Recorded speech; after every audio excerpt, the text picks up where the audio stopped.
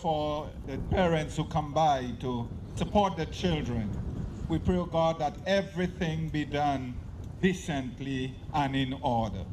We beg of you to take full charge of this meeting, this service, even more also, God.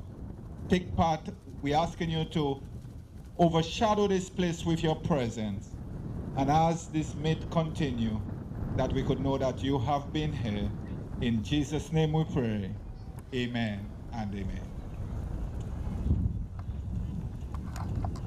I think we now have some welcoming remarks, and it will be done by Education Officer Miss Mary Blake.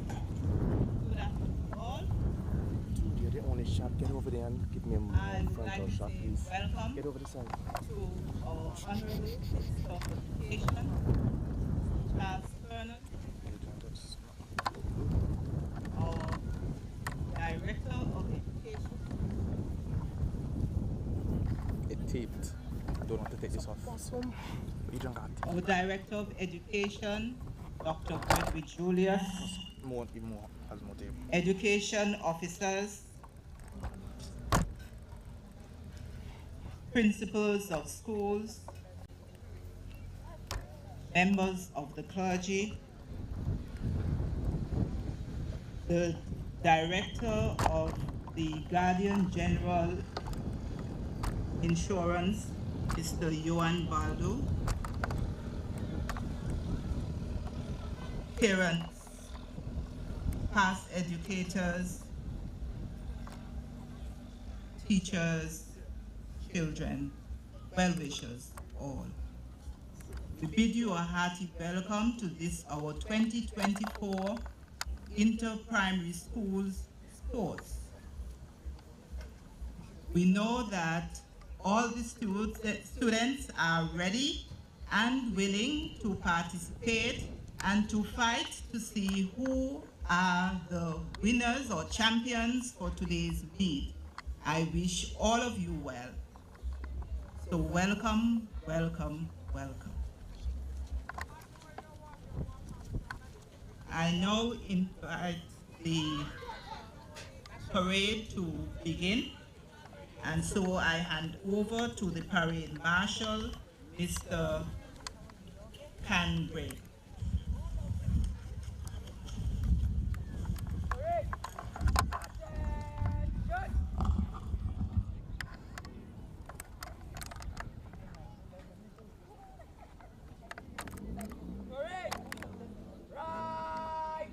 So we are now going into the match pass.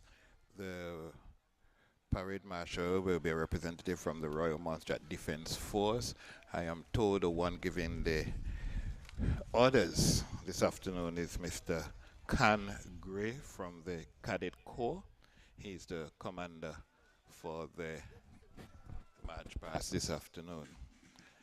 And so we are looking at them, looking as sharp as ever.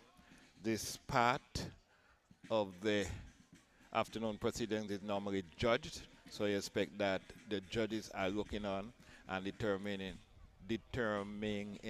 who is the sharpest, who is the most coordinated, organized among the three schools. So lookout school is off, and for those who are familiar with the layout, they are marching down towards where the broadcasting booth for cricket and other sports activities is. So they're going towards the north, then they're taking, and lookout school is off. Sorry, St. Augustine school is off. So they're taking a left and a sort of U-turn and coming back towards where the Honorable Charles Kernan, who is taking the salute. So lookout is about to eyes right now as they pass the Honorable Minister. And we can hear the orders given by the captain of the lookout contingent, doing their eyes right as they lower the banner. Following the lookout school is the Braids Primary School, and they have already given their eyes right, and so the banner is down. The banner, I think, would have their school's logo and motto on it. In fact, I can tell you about the banner. The first banner is that of the sponsors, and MS Husband do it best, I can see there. The second banner, of course, would be the leading banner for the Lookout School, and then the Braid School. The St. Augustine School has now given their command for the eyes right as they pass the Honorable Minister, who is taking the salute, and Honorable Charles Kernan, one of the senior ministers here on Montserrat, taking the salute. So they are now making another U-turn and quite possibly going back into their positions to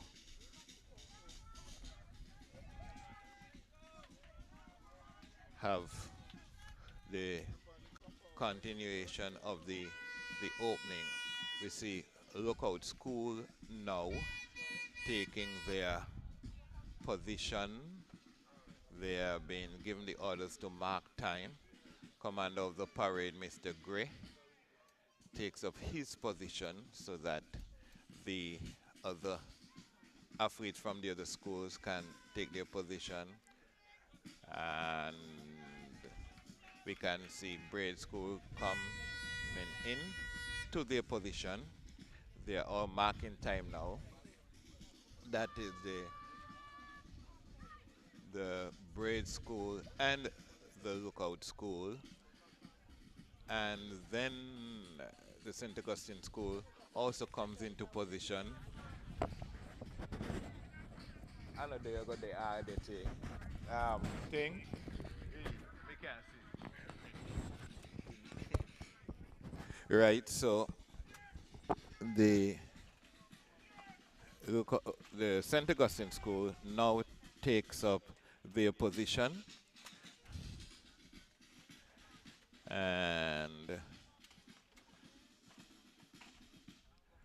they are all marking time. I think in a minute we're going to see the Lookout School giving the command to halt. That will be followed by the Braid School and the St. Augustine School. And so the Lookout School has halted. The Braid School leader is now giving the command, and they have obeyed, and followed by the St. Augustine School, who now halts. So got a ripple of applause from the so far small crowd here. I expect that this afternoon there will be a bumper crowd. There's still, apart from the usual population, there are quite a number of people still here from the week of activities we had celebrating St. Patrick's. So quite a number of people will be here this afternoon, the parents who have finished from work, and of course the children from the Montserrat Secondary School. Those Montserrat Secondary School sports will take place next week. So I think the commander is about to ask them to, in fact he has given the position for them to, given the command for them to stand at ease, and so now they have just done that, and we wait now to see, according to my program,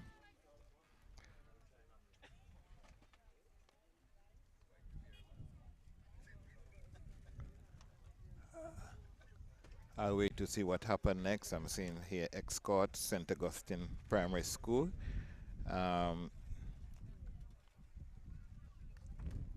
And I think there'll be a student's presentation. I think that's from the St. Augustine Primary School. In fact, they are standing at attention once more.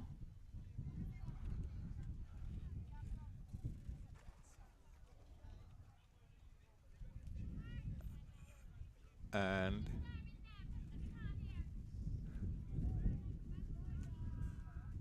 yes, let me use the mic up there. Oh, you can. From the St. Augustine Primary School, Mr. Orison White, to address Orison.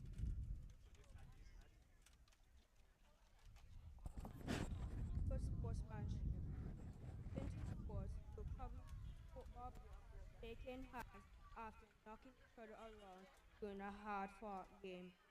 You may even have seen tennis players leaning over the net to shake hands with their opponent after a long, tough match. This is all a part of good sportsmanship. That great tradition is sport and competition, which means playing a fair game and handling both victory and defeat with grace, style, and dignity. As athletes of today's joint primary school sports meet, we too must demonstrate good sportsmanship. It is the golden rule of sport. We display good sportsmanship when we show respect for ourselves, our teammates, and our competitors, as well as respect for our teachers, referees, judges, and officials. Everyone feels great when they win, but of course, we cannot all. When you try really hard to win a race, it is not easy to accept a loss. Good sportsmanship requires courage, courage to be a gracious and generous winner, courage to learn from losing and to never give up, courage to strive to improve our skills. Therefore, I'm appealing to everyone, parents and guardians, teachers, spectators, and athletes, to display those positive attitudes which are in keeping with good sportsmanship. Let us all give our very best as we compete today, and let us make our 2024 Joint Primary School Sports Meet a wonderful and memorable one.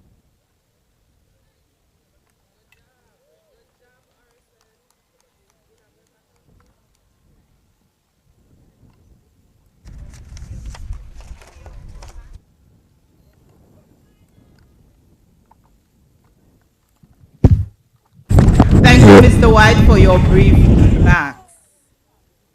We'll now invite the General Manager for the Guardian General Limited and MSO Do It Best, Mr. Johan Baldo, to give a brief address and to declare our 2024 sports meet open.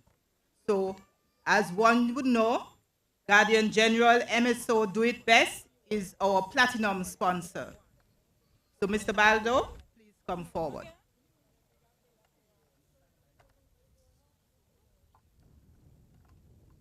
Pleasant good afternoon, teachers, parents, boys and girls, family members, and spectators. MS Osborne is very proud to continue being the main sponsor for the annual inter-primary school games. Personally speaking, sports has always been very stimulating to my physical and mental well-being, and it is proven that sports are an essential part of the growth and development of a child. I want to wish everyone participating here today to do their best and always remember that whatever position that you come in, you are a winner because it takes great heart and perseverance to reach to this level. My message to all the athletes and to all the children is to be disciplined. Being disciplined is a fundamental aspect of growing up. You can be the best athlete out there. However, if you are not disciplined, if you don't listen to your coach, your teachers, your parents, you will not get very far. Be positive. And again, listen to your parents and your teachers. They are there to guide you and to keep you on the right path. because they want the best for you. And finally, stay away from drugs, alcohol, and smoking. Don't let anyone influence you in doing any one of those. All you have to do is say no. Say no to the drugs, alcohol, tobacco, and anything that will affect you. So without any further delay, I would like to declare the sports officially open. Thank you.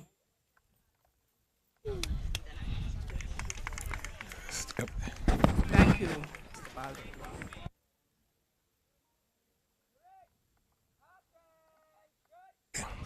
So now we are about to, I think, dismiss.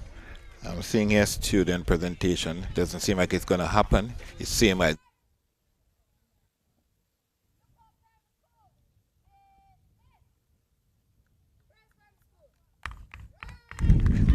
the commander of the parade is dismissing the students. So we see lookout being dismissed. I think that would be followed by braids and then St. Augustine. So they now move to their tents, which are located on the northeastern side of the park. 3 tents, one for each school. So they'll be sending the athletes down from that particular location.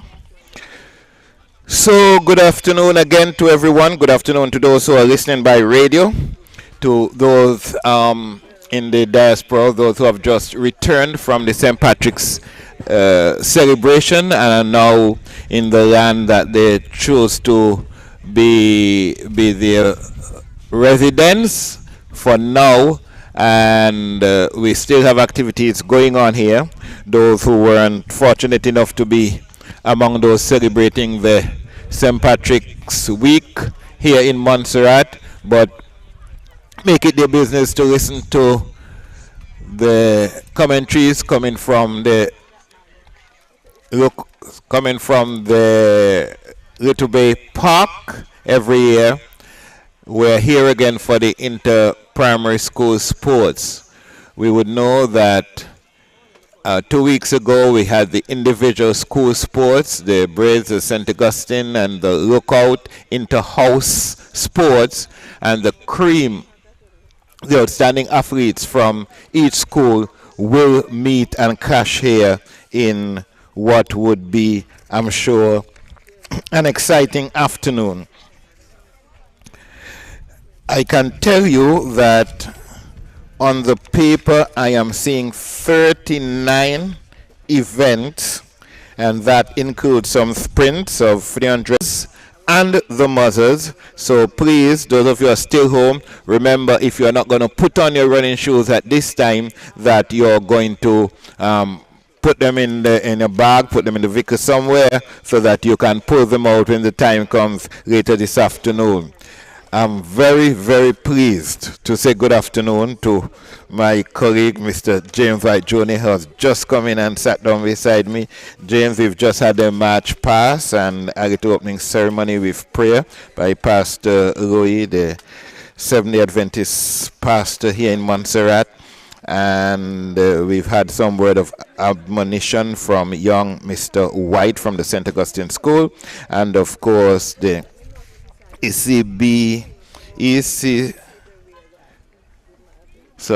the manager of Do It Best,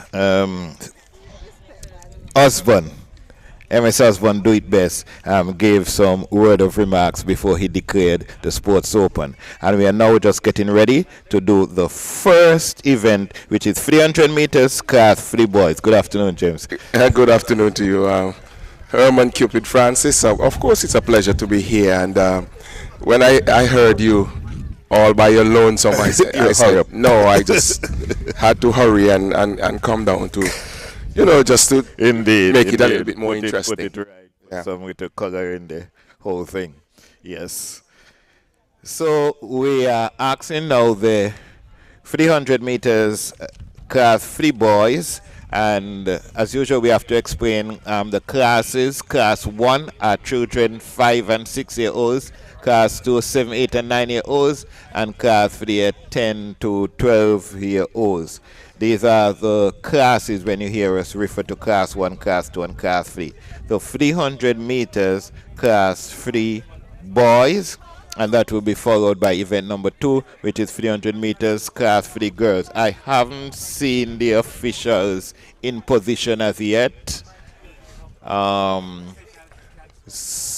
I don't see a starting position, so can't ask the children to report to the starter immediately.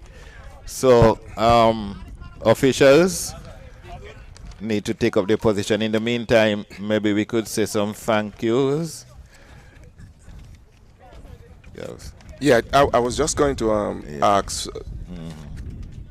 just to confirm that the class 3 boys and girls for the 300 meter, what age group I say you're looking That's at? 10 plus. The older ones. Yes, Okay. Yes. Right. So we're gonna give some thank yous to Guardian Insurance Limited, MSO Do It Best, CG United Insurance Limited, ZGB Management and Staff, Philip Braid, Victor's Supermarket, Meridian Construction, Royal Montserrat Police Service, Royal Montserrat Defense Force, Montserrat Fire and Rescue Services, Montserrat Red Cross, Castle Designs, Randolph Lewis and the Tribe Star, Leroy Graves, Herman Francis, James White Jr., Nicole Jubry, Wilston Scotland, Cordella Yearwood, Kelvin Pond, Valerie Samuel, Ahijah Daly, Stevika Francois,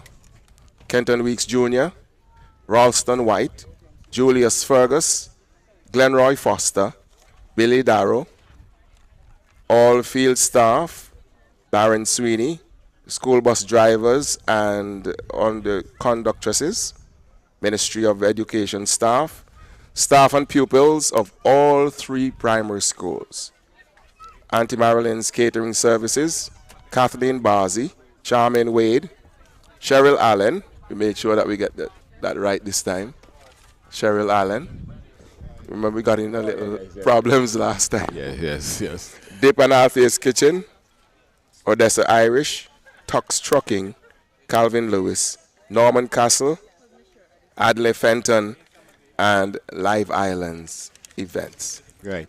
I was also told to let you know that the Eastern Caribbean Central Bank will be giving out some promotional items this afternoon. You can come along at any time here near by the broadcasting tent and collect some sort of item, one item per person from the Eastern Caribbean Central Bank. And who are those potential recipients? That's everybody. Everybody, including me? The public. It's for the public. Indeed, it's for the public. In a while, we'll give you an idea of what they are. So, yes, and those of you who you can communicate with us through James White Jr.'s WhatsApp. If you say your cousin name wrong, you can tell us too. Which one? No, I'm just saying randomly, okay. Yes. So we have, like I said, 39 items, and that will be followed by the prize giving ceremony. And I'm sure that the schools, in fact, came into this afternoon's event with some points, which I can share with you.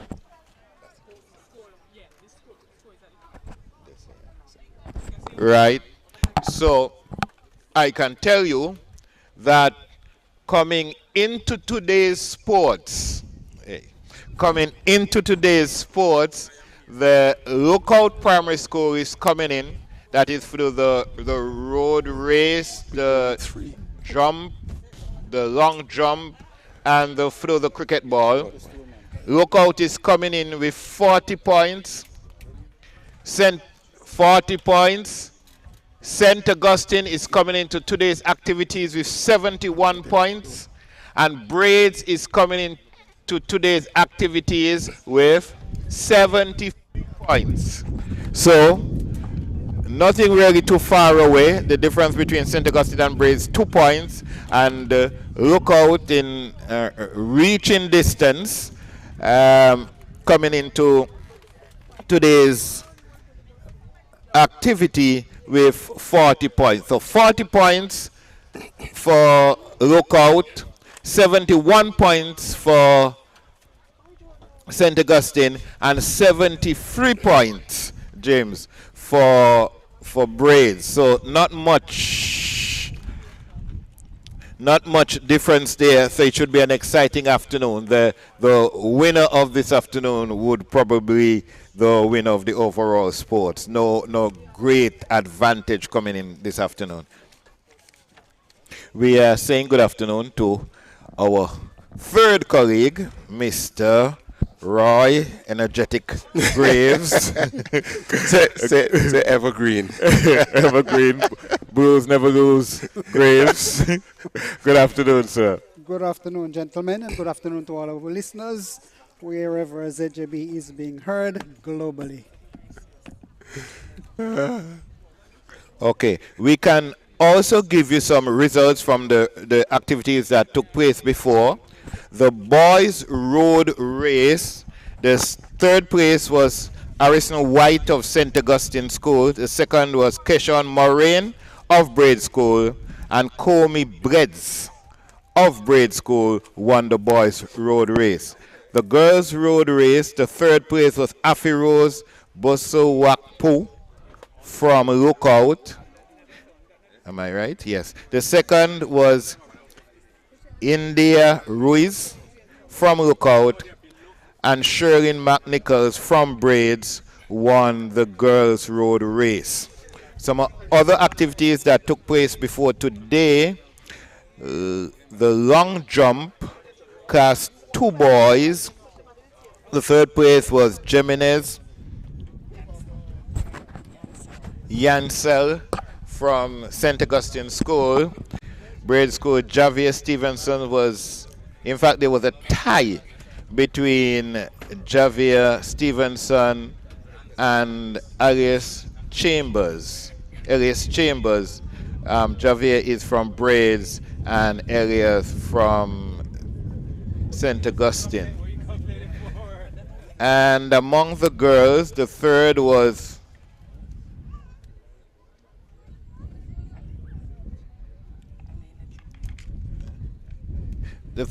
Elena Jr.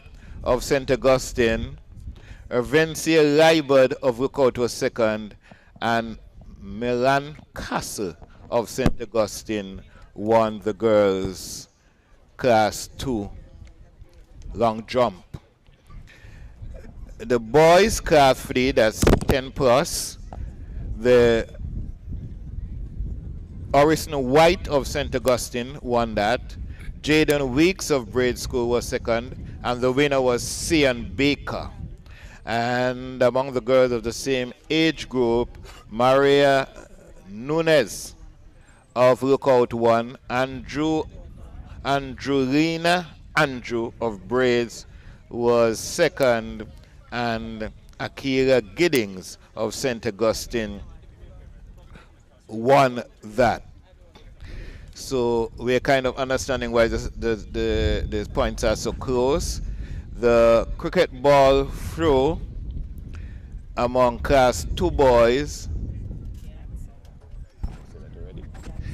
Jimenez Yancel Jimenez from St. Augustine was third. Paul Daniel from Braids was second, and Esmail Mendes from Lookout was third. The class 2 girls cricket ball throw, Joshua Bahadur of Lookout was first. Ishane Small of Braids was third. Ishane Small was second, and Jaden Weeks was first. So Joshua was third, Ishane second, and Jaden first. Okay. And is that all the preliminary activities before today? Class cricket ball throw, class 2 girls. The third place was Genoia Campbell of Braids. Elena Jr. of St. Augustine was second, and Millen Castle, also of St. Augustine, won that. Among the girls, Tamara Paul of Braids was third. Brincia Perez of Lookout was second, and Anika Rodney of St. Augustine won that. And I think that is all the preliminary as we get ready for 300 meters, class 3 boys.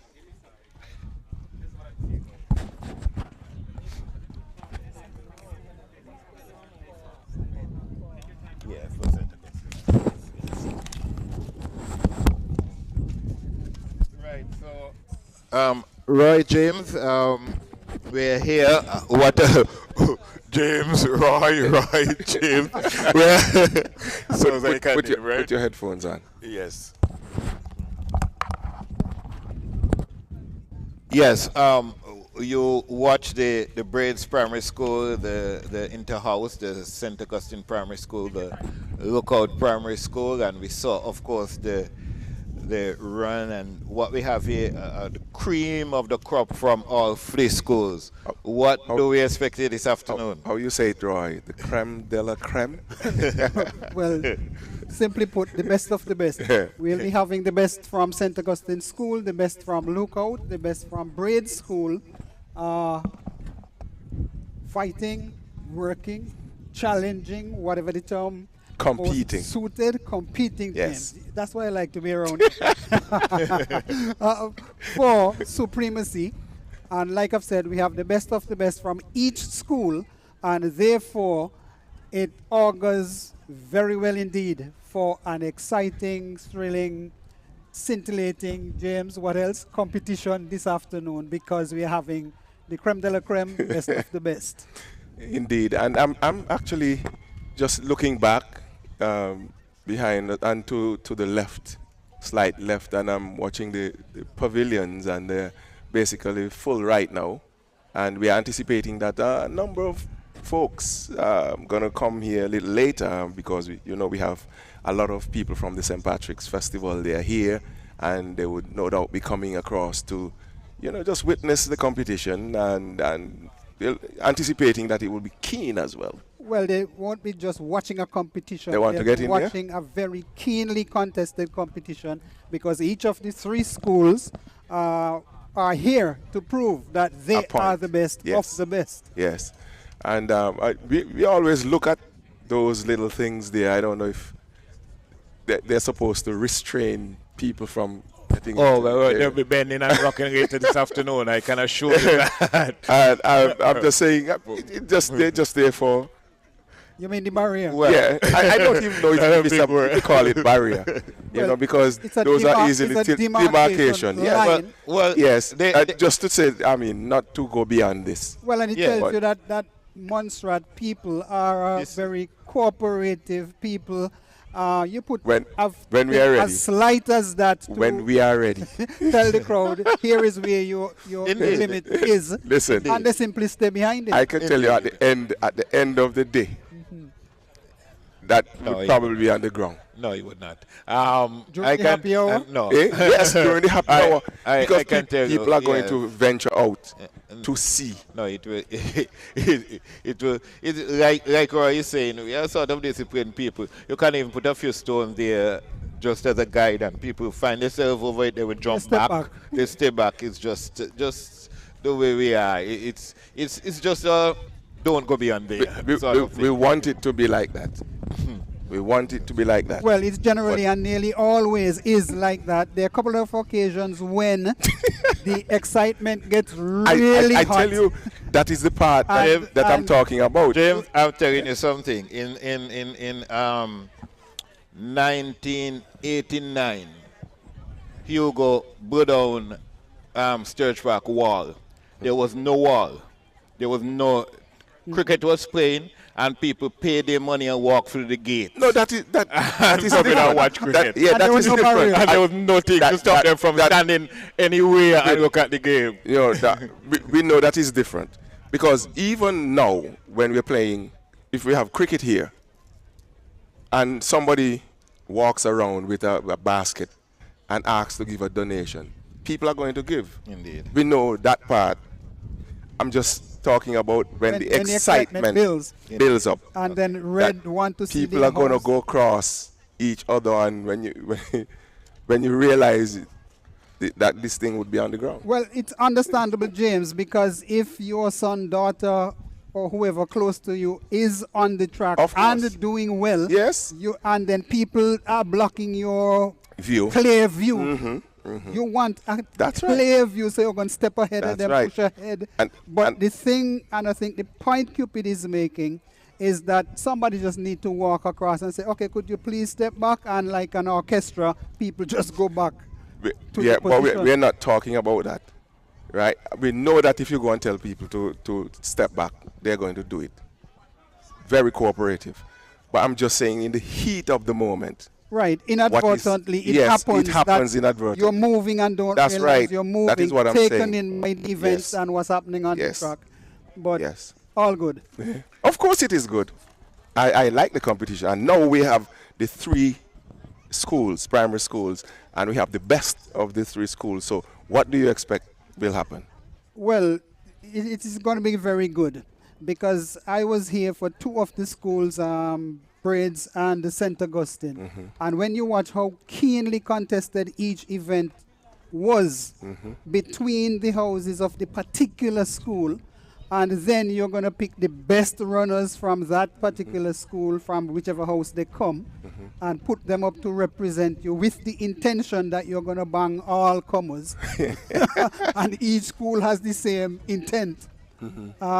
It's going to be a brilliant, outstanding, thrilling event. Yeah, I just feel, though, I was looking when I came first, I just feel that we need to cut down a little bit on the preambles of the meet, where you have the march pass and the speeches and so on.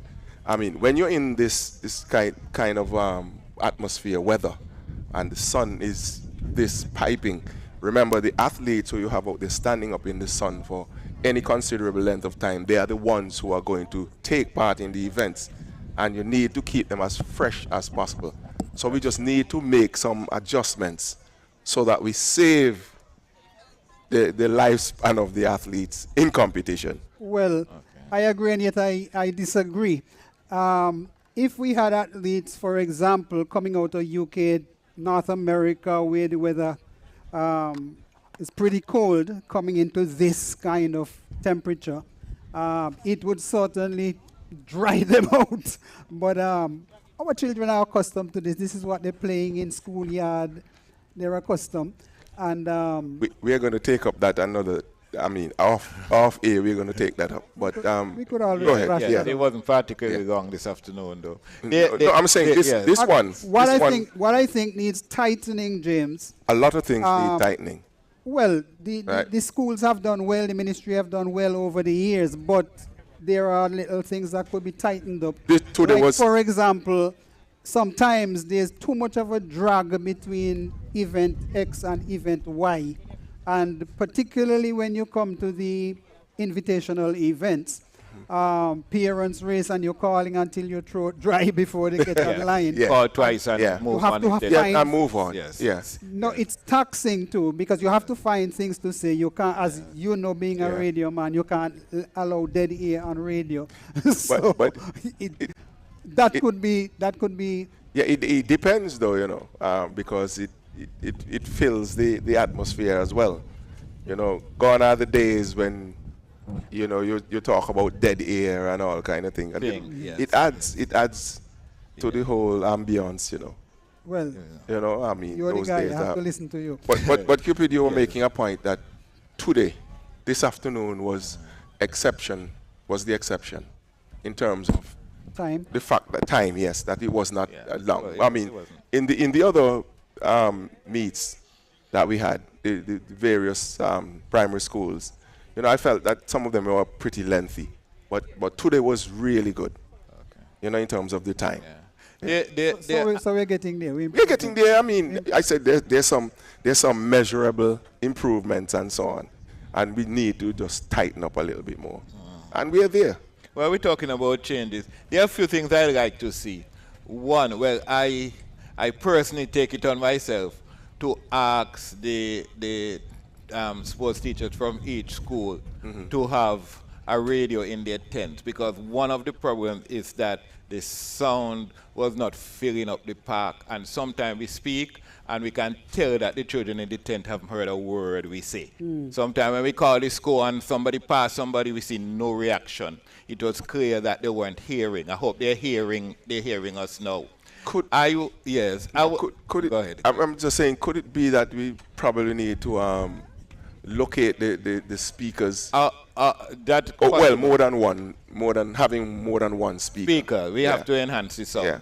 And the other, and I think consideration will be given to sort of having the sports, the field announcer different to the radio commentaries, because you would want, like you said, you want the commentators them to keep talking quietly, but you would want to announce the races and the results on the field, sort of, and giving instructions, the report to the starter and that sort of thing on the field. And the other thing I like to see, I find, and it's probably related to what I've been saying before, I would have loved to see the tents being placed in a position where the athletes can actually see their fellow athletes competing rather than being out of it. True. I don't know if they can relocate the tents over to the finish side or they can make the finish with it, but to have your fellow athletes here running and you're up there miles away and can't be part of it. I think the children should be part of it. I think those tents should be placed somewhere that the children can cheer their athletes when they're coming in. That's a very good point, Cupid. Yeah. When I was entering the ground, onto something different, when I was entering the ground a while ago, I was tackled by about half a dozen friends. They didn't tackle him, you know. And there seemed to have been some heated discussion between them on a particular issue. So seeing me, I mean, they grab hold of me, asking me, why is it that the races are being started with a whistle rather than a gun? That's true. I said, well, I don't have a clue. And somebody one of them asked me, so you don't know what's going on? That I heard. No, but the point here is, it's important. Go ahead. Well, I said, okay, for the school races, inter-house school, they use the whistle, maybe because the children were smaller, but it's the same children anyway. But when we leave Montserrat and we travel abroad, or athletes, that is, travel abroad, the start is done with a gun. But it's listen to the shots they say, of the recently they stopped using a gun and not sure why they I just feel so that James, it's you a being retrograde. in the media, I'm pushing it at you. Why is it that we're not starting with a gun? We're starting with a whistle. To be honest, I can't tell you why, but I've heard some talk, and I just feel that it's a retrograde step. I've heard some talk as to the reasons why. No, this is no hide and seek thing. It's a public thing. It's all that we think. It's not no hide and seek, but I'm saying I will love to get proof, yes, of the reason or reasons why it is not being used. I mean, hearsay. You know, I can't go on that. Right, so let's get back to that because the officials are in place, the athletes are in place, and 300 meters class for the boys, I can tell you from St. Augustine, will be represented by Orison White and Rishan Khan. Braids will be represented by Jeff Tejon and Jaden Weeks. And the lookout will be represented by Joshua Bahadur and Micaiah Weeks. So they are on the start now. In fact, they are walking to the 300 start, which is, I think it's it's once around. So I think it's a staggered start starting from somewhere near the finish. Near the finish. And it's a staggered start, so the males, in fact, both males and females are walking towards the start. We're going to start with the males and followed by the females, class 3 girls, that means 10 plus girls. So in a short while, we'll be getting into the first event. Want to say thanks to the MSO, the platinum sponsor for this afternoon activities. We can see their banners flying in the air. What do you call those feathers stuff flying in the air. We thank them for the support that they're giving here. It's one of the biggest sports days on Montserrat, and so far I can see a little forest of green, a little, is it sea of blue, sky of blue? I don't see a whole lot of yellow, and I can't find a word for either one. Sea of blue, sky of blue. Well, I was on social media this morning and I hear St. Augustine School say, even the skies are supporting us. Yes. that's unique. Yes. Well, very skies interesting. and seas. Yes. Yeah. So I guess and of course, Braids could say that, oh, look at the lovely, lush, verdant forest around there, all green. Indeed. You can't find anything for yellow? We'll come up with something. What comes to right. Just, yeah. Say good afternoon. Let's say good afternoon to the ladies, the scorers as well. We have Vida right here next to us, Miss Powell. Next to us, Corita. Each of them, they're working. And, of course, the main organizer of this whole setup, Miss Nicole, has been doing it for several years now, and we have to say thank you to her as well. And we have to say thank you to all the officials looking quite ready for work.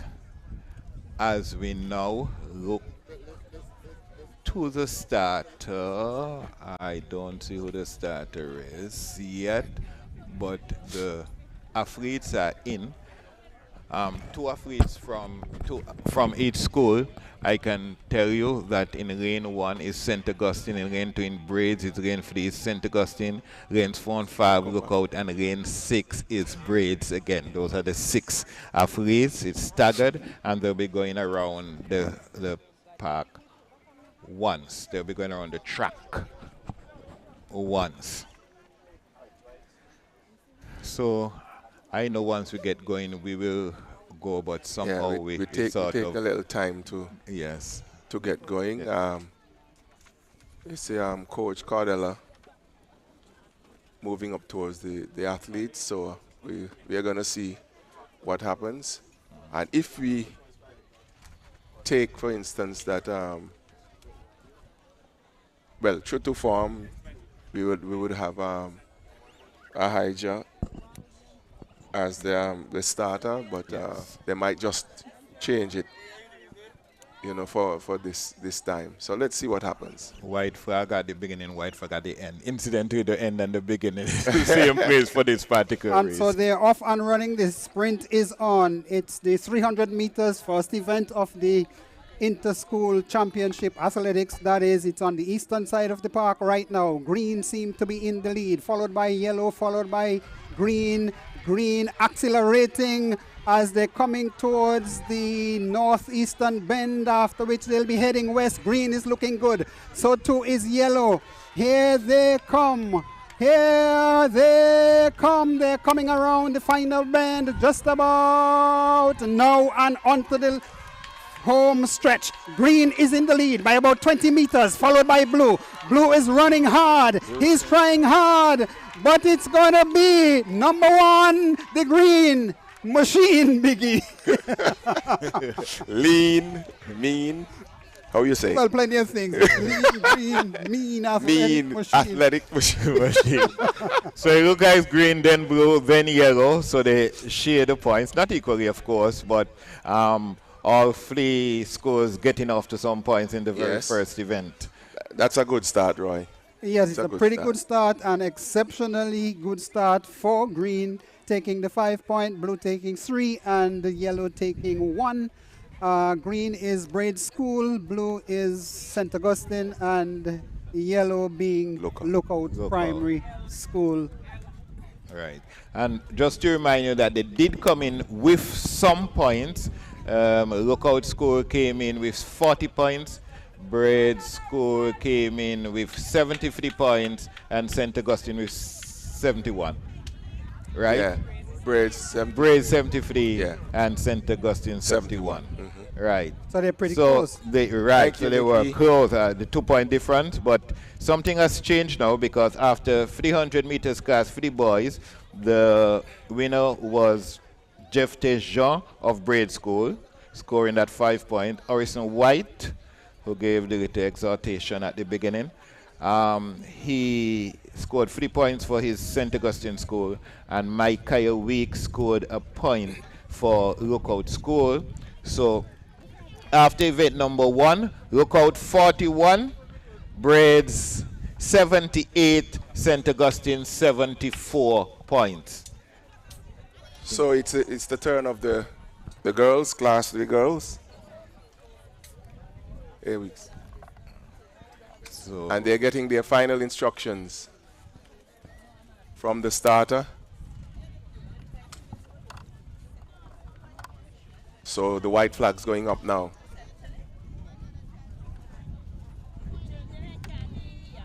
Still a caution. Right, so they're ready to go now.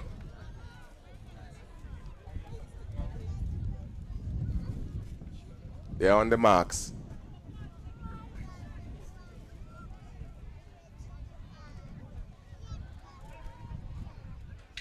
And they're away first time, the girls, 300-meter event. And the sprint is on, and we have in the lead to date Braids Primary. Let's see what will change. But it's Braids Primary in the lead at this time, followed by Lookout and then Braids. They're coming around the final bend now, and they're coming into the home straight. Here they come now. Let's see what happens. The runner from Braids seems to be running out of gas. It's Lookout. Let's St. Augustine coming up in the middle. Let's see what happens. It's going to be Braids coming on the outside. Coming into the finish line, it's Braids, then St. Augustine and Lookout. So we're keeping in touch, Roy, with the 3 schools. First, second, and third. Well, and the nice thing is, James, that because there are only 3 schools, once upon a time there used to be about 15, 16 primary schools in Lookout. True. Shows you how we have diminished in that regard because of volcanic activities and much migration. But this being only 3 schools, it means that each school will get a point in each event. Well, there are 2 athletes for each school, so it's possible that one school can get first and second. Second, yeah. Okay. Yes. But so far, the points being shared in a way. Braid School so getting the biggest junk, scoring 10 points in 2 events and jumping ahead. They were 2 points ahead. Now they have moved considerably ahead. As soon as I get it, I can tell you. Right, so there it is. Lookout School 42 points, Lookout School 42, Braid School 83, St. Augustine School 77 points. And the results for event number 2, 300 meters class 3 girls, Afiroz Bosuwakpo of Lookout was 3rd, Akira Giddings of St. Augustine was 2nd, and Shirley Nichols of Braid School won that race. There's something about Shirley McNichols. Yes. Winner. Yes. That name is ringing a bell from. Yeah. I think was the. She won the road race and quite some races in her own. And yes. So I mean, she's very, very small, but yes, she's very strong. Yes. So event number 3, fill the bottle, and that will be run. Each lap would be 20 meters, and they would want to make the smallest number of laps as possible. Class 2 boys, the 7 to 9 year olds, and fill the bottle would require the athlete to have a container in his or her hand. He will dip the container into a bucket of water. He'll run 20 meters, pour the water in a bigger container, which would be a bottle, and do that as many times as possible until the bottle is filled. Having had the bottle filled, he will need to cover the bottle and return it to the finish, which is where they start actually, and show it to the judges, who would determine, the winner, that the bottle is properly filled, and they will determine the winner. But the technique here, Roy, Cupid, is that you ensure that you get as much of the water in the container into the bottle. It's not how many trips you make. It's how much water you get into the bottle. In fact, it's how little trips you make. That's right. So if you can get every drop in it, you only have to run 4 as times. Close as possible. Yes. Every drop. It cuts down the number of trips you have to make. Yes. Yes. Well, it could work maybe differently. If you're a very fast runner and you get to the bucket where you dip the water and get back to your bottle way ahead of the others, so you don't get in as much. I can tell you, you're talking about the best runners from each school. Yeah. The best athletes. The best bottle from each school. Yeah. The best bottle fillers. I doubt that any of them can run 20 meters more than the other. Yeah, but I always feel that it's how much water you get in. It cuts down the number of trips you have to make. Yeah, it takes more time when you make more trips, no matter how you do it. Yes. Well, it's left to be seen, Cupid and James and all our viewers, and need to inform persons who are still at home and are listening, or wherever they are listening via their phones, that the entrance fee is $0, 0 cents here at Little Bay Park. It's absolutely free. It's the place to be. So come on down. Right, and if you feel that it's crazy, you can always give a donation to the Sports Development on Montserrat. Those of you who are here, and we'll certainly recognize your contribution. And Cupid, James, when we have time, break between events, I think I need to say a thing or two more on why we're starting with a whistle rather than a gun. I'll also need to bring up the improvement, the enhancement of this facility being our major sporting facility. They're off. They're off, right. So they're off and running. Yellow looks good. They reach their bottle, pours in the water. Let's see who finishes first. It's yellow in the lead. As far as what's happening on the track, don't know what's happening in the bottle. Yellow still in front. That's Lookout. They reach their bottle, so does the other athletes, pours into the bottle. Green takes the lead now. That's Braids. Fills his glass, sprints back towards the bucket. In the lead is Green. Don't know what's happening on the sea in terms of filling the bottle. Pours into the bottle, jumps up, that's Yellow, sprints back, that's Lookout, followed by another Lookout under Braids. This could be the final trip, carrying the water, filling the bottle. Let us see what is what, who is who, and who is not.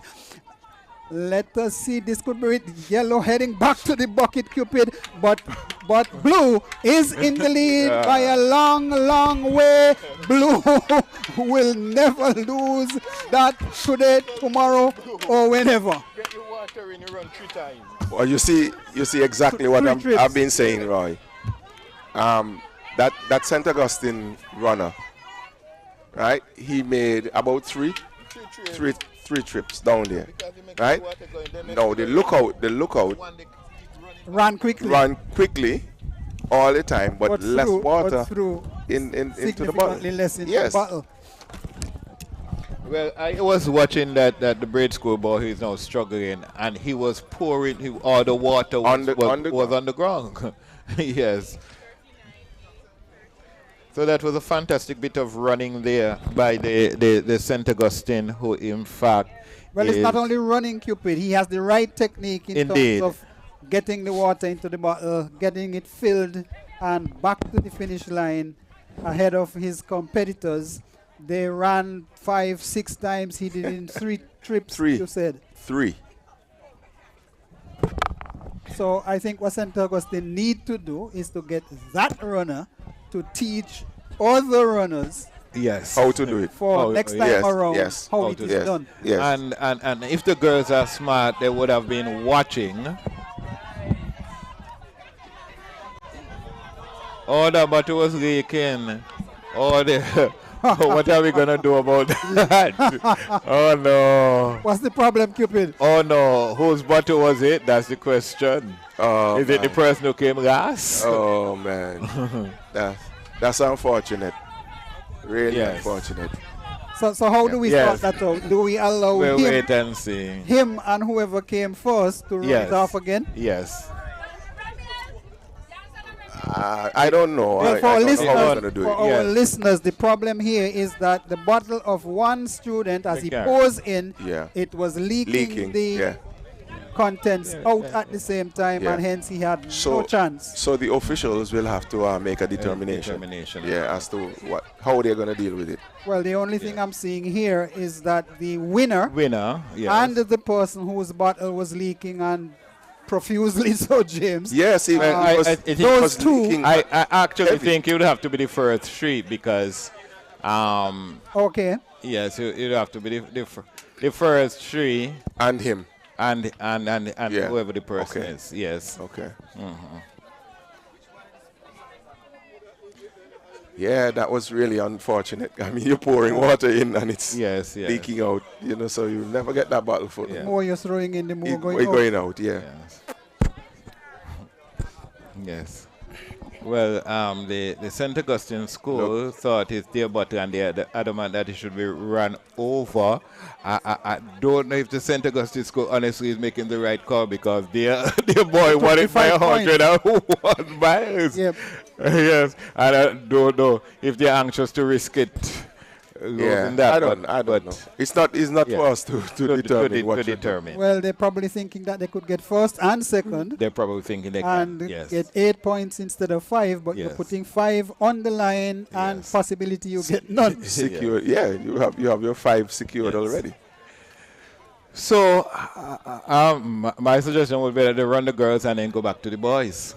That would be my suggestion. But they are discussing it profusely and they'll make a determination.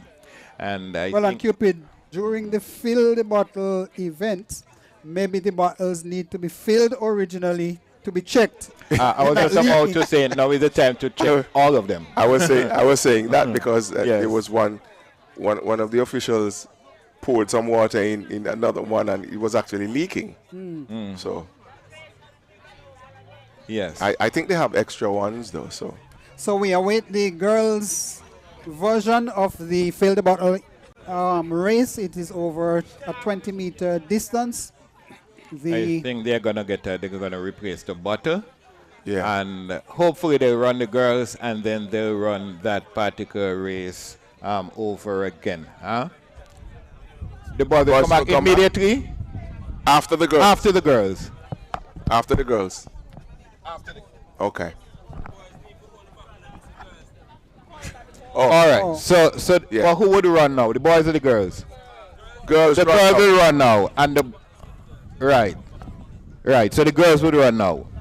Okay. So the girls would run now, but they're getting the boys back who would hold the bottle. So the boys would hold the bottle for the girls. Those of us who are watching here, they would do what the girls just did, hold the bottle for the boys. The boys will now hold the bottle for the girls, so they're running, coming back, and the instructions we got from the officials is that the boys' race will be run over following the girls' race. And meanwhile we wait, Cupid, maybe we could come back to the issue of the start with that gun versus the whistle. And I've asked around, and some of the information I'm getting, which cannot be confirmed, is that it is said that the pistol could not be found. That sounds like a cop-out to me. And another thing I've heard is that emails were transferred from higher up, and the highest high in Montserrat, administratively, whatever, is the governor. I'm not saying that that's where the information come from. I'm saying that's the highest of the high. That the pistol should not be used. Don't know. That doesn't make any sense to me at all. None whatsoever. Categorically, it doesn't make any sense. And then you put our athletes who have to travel abroad to Carifta Games and other inter-island meets where a gun would be used, but here they're listening for a whistle. Simple as it may seem, it does make a difference.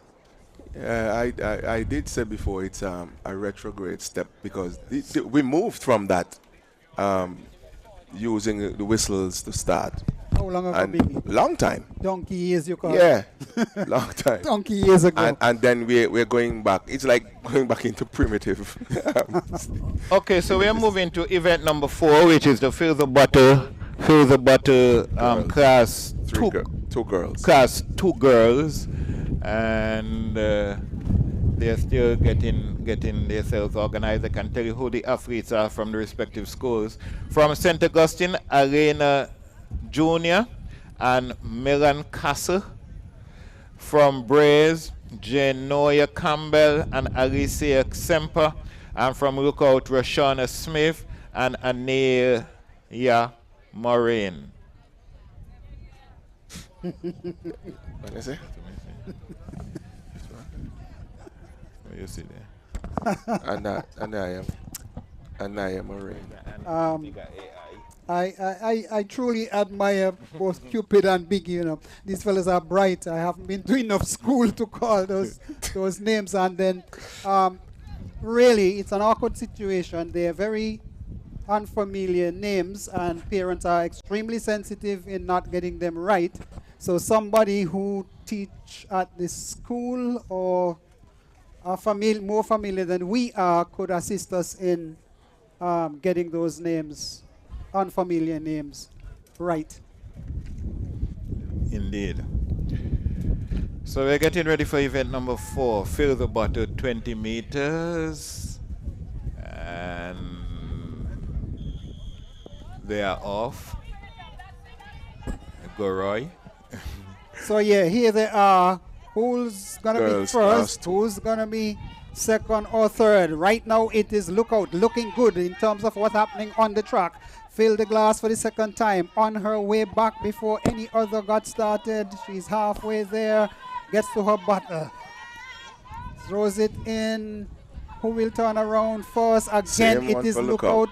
But Cupid and Biggie say that it's not how many times you come back and fill the glass, it's how much of what's in the glass you get into the bottle. And St. Augustine pull a fast one and all others on the previous occasion. And St. Augustine is now in the lead in terms of on the track. Fills her glass, runs back to her partner with the bottle, pours into the bottle. Is it full? Can't tell you, but yes, St. Augustine has done it, Cupid, with 3 trips. Yeah. Provided the judges says that it's sufficiently full, St. Augustine and Blue can never ever lose that race. Clearly, St. Augustine has rehearsed that. And have been following instructions. Yeah, and if you notice, when she was pouring the water in, she was very meticulous. And what is more, Cupid and Biggie, sorry to interrupt you, but I have to, St. Augustine is first and second. Yeah, because they follow simple instructions, and we've been observing for years. Get all the water in the bottle. It's simple as that. Yeah, they're giving hints. So, are we giving hints? And there's still athletes out there running. I think Cupid has been saying that for many years. For years. It has to be how much you pour into the container rather than how many trips you make. That's right. You make a lot of trips, but most of the water bouncing out of the glass, and when you're pouring, half of it goes onto the floor, and therefore the person who gets most into the bottle makes fewer trips and take the prizes. Yep. Yeah. I'm telling you, if watching those children running the 20 meters, if one child basically walk quickly back and forth 3 times, he or she will finish before somebody who runs back and forth 4 times. So the idea is to run do it 3 times. So we are going back to the boys, and this will be interesting. I hope it doesn't change well. Let me not say what I hope. We are going back to event number 3, which is fill the bottle 20 meters class 2 boys, and the same athletes would be on Germany's Yachts. Which athlete was unfortunate to have the leaking bottle? Which? I don't Not sure. The way they St. Augustine was animated, it seemed like it affected them more than anyone else. Well, St. Augustine believed they could take 1 and 2. Let's see how it goes and who is who.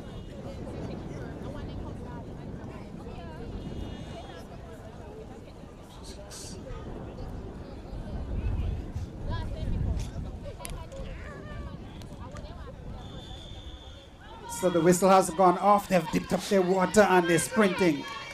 6 athletes on the track. 6 athletes pouring water into bottle. Boys, rerun, fill the bottle. They're really racing hard.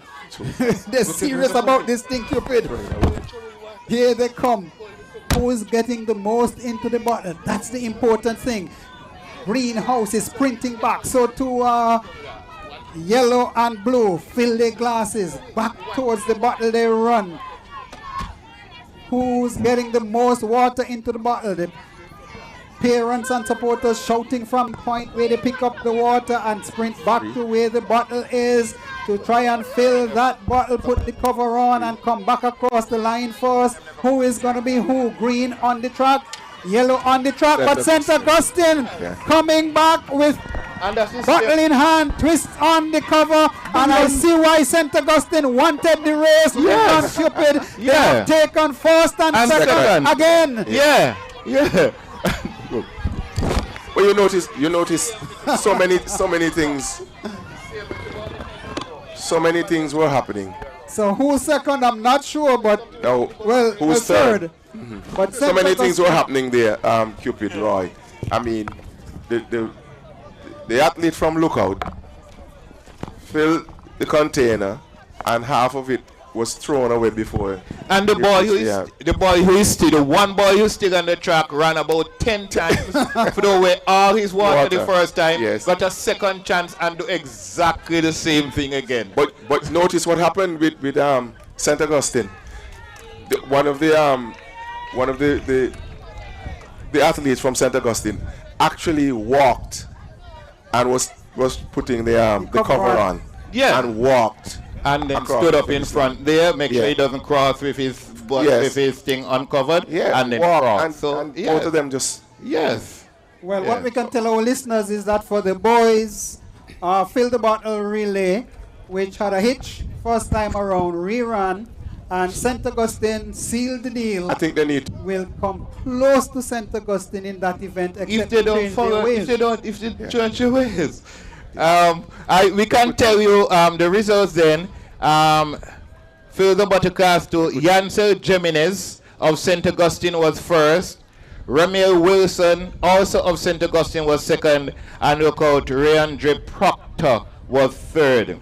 And Cupid, yes. St. Augustine having taken first and second, both for the girls and for the boys, racked up something like 5 and 3, 8 times 2, that's 16 points in 2 events. So I can give you the score as a matter of fact. You should. So the scores after event number 4. Lookout School 43, Lookout School 43, Braid School 84 points, Braid School 84, St. Augustine School 93. Whoa. St. Augustine School 93 points. So St. Augustine has now going into the lead. Taken the lead and is in front Braid School by a safe 9 points. Well, safe is the wrong word. by 9 points so far. Safe. So it will be interesting to see what develops here. So Lookout School 43, Braid School 84, St. Augustine 93. Well, and when we have a change between boys and girls of the class 3? Class 3. Class 3 and class 2. Boys and girls, and the distance would be over 80 meters, James White. Yeah, the thing is, Roy, we've been talking all along about the coordination in the skipping. So it's feet and hands, and if you get it wrong, you know what happens. You end up on the the floor. Yes. So speed is important, but coordination is equally important in this particular event and in many an event. Strategy was important in the just concluded fill the battle races. It was important to be quick, but it was important to be careful to get as much water in as possible. So just to invite you, those who are listening by radio, to come on down. We see the forest of green increasing, the sea of blue also increasing, and there's a little yellow. We're still trying to find a nice little, adjective to put inside there, or to describe the yellows. And we'll find it before the afternoon is out. So we are looking at the skipping race will be run over 80 meters by the class 3 boys. White flag at the start, white flag at the end. So they're about to start.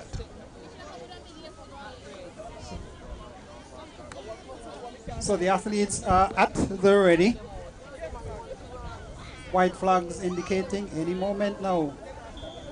And they're off and running, whistle having gone, they're coming, can't tell you who's who as yet, they're too far away, but yellow looks good, green looks good, it's gonna be green, lean, athletic, skipping machine across the line first, James White. Yes, indeed.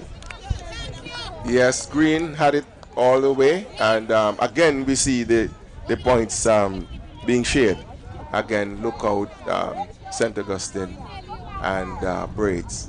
But whoever that athlete from Greenhouse Braid School is, his coordination was near perfect, flawless. And as a result, he wielded his way, sped away across the line ahead of all comers. Braid's Green School taking the 5 points, top points. Well, I can put some names to the green and the blues. I can tell you that race was won by Kelvin Pond of Braid School, and Joshua Bahadur of Lookout School was second, and Kaylan Dowie of St. Augustine School was third. Well, interestingly, Cupid, I was speaking to his dad just on before I came on to commentary. Asked him if his boy was running today, and he says yes, but the competition is going to be stiff. We have to wait and see. It wasn't. It certainly wasn't. So we're waiting for the girls. 80 meters skipping. Class 3 girls. Event number 6. Right, so it's the turn of the girls. Class 3 girls. They're going over 80 meters? That's right. Yes, 80 meters. And as we've been saying all along, there has to be that proper coordination. And once you have that in check, then you can let the speed count afterwards. Yeah, an interesting event. You're wielding and you're running. Yes, coordination is key. So the girls are getting ready, class 3. White flags are up. Here they go now, the girls. And we'll have to wait and see what is going to happen here. But it looks like Braids and St. Augustine coming in the middle. Look out, coming in. Let's see what happens. It's going to be very close. Unofficially, Roy, it looks like look out from this from a vantage point, and then St. Augustine in second. But it's very, very close. They're on the finish line, Cupid. It's very close. We'll wait and see. In fact, it looks like lookout. It looks like it's going to be lookout. So St. Augustine and Braids we again. Can tell you that that race was won by lookout Elbrencia Perez. Second was Akira Giddings of St. Augustine, and third from Braids was Casey and Morgan. So shade, not equally, but points shade there. We can also give you the scores. So the scores are as follows. Lookout 51 points. Lookout 51 points. Braids 90 points. Braids 90 points. St. Augustine 97 points. St. Augustine 97 points. So the competition is on. The battle is well and truly joined. The grade school closing the gap by 2 points. It was 9 before. And the competition is on here, James White Cupid. Yes. The crowd is beginning to build. And of course, the best place to be if you are in Emerald City is... the playing field. You're better than that. Right, so we're moving on to event number 7, which is skipping. We continue with the skipping, but it's time for the class 2 boys, followed by the class 2 girls. And I can tell you that representing St. Augustine, class 2 boys, Elias Chambers and Kemal Weeks. Braids is Jeshawn Diet Williams and Javier Stevenson. And from Lookout, Esmil Mendez and Roandre Proctor.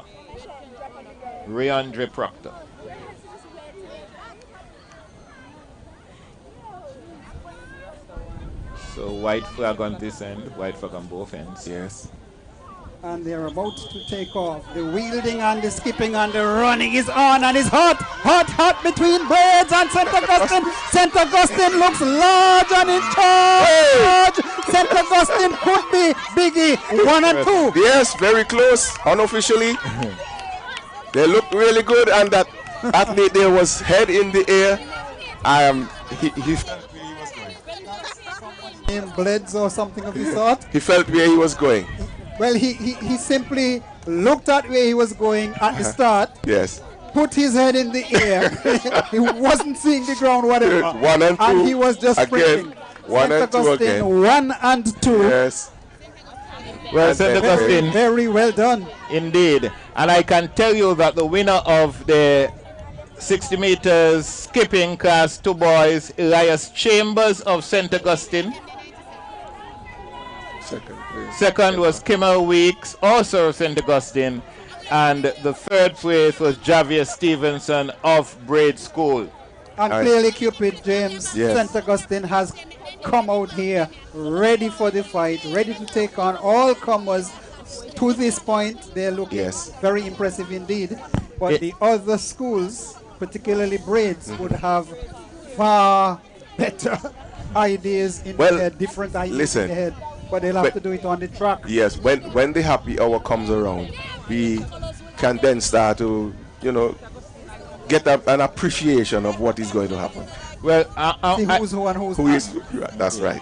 Well, I can tell you the scores. Lookout 51, Lookout 51, Braids 91, Braids 91, and St. Augustine 105. St. Augustine 105.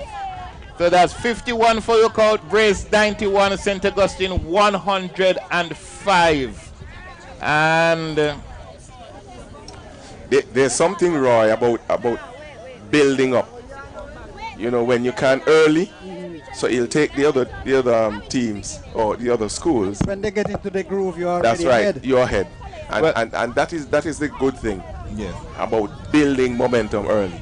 But Cupid it when they just 1 or 2 points adrift from each other. Make it interesting at the end. That is true. But I mean, when for instance, that the Braids Primary School has some very good athletes coming up, you have to build some momentum ahead of time. That's the point you're making, James. You make it far easier. Well, here they come, the girls for the skipping race. Yes, St. Augustine coming out. St. Augustine in 1, St. Augustine in 2. St. Augustine 1 and 2, Braids 3. That's the tell of the tape for you and me. You see like these you see like these races. I'm telling you that St. Augustine is putting on a show. Yep. Right now they're putting on a show. And it's a good show. Yes, it is.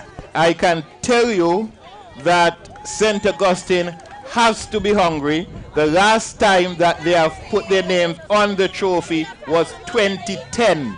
That's 14 years ago. So they have to be hungry. Braid School has won 2023, and then before the pandemic years, 2019, 2018, 2017, 2015, 2014, 2013, 2012, 2011, and then there's a little gap. 2007, 2004, and 2000. That's a lot. That's a long string. Yeah, man. That's a lot. James, I think there is where I coined the phrase, the green lean athletic machine. Because they were just simply running away with everything from everybody. Yes. I recall saying some years ago, before the pandemic years, that a child who went into Braid School in kindergartens would have gone through his or her whole school life never lost. Oh, that's interesting. Yes, it is. Yes, never lost. So being a winner for the entire. When they were graduating, they were winners for the entire. And that's when they had that string from 2011 straight until 2019.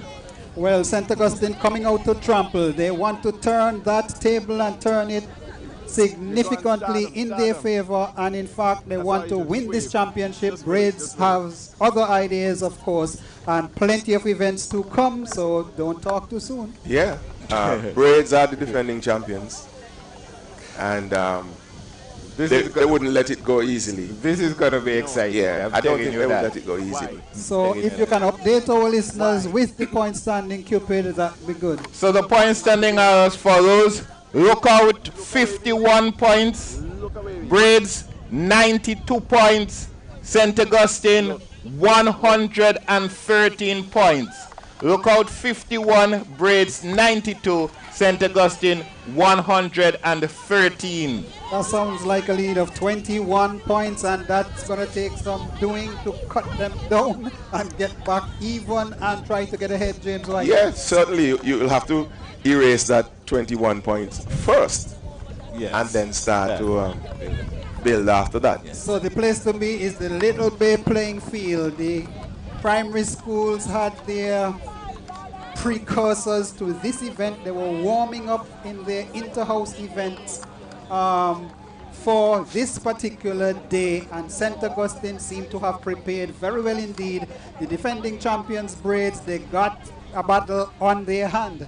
Well, yes, we are now into event number 9, which is 100 meter sprint, for an event number 10 for the girls. That's the class 3. the senior boys and girls, representing St. Augustine, Orison White and Kieran Darway. Braids, Jaden Weeks and Kelvin Pond. And lookout Joshua Bahadur and Micaiah Weeks. So 100 meters, that's a race of interest.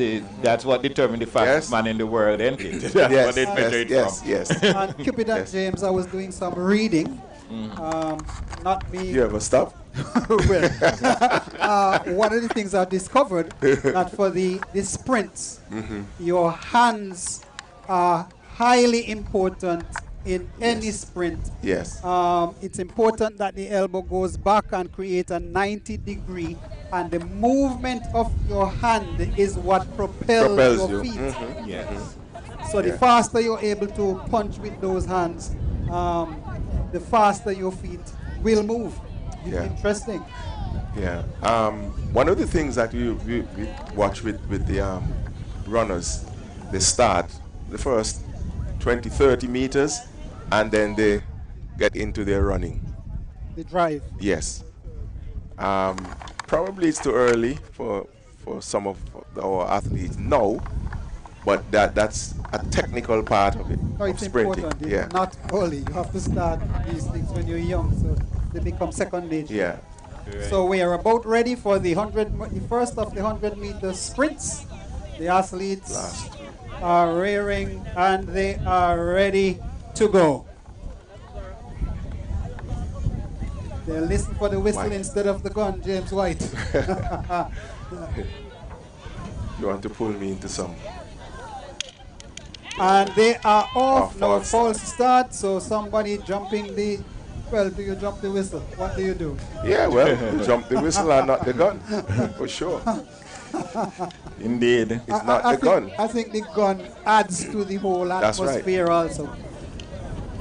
And for those of you who are actually watching, with thanks to Live Islands television, giving you nice coverage, even from a drone overhead and different angles. You are probably seeing it better than we are. So the athletes are back at the ready.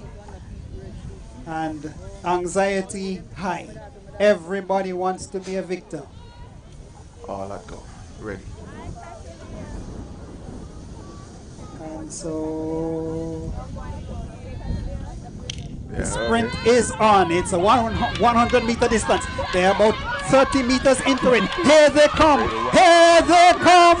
Green, mean, lean, athletic machine comes in 1 and 2. James White, they're learning from St. Augustine. Well, I did say to you earlier that when it comes to these races. From St. Augustine. Well, I did say to you earlier that when it comes the 100-meter races, the relays and so on, they are good. So they will have to make up, and that is why it's early for St. Augustine to build up that cushion, so to speak. Well, it's a good competition, and what I can tell you is that Braids Primary School, taking 1 and 2, that's first and second, have racked up another 8 points, and 8 from 21. James White, you're brighter than I am. No, your last go school. Which school? Loughborough. Oh, Loughborough. Sounds like 13 to me. Right. I can tell you the culture in grade school, they are very, very competitive, and you know, losing is not an option, but we'll see what happens. But they have to defend. Indeed. You know, And I saw a youngster who, as far as I know, is related to Kello. A certain scribe. We having the girls now? Here they go now. And they're coming and they have to. Disallowed. They're calling off the race to athletes. Disallowed. And you see it, James White. Here we go. Yeah. If there was the gun, disallowed. They're calling off the race to athletes. Disallowed. And you see it, James White. Here we go. Yeah. But how do you correct this? You know, how do you correct this? No, it needs to be investigated into and corrected. Right. It's not going to change this afternoon. No, it's not going to change this afternoon. No, it's but it's a backward step, I'm telling you. James White, you like to say things nice because you're a journalist. No, I'm just saying there's nothing nice about backward. Okay. It's a backward step. No, to ask those athletes to run again, you would have to give them no, quite they would have some to. time. You have to give them some time. They would not be run able to. all the way through at full pelt. Well, I can tell you that the next event number 11, the shuttle, which takes a bit of time, so that should give them time to regroup. Following the shuttles, they have some class 2 and class 1s and so on. So they have some time. Which they have a few shuttle races. Yeah, One, they have 2, 3, 4. Right, they have a few such races. Should give. But whoever made that decision, James, they need to revisit it and revisit it speedily. If there was a gun, you simply fire again. The children hear the pop of the gun, and that would have told them, okay, stop. But here is it, they ran all the way through at full pelt, maximum speed. I feel and then have to do it over I feel again. I want to tell you what I heard about feel free. This blanks are dangerous from a certain distance. But the thing is, no. I'm telling you that is what I heard. But the thing is, you have somebody who knows trained people using the gun. So and we have been you're gonna point it to somebody at close range? We have been using it for a lifetime. Indeed. Come on. It has been used for school races over such a long time. I can't tell you how long. So where is the problem? Was there an incident? There was no incident. Well, okay. You go back. I mean, you're going back to all those years. We moved past those years, and you're going back to them now. What are you saying? To me, somebody showing that they have power and authority, and they're going to exercise it, but they're exercising it stupidly, James White. Yeah, well, I don't know. Well, it's just unforgivable. I haven't heard anything. I don't know the details of that. I don't know. I haven't. I've just been hearing things, but I haven't been hearing. Saying that. Well, one of the things that we'll have to investigate. Is that we'll have to investigate. The pistol cannot be found. That's a cop out, James White. No, we just have to investigate what really happened. Well, where could it be lost? So we are moving on now to event. Let's move on to event number 11. Which is the shuttle race, 20 meters class 1 boys, St. Augustine, and Kason Weeks and Elijah Wilbur will represent their school, St. Augustine. Braids, Rehan Allen and Randy Fenton. And from Lookout, Sean Jobry and Malik McDaniel. They would be in the shuttle race. I'll tell you a little bit about the shuttle. The athlete will be provided with, I think it's in the case of the class 2 pins and the basket. The athlete will have to pick up, they'll start at the end, pick up the pin, put it in the basket, return, pick up the second pin, put it in the basket, and then take the basket down to the finish, which is where they started. So there'll be 2 shuttles, and after the shuttle. Yeah. So Cupid, we've been told that you're going to have two shuttle races, and then the girls will come back. Yes, the 100. The 100 girls, yes. Okay. Yes, so the I've called the boys. I might as well go ahead and call the girls. And 20 meters class.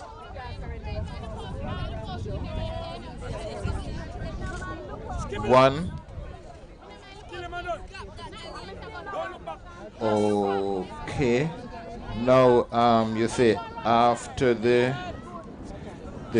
shuttle. Shuttle 2. Yeah. Now 1, 2.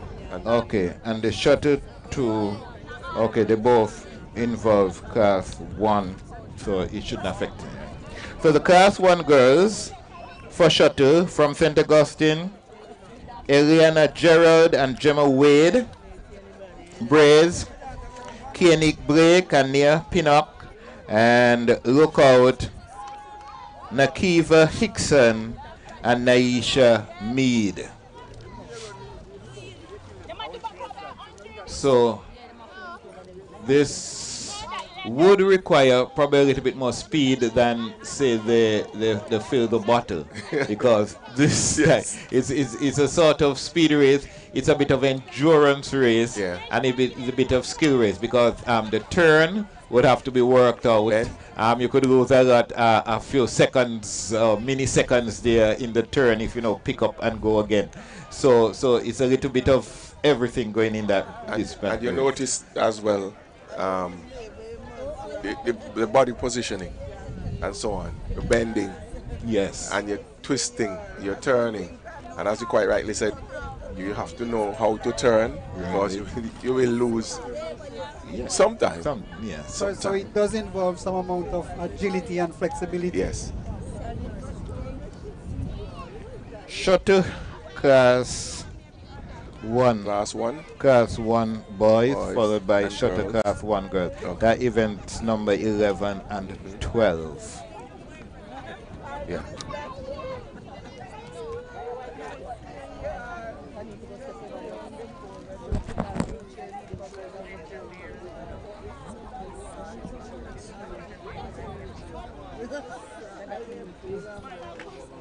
Right, so white flags at the start, which is in fact the finish.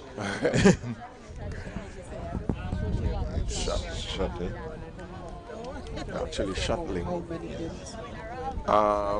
It looks like 2 from here. 2. Yes, 2 for that. Looks like 2. So it's an 80-meter race. No. 20. Yeah, you got that good. That's right. Your last 20. Well worked. We always have fun. You know that, right? When I was teaching you, I was student. Yes.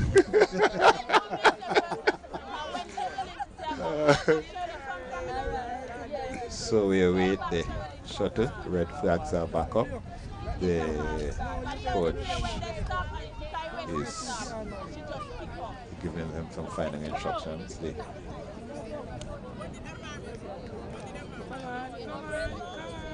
And they're away. Yes, they're away and they're one pin in. They're going back for the second. Let's see what happens here. It looks like St. Augustine and Braids. Let's look at St. Augustine and Braids. It's going to be St. Augustine and then Braids and then Lookout. So that was busy. Very quick indeed. And the speed came into play. Yeah, there's a lot of speed involved in this one. Speed and a little bit of endurance. So the boys and the girls are going to change places. Accelerate and decelerate. Yes. That can accelerate and yes. So many different things. Yes. Unlike a flat race where you keep running until you yes. St. Augustine. So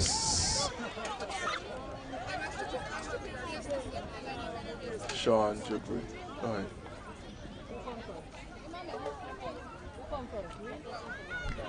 Right, so you can give you the result for the shuttle 20 meters class 1 boys. Kason Weeks of Keshawn Weeks of St. Augustine won that race. Rehan Allen of Braids was second. And third was Sean Jubri of Lookout. So Little Bay Park is the place to be. Come on down, it's absolutely free. Good athletic. I like the rhyme. Action here. I like the rhyme there. The girls, 20-meter shuttle race. Absolutely free. 2 pins which they have to put into the basket 20 meters away. Come for the other, take it to the basket, bring the basket back home across the finish line.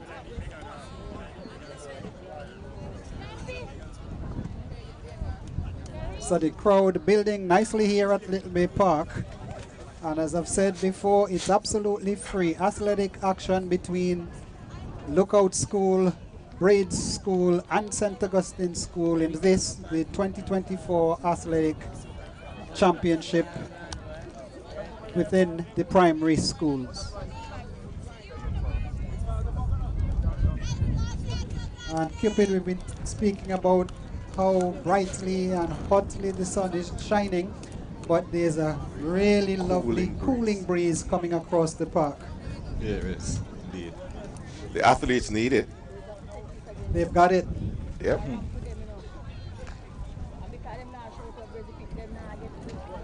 Yes, and like I said, the crowd building nicely. Right, we now see a little bit of yellow. In fact, we say good afternoon to Principal Esdale of the Lookout School. Good to see you, sir. And James, you were worried about that line. Well, tell you about that later. They're off and running hard into the basket, accelerates, decelerates, bends down, picks up the pin, sprints back to the basket to put the final pin in and grab the basket. Who is it? It looks like St. Augustine. It looks like Lookout. It looks like Braids. It is Braids, Lookout, and Braids. That's the way it seems. Yeah, unofficially, it looks like Lookout, Braids. So we'll wait and see the official results for that. And in the meantime, I can tell you that that's the end of event number 13 as we wait for event number 12 as we wait to go back to event number... We now go back to event number 10, which is 100 meters class 3 girls. Oh, no, I see some more. And maybe Cupid, they should be given a longer break. Okay. Okay. Well, I did. 100 meters. I said we go back to event number 10, which is 100 meters class 3 girls.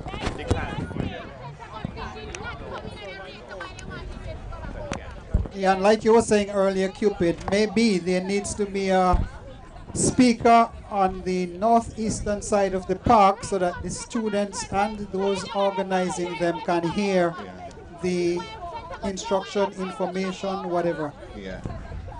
Or have a different announcer on the ground. So we are calling on the girls for the 100 meters. The girls for the 100 meters. So we are calling back Akira Giddings and Anika Rodney of St. Augustine, of Braids, Sherlin, McNichols, and Casey and Morgan.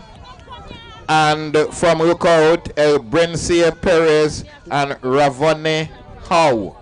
We are calling them back to the start if they can hear us.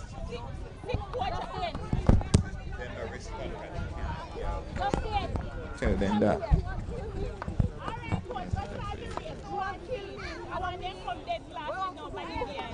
Well, somebody has to get that message to them. Yeah. Because they are not responding because they can't hear. And like I was saying earlier, the sound does not fill up the park.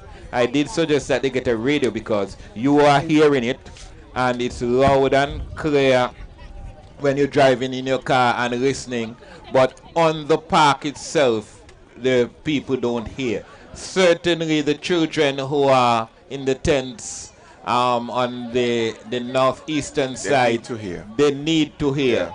And you can tell they don't hear. When St. Augustine passed Braids and we announced the score, there was no reaction because they are not hearing. Yeah. Yeah, and I think the point you made earlier to Cupid is that the athletes should be in a position where they can see the finish. They're totally out of it in that corner of the park, and they are the stars of the show. Yeah. You should be able to be see more in tune with it and actually cheer on your athletes. They just put them in a corner, you know. So they don't know the score, so they are not part of the excitement of Lookout passing Braids or Braids passing St. Augustine or anything like that. They are just there in their own world. So anyway, we are awaiting the girls' 100 meters, which was Well, there was a hitch, and therefore it would have to be rerun. And James White Jr., it is felt that that's all attributed to the lack of the gun. I know you want to carry on with that gun issue. Yeah. It's just crazy. You know, but I listen. We have to investigate it to find out what really was the cause. But James, on another issue, tell me, over the last 15 years, what has been the developments that have happened to this arena? In the last 10, 15 years. This arena? Yep, the Little Bay Park. What I'm leading into, James, in the Leeward Islands and beyond throughout the Caribbean, I think we're the most backward in terms of our main sporting facility and its quality. That we don't have plenty of money, there are lots of things to do. However, if we have any special regard for sport, gradually things are supposed to be happening in terms of upgrading the park until we are up to acceptable regional and maybe international standard. One of the things that we need to get away from, yes, money makes the mill run. Right. But there must be some kind of plan. You know, if you don't have a plan, you're not going to be able to do anything. And work the plan. Yes. You have a plan, then you resource the plan. You know, you come up with the plan and say, listen, this is what we have to do, and you put time frames and so on to it and say, okay, we are going to try to get this. When Dr. Lewis started the construction of the commentators booth and the bathrooms, you know, he did it in segments. And James, because I knew I was working at Public Works when he was the minister, we'll come back to that because flags are up, white ones, and the 100-meter girls is about to kick off. The kick off or the sprint off? Sprint off, jump off, run off, and here they come, and this one is for real. Can't tell you what is what as yet, or who is it? It looks like St. Augustine, it looks like Lookout, it looks like Braids, it's going to be Lookout, Lord, I'm in charge, comes through the line first, Lookout 5 points. Don't know. It looks like Lookout, it looks like Braids, it's going to be Lookout, Lord, I'm in charge, comes through the line first. Second and third. And James, it's about the second, if not third time I'm seeing the face of the same athlete, female athlete from Lookout, crossing the line first and racking up 5 points for her team. Yes, indeed. So we're getting the Casey and Morgan of Braids in third position. Shirley McNichols, also of Braids, in second position. And the winner, Elbrencia Perez of Lookout. So there we have it, the girls 100 meters taken by Lookout Primary School. What's coming up, James? So we go back now to the shuttle races.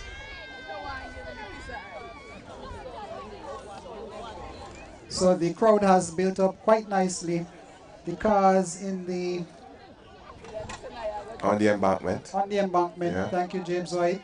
Just in front of the basketball arena, looking quite good up there. Some are even down the hillside, James. Let us say it's a multi-purpose sports complex, and don't limit it to basketball because they've been playing a lot of other. It's not at all limited, James, but because we know from the outset it was built specifically to house the Leeward Islands Basketball Championship, which year that was. Initially, hence that the year. name, the basketball. But that's not the name. Tell us, James. That's not the name. But I mean, what you said is true, that it was built to accommodate that basketball, Leeward Islands basketball tournament some years ago. But if you know that there are a lot of other activities that take place there. And that's good. Yes, of course it is. It's a multi-purpose sports complex. That's it. Thank you, sir. Well, you're not easy. You're not easy, Ryan. Huh? You're not easy. So they're getting back to the shuttle races. And then after that, we'll be having after the shuttles, we'll have a 60-meter class 1 boys, 60-meter class 1 girls. Now 80 meters for class 2 boys and girls, 200 meters for class 3 boys and girls, 150-meter class 2 boys, 150-meter class 2 girls. Then we'll have the intermission, and we come back with the frog jump partner race, and then we'll be into what my friend Gregory Sago Willock, wherever he is, named or branded the happy hour. That's when we have the relays. So they're off and running. St. Augustine and Braids, and look out, looking good. 1 pin in, comes back for the second, picks up, wheels around. St. Augustine and Braids in tandem. Wheels back around, picks up the final, and head back for the basket, drops the pin in, picks up, and St. Augustine, large and in charge, crosses the line, 5 meters ahead of Braid School, followed by don't know who. St. Augustine. Drops the pin in, picks up, and St. Augustine, large and in charge, crosses the line, 5 meters ahead of Braid School, followed to be sure that your commentary is accurate. You got it right, James White. 1 and 3, St. Augustine. 2, Braid School. Yes. Second place, Braid School. First and third places to the St. Augustine Primary School. And James, you were worrying about the stakes with the ropes spanning across them. They are being pressured right now. Yeah, because I was the saying crowd that has grown, and they're right up to the ropes. I wanted to say it a little earlier on them. that they are under pressure right now. Woo! Lovely though, lovely. It's all good. If I don't know where Cupid went to, but I must bring out the point, the observation, though, James, that the athletes from St. Augustine School, they seem to be putting that little extra into what they're doing compared to the other students. Yes, there's a purpose. They're very purposeful in what they're doing today, and you could see it. It's coming forth that they really don't want to let it go. They were advised from school. They're counting on you. Okay. To make us but you look good. You knew that. Well, you could see it from the way the athletes. There's something about their whole approach, their attitude. That is true. That is true. There's something about them. Yeah. So James, if you could glean some scores for us, the listeners would be interested in that. Right, so here we are now. But James, you'll have to hold that because they're off and running for the girls' version of the shuttle relay. St. Augustine in the lead. On the track, that is. Back for the second pin and into basket it goes. St. Augustine looking like they're going to be making 1 and 2. That could change. Can't tell you as yet. St. Augustine running, sprinting for all their worth. Big baskets up and are heading back. One child, one athlete drops pin. Second athlete drops pin. But at the finish line, it's St. Augustine 1. Lookout looks like 2 and baskets up and are heading back. One child, one athlete drops pin. Second athlete drops pin. But at the finish line, it's St. Augustine 1. And she would have been first, but the pin fell out. And she noticeably she's upset. Well, and who wouldn't be? Everyone would be distressed at such an occurrence, but that's the way it is. You have to be very careful that your pin stays in your basket because you'll have to carry it across the line in order to be in the group of winners. It didn't happen that way, and so that's the way it is. And James, come back to the points. Right, so we'll have to give the shuttle race for Class 2 girls. Third place, Lookout, Vincia Liebird. In second position, Janoya Campbell of Braids Primary. And the winner, Milan Castle of St. Augustine.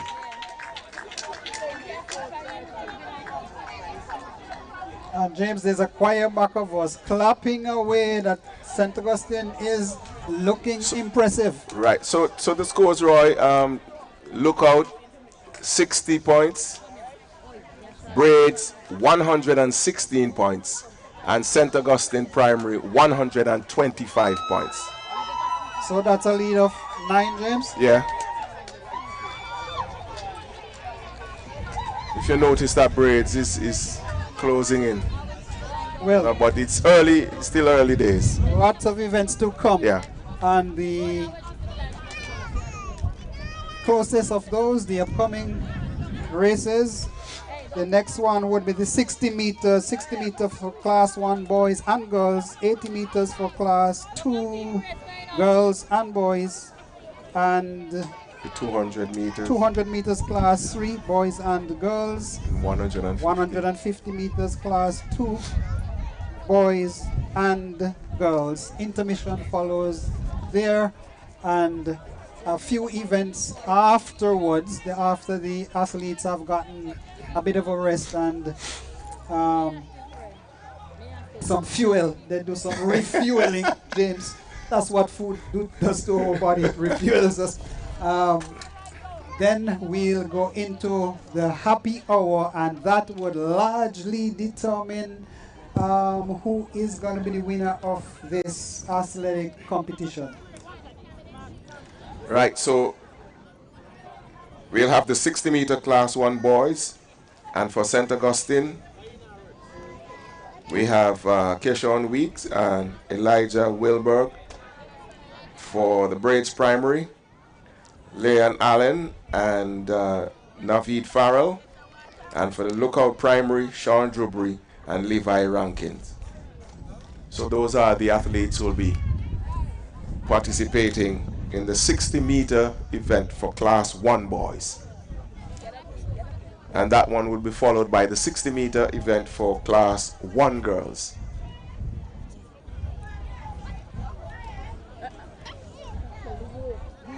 So Roy, they are lining up the athletes for the 60 meter Class 1 boys.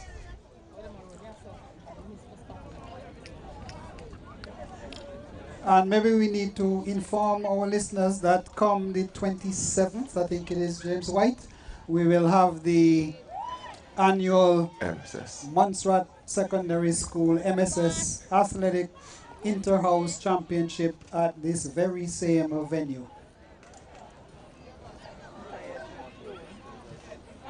And then when that comes, I'm biased with that. Well, over the years I hear people talk about bias and not being biased, and I believe everybody has a bias. But everybody backs some. No, but you don't show it all the time. For me, I think it is a matter of calling what's happening on the track. Same vigor, same verve, who's beating who and who's not. But that can't stop me from backing way back. We as commentators, we need to do that. Let the listeners should not know that we are backing a particular house or school. I think that is dated. If Montserrat playing Antigua, James, in cricket, let us say, the world know that you back Montserrat. But you're commentating. No. I'm saying the commentary. They should not. The commentary should not reflect bias. That is what I'm saying. I personally support who I support. Nothing changes that. And you're saying the same thing that I'm saying. And for me, I'm just saying that as a commentator, what happens on the track, I call it as it happens. Yes, we are saying the same thing. Okay, so we're in the same boat. No, we're not in the same boat. Yes, Kipri. So we are at the 60 meter for Class 1 boys, and I gave the athletes already. So they're on the marks and they're rearing and ready to go. Every one of those 6 athletes, is 6, it looks like that to me, wants to be a winner for himself, his family, his village, his school. How are you going to say himself? Well, that's where it started. You started there? The fall started. So they're on the marks. And wait. There's a pop of something. Here they come, looking mean and fast. Is St. Augustine large and in charge, followed in 2 and 3 by Grades Primary. St. Augustine large and in charge, followed in 2 and 3 by Grades Primary. A little bit extra. Watch out. What I was admiring is their little feet going like pistons. You know, I mean, generating that kind of speed, you know, from these little feet. And it's so important that your feet hits the ground with force, but on the ball of your foot forward, rather than your heel. The girls are on the line now. It's their turn. Getting their final instructions, and we see the white flags going up now. Just waiting for the starter to send them on their way. They're ready. And they're off. Let's see who is going to be with this one. St. Augustine, Grades Primary. Let's see what happens here. It looks like Grades Primary cleared St. Augustine close. Very, very close there. Well, back in my time, very, they very call that close. tie and tie. These days, they call it photo finish. It is probably St. Augustine. It would probably Grades slightly ahead. Probably no, it's Grades in fact number 1. From our position. Grades number 1. I could see from how they're lining them up. And St. Augustine second and third. Second and the third. Yeah. So that one was won right on the line. Right on the line, indeed. You said tie and tie? Tie and tie. Right. So I can give you the names. In fact, it's Kianik Blake of Braids won that race. Gemma Wade of St. Augustine was second. And Eliana Gerald of St. Augustine was third. So we are going into the 80 meters now, Cupid James. 80 meters for girls. Class 2. For class 2. Boys and girls. Boys, then girls. Yeah. Representing boys the boys now. So represent Elias Chambers and Kemma Weeks representing St. Augustine. Javier Stevenson and Jeshawn Dyte Williams, Braids, and Rayandre Proctor and Nathaniel Quinn representing Lookout. White flags are up. So anxiety causing a number of athletes to jump the gong, the whistle, the whatever it is down there. They're back on their marks, rearing and ready to go. It's over 80 meters. Class 2 boys. Who will be the winner? Who will be the vanquished? I haven't heard that for a while. Vanquished. More anxiety. And again, they're about to take off, but unofficially so. Have you ever seen a dove ready to get in flight? Aiming to fly. So they're being given some instructions now because on 2 occasions they're so anxious to get over that track and to the finish line. They have started off before they should have. So here they come in a matter of, well, more instructions. Yes. Anxiety and tension high. Everybody wants to win. Everybody wants to win. And that's all to the good. Yeah. And so they are officially off now, and the sprint is on. It looks like Birds in number 1, battled by Lookout. It's going to be Birds, Lookout, Birds, Lookout, it's Birds, Lookout, I was saying Braids look out, but it was Braids St. Augustine. St. Augustine, a very, very well run 80 meters, James White, because he was back a little by about a meter or two for most of the distance, but over the last 20 meters or so, from behind, he found that extra bit of energy and surged through the line. St. Augustine again in the number 1 position. It's just amazing, his running style. Head up in the air. As you said earlier, Roy, he just looks at the finish line, put his head up, and he just runs. Like he just records where it is, and he ain't looking for no track. No, he's running. But amazingly, he stays in lane. Yep. That is what I right. So I can tell you the he that they're talking about is Elias Chambers of St. Augustine. He's fast. Elias Chambers of St. Augustine, Javier Stevenson of Braids was second, and Jashawn Dart Williams. Javier Stevenson. And keep us up to date with the scores. The listeners, the crowd here and elsewhere would want to know.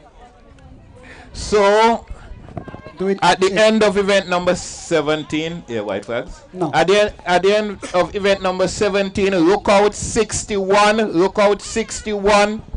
Braids 132. Braids 132. St. Augustine 144. St. Augustine 144.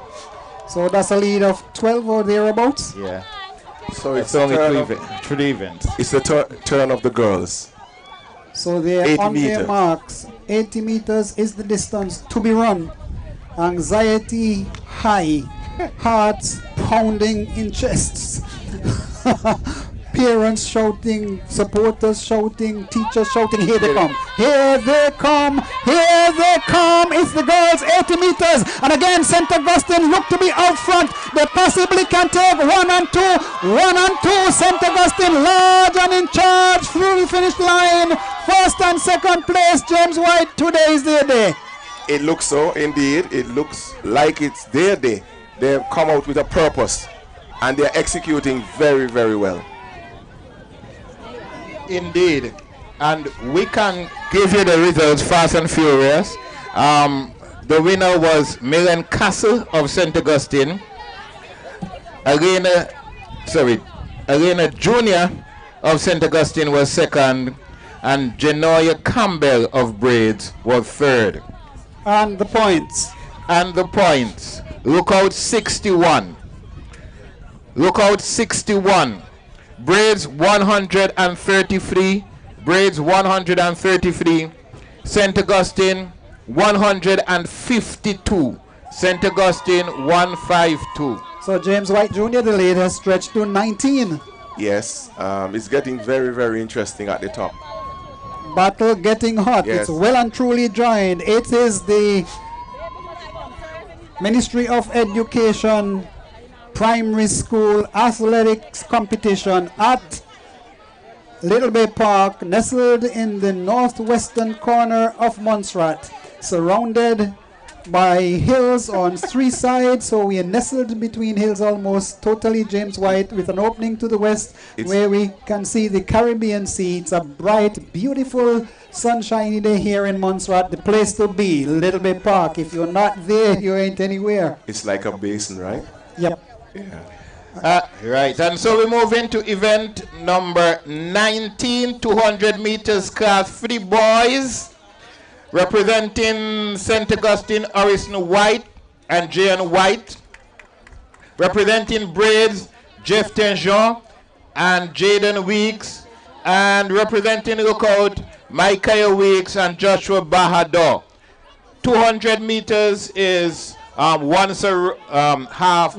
They start from the eastern ends. Somewhere by those who know the setup, those who are in the eastern side, and they come around to the finish. So the crowd is building, the excitement is rising, people shouting, people waving, people clapping. And the barriers are under strain. Under strain, and James White is very much concerned about that.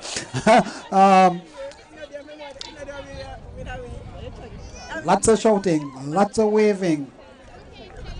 So we're getting close to the intermission stage. And we have the 200 meters boys and girls, then the 100 for class 3, then 150 meters boys and girls for class 2. And then we'll have a break. Those of you who are still at work, who are still at home, wherever you are, it's time to come. We have a very good crowd here. Very interesting development here. Like I told you, St. Augustine last won the Guardian General Insurance Limited Trophy in 2010, and I must say they must be hungry for it, and it shows on there. I can tell you too that before that they actually dominated, because they won, St. Augustine won in 2000, 2001, 2003, 2005, 2006, 2008, and 2010. That's the last time that they won. I can tell you that Lookout Primary School won in 2009 and 2016. That's since the start of the Guardian sponsorship in the year 2000.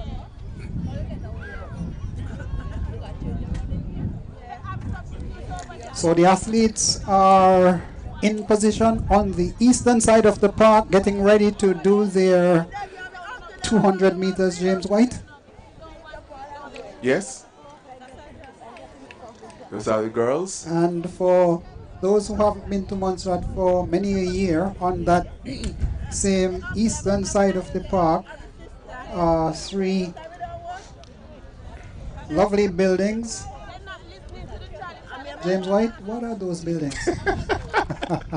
The Ecani Osborne building is at the top. And it houses a number of ministries, such as Ministry of Education, Social Services, Social Security. So yes, Social Security, and you're putting me under pressure now.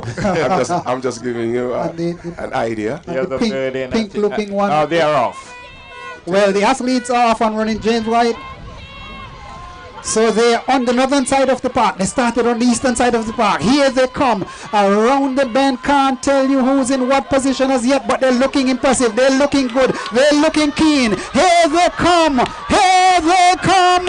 It looks like the green, lean, athletic machine taking places 1 and 2, first and second for Braids, third for St. Augustine. That was a good run, James Yes, White. indeed. It was a clear cut. From the time they made up the stagger and into the home straight, St. Augustine Braids, they were in front. And they really pushed it through to the finish line. And we've seen these faces before, James. Don't know the names, but they are very good athletes in the making. I can't give you the names. In fact, that race, 200 meters class for the boys, was won by Jaden Weeks of Braids. Second was Jeff Tejean also of Braids, and Orisno White of St. Augustine was third. And the girls are getting into position on the eastern side of the park here at Little Bay for a similar event, the 200 meters. And James, that will be followed by the 150 meter for boys and girls class 2. Okay, so the girls are getting ready on the northeastern end. So St. Augustine was leading by 12 points, James. If Braids has gotten the first and second, that means they took 8 points and therefore closed the gap by that said amount. I think it was in fact more like 21. Yeah, because they were 152, I think St. Augustine was at the time. Yes. And Braids was 130 something. Yeah. So whatever it is, the battle is truly on, James White. Yes, I said I'm actually making an observation that the Braid School are winning among the older children, and St. Augustine winning among the younger ones. children. Yes, that's which a good augurs observation. well for the future for St. Augustine. Yes, it seems that's like it's true. the changing of the guards. That's true. Yes. That's a good observation. Good observation, yeah. Yes.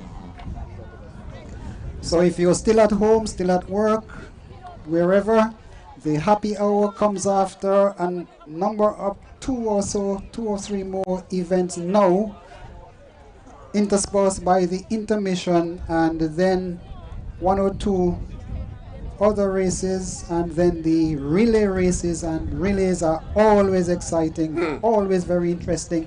And maybe too, James, because of the number of athletes that are on the track, it's something like 12 or thereabout athletes, each doing 100 meters. Yeah. And it just, this setup is just for excitement. White flags, both. So the girls are getting ready. And white flags are up. They start there. 200. They're off. They're away. Let's see what happens. They're coming around the bend. And can't tell you who is in front as yet because they're trying to make up the stagger. They're coming around the final bend now. And we'll have a clearer picture. They're now into the home straight. It looks like Lookout.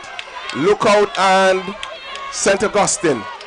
St. Augustine and Lookout. Lookout it is all the way. Lookout is going to cross the finish line first, and then St. Augustine, and then we have Braids in 3rd position.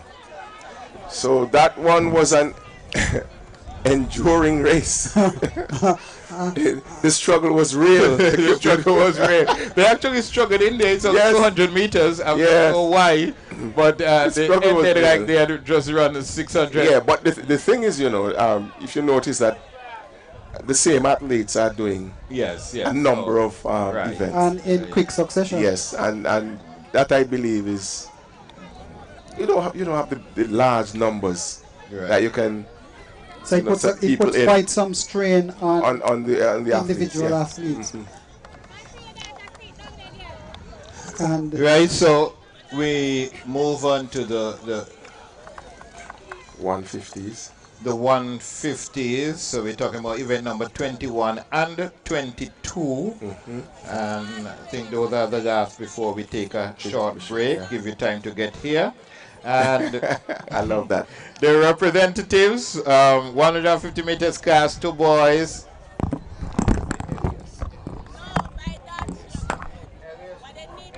Members of St. Augustine and Yancel Jimenez, also of St. Augustine, would represent their school.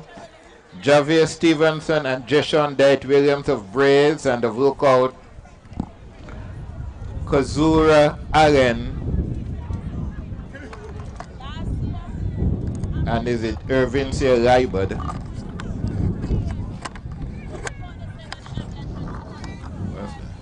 Would represent Lookout School according to my paper here.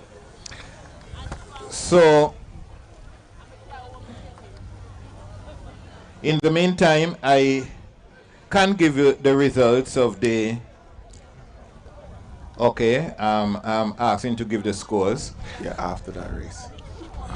So, after event number 20, Lookout 61, Lookout 61, sorry, Lookout 66, Lookout 66, Braids 142, Braids 142, St. Augustine 156, 156.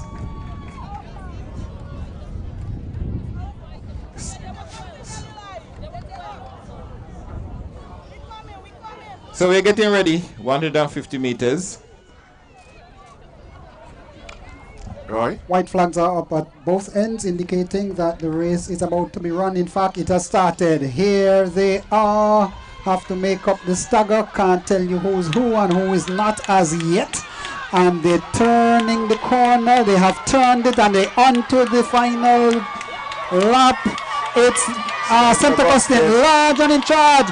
Look, Braids looking to catch up, but they can't because St. Augustine is across the line in 1st place. Braids look like 2nd. Can't tell you who's 3rd. Very well run by that youngster from St. Augustine. Unofficially, Braids 3rd.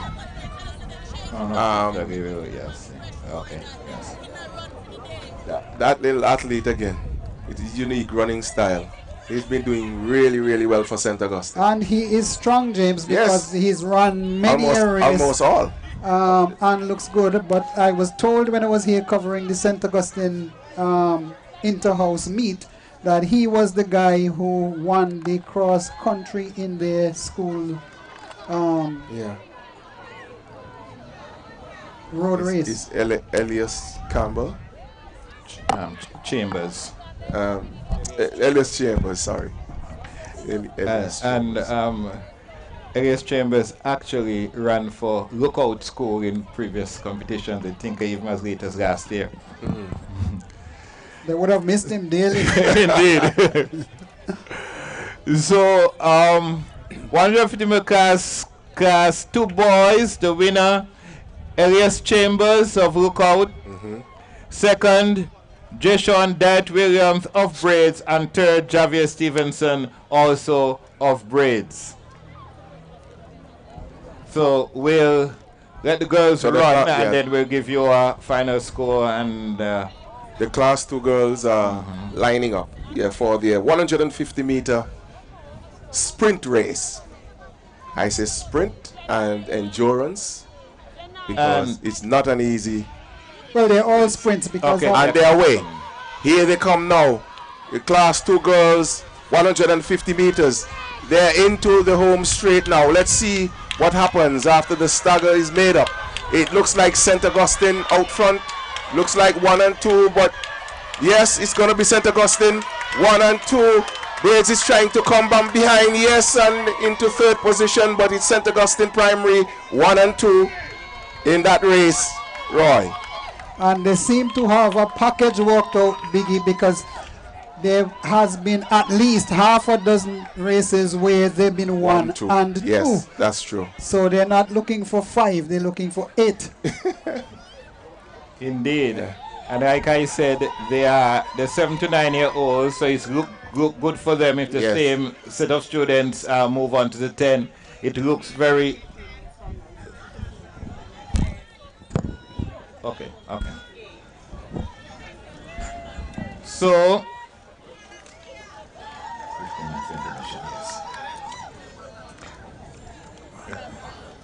So,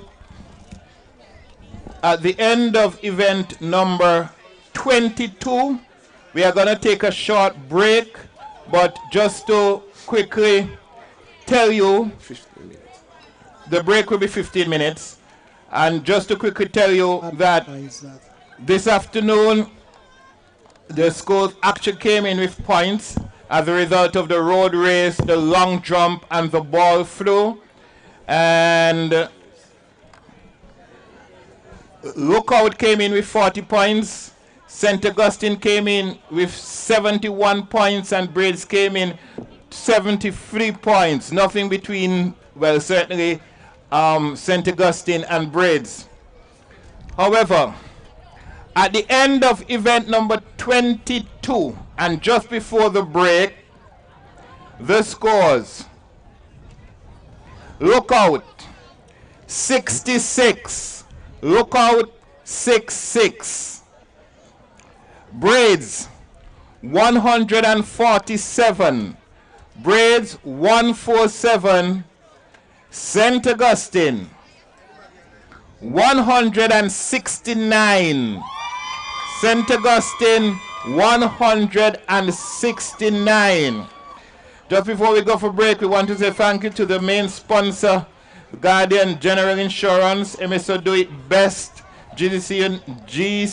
CG United Insurance, and we want to say thank you to the staff and management of Radio ZJB. Live stream broadcast of Inter-Primary School Sports 2024 on Life Islands YouTube is brought to you with the support of Guardian General Insurance Limited, Digicel, Tropical Islands Real Estate, Delta Petroleum Limited, St. Patrick's Cooperative Credit Union, CG United Insurance, Ashok Supermarket, Ariogana Express, and Osborne Service Center. So those of you who are watching, not only listening or watching, we say thank you to those sponsors. So we're going to take a break for 15 minutes, probably a little less now, and we'll be right back with you after this.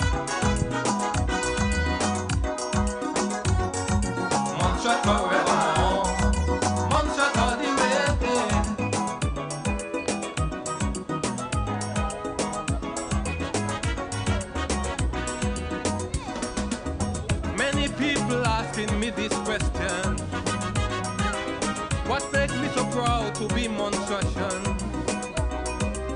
I just reply with no hesitation. There are so many things you won't understand. Both the land and the sea, and all them hills and valleys, the freedom and friendly people, monstration is special to me. And then I tell them, if I have to live my life all over, I won't change a thing. Monstration forever, monstration all the way, and I will never change it for no other. I am proud to sing monstration forever, monstration all the way, for all the years of sweet calypso and soca. I am proud to sing monstration forever, monstration all the way, the friendly gesture, heritage and culture, the dialect when we speak, Lord is so sweet, that made Montserrat so unique. Again I tell them, if I have to live my life all over, I won't change a thing. Montserrat forever, Montserrat all the way, the mighty arrow, the world greatest king of soca. Make me proud to sing Montserrat forever, Montserrat all the way. I want to hear it from all you proud sons and daughters, children of the soil. Montserrat forever, Montserrat all the way. It might not have silver or gold, or ruby, diamond or pearl, but peace in my soul is the nicest place in the world. That me tell them.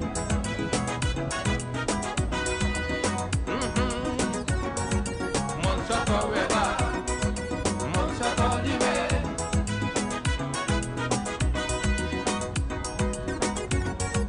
Montserrat forever.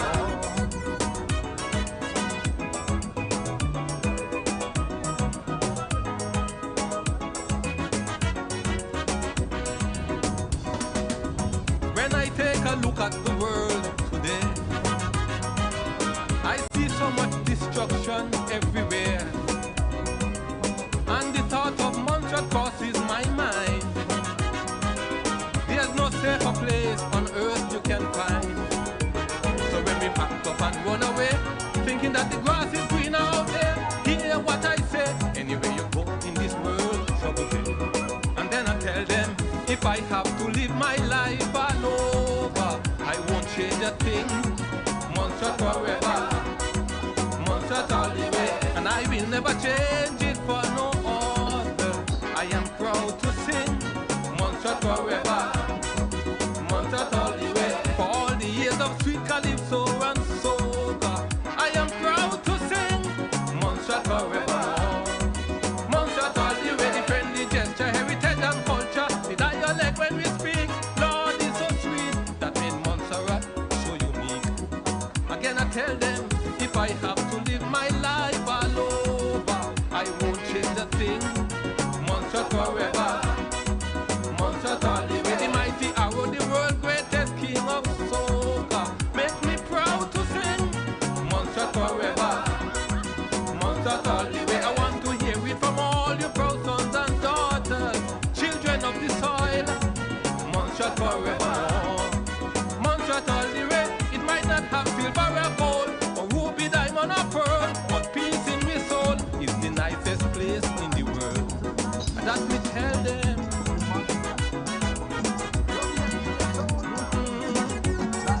Montserrat forever, Montserrat all the way.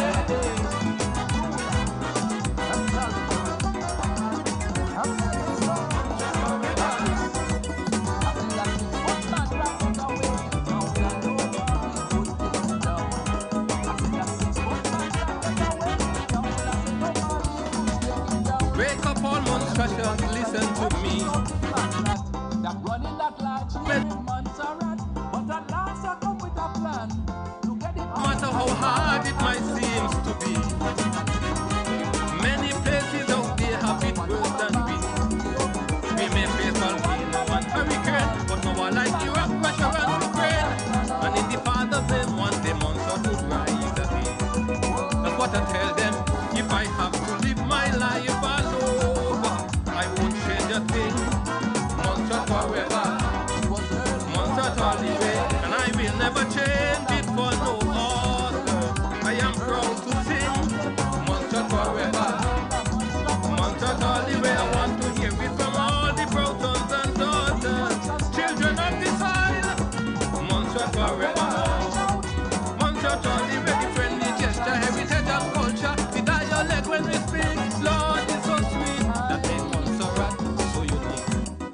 Again I tell them, if I have to live my life all over, I won't change a thing.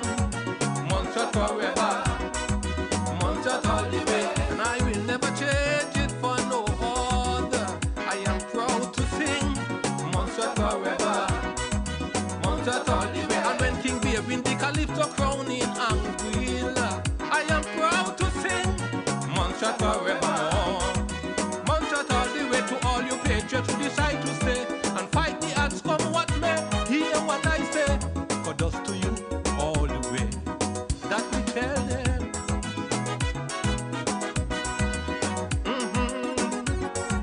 Montserrat forever, Montserrat all the way.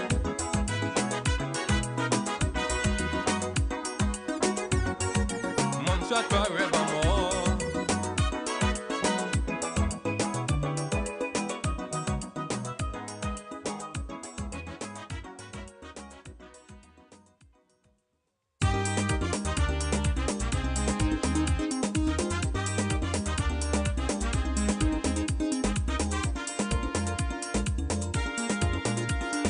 Basil, give me some radio time to tell the people what's on my mind. The only reason why the silence in the press is to keep the people oppressed. But it's a constitutional breach to deny me freedom of speech. They're doing everything to shut the people's mouth. But don't worry, the people will vote them out. Since I can't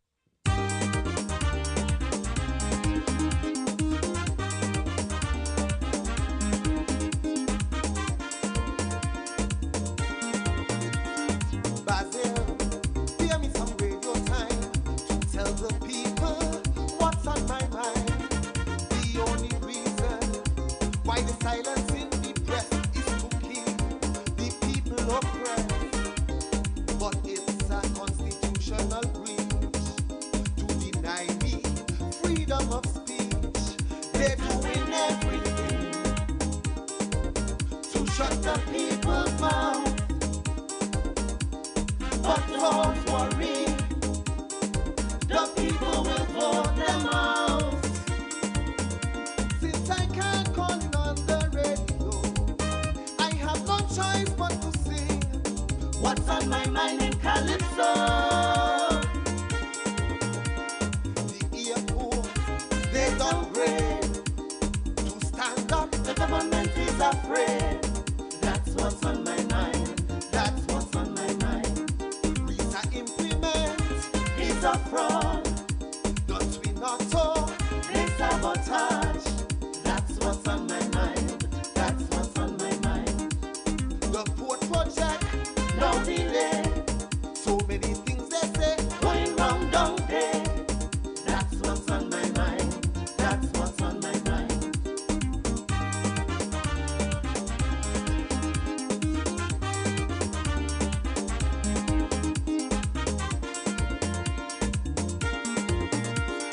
Basil, can you tell me, will the program return to ZJB?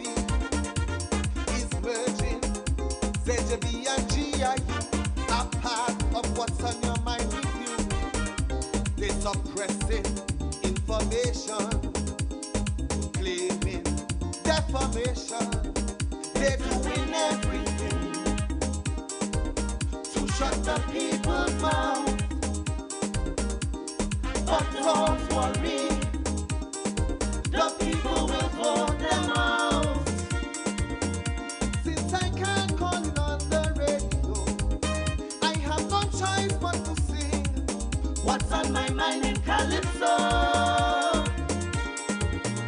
Population depletion, too much migration. That's what's on my mind. That's what's on my mind. The economy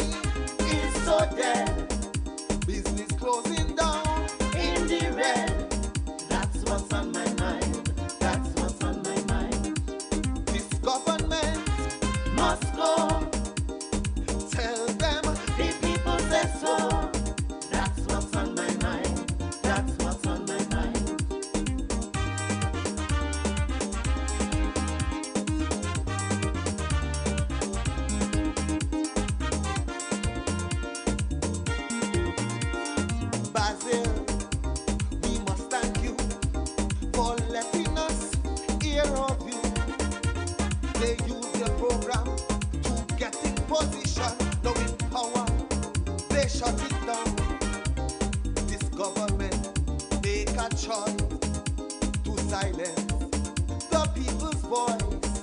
They're doing everything to shut the people's mouth. But don't worry, the people will vote them out.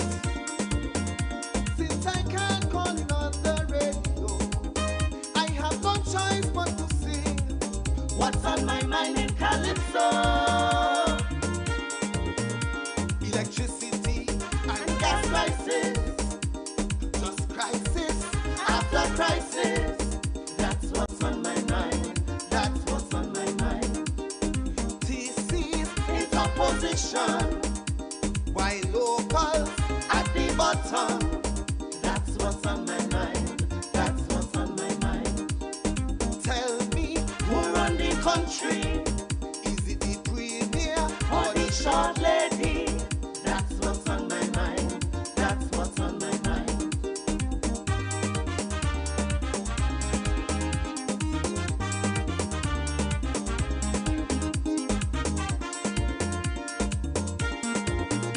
Since I can't call it on the radio, I have no choice but to sing what's on my mind in Calypso.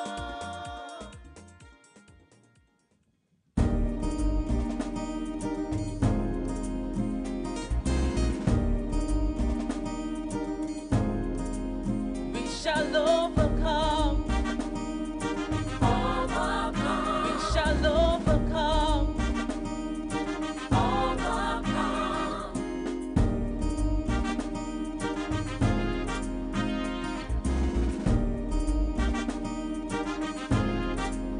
We shall overcome.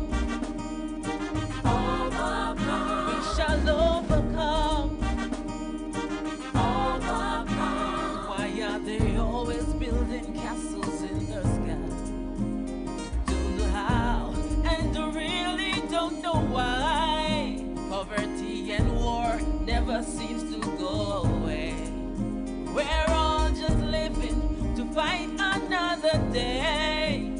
Who will save us from their Dracula system? Sucking us dry, meanwhile we're struggling. This revolution will be televised. Do all the trodden, it's time for us to rise. Our leaders, they don't care that the system is unfair. We shall overcome. Overcome. We shall overcome. Overcome. The journey may be long, but the battle will be won. We shall overcome. Overcome. We shall overcome. Overcome. The journey may be long, but the battle will be won. Beware the finish line to which there is no end. We keep on reaching, but no one tells us when. Where is the promise of hard work and reward? The more we toil, the more they disregard. Monopoly is the game they love to play. For every win, there's a price you have to pay. Hence the saying, nothing in life is free. For war is worth respect and irony. Politicians, they don't care. All of them just want their share. We shall overcome. Overcome. We shall overcome. Overcome. The journey may be long, but the battle will be won. We shall overcome. Overcome. We shall overcome. Overcome. The journey may be long, but the battle will be won. Once ideology becomes a worst nightmare, those we desire could be the ones we bear. It seems to me everybody wants their choice, while compromise is a symbol they despise. Democracy is not what it used to be. This shackled system just brings up tyranny. Without justice, peace will never be achieved. In contradiction, some would like us to believe our churches, they don't care. They tell us to trust in prayer. We shall overcome. Overcome. We shall overcome. Overcome. The journey may be long, but the battle will be won. We shall overcome. Overcome. We shall overcome. Overcome. The journey may be long, but the battle will be won. I don't know, I don't know, I don't know, I don't know, I don't know why they're treating us so.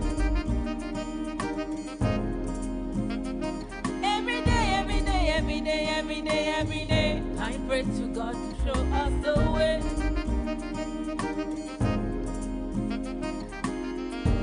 Lord, you know that it ain't easy, and many won't believe me if I tell them how the system wicked and hard. They're treating us bad, but I'm clinging on to hope. We shall overcome. Overcome. We shall overcome. Overcome. The journey may be long, but the battle will be won. We shall overcome. Overcome. We shall overcome. Overcome. The journey may be long, but the battle will be won.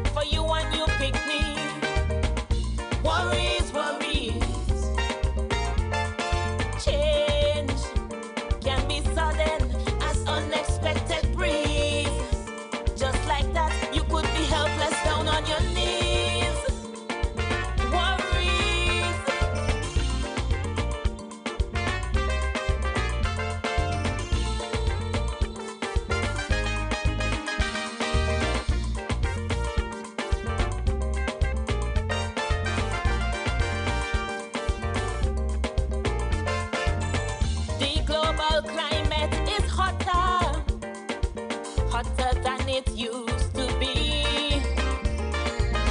A more turbulent nature is a reality. Killer fires, heat waves and superstorms, rivers running high and running dry.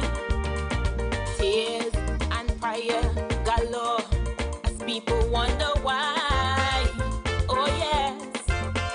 And while some are ringing warning bells, some others don't give a damn where we end up, be it in heaven or hell.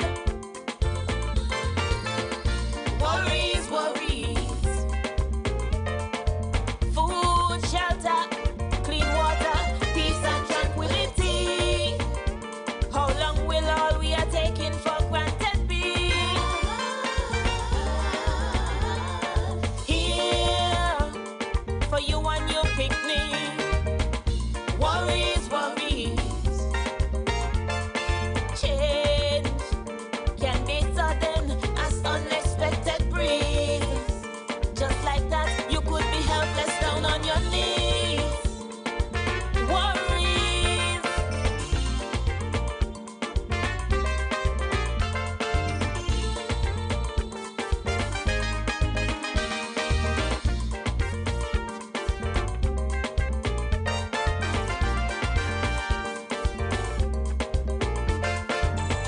Imagine how hard you working every day from 9 till 5,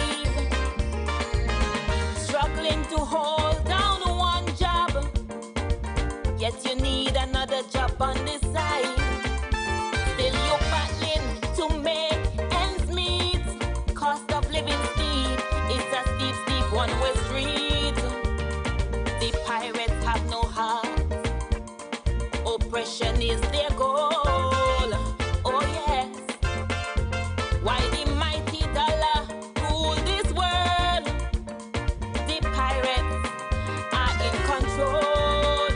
For an extra penny, oh Lord, they will sell their soul. Worries, worries. Food, shelter, clean water, peace and tranquility. How long will all we are taking for granted be? Here for you and your picnic. Worries, worries. Change can be sudden as unlaid. Just like that, you could be helpless down on your knees. Worries, worries, worries.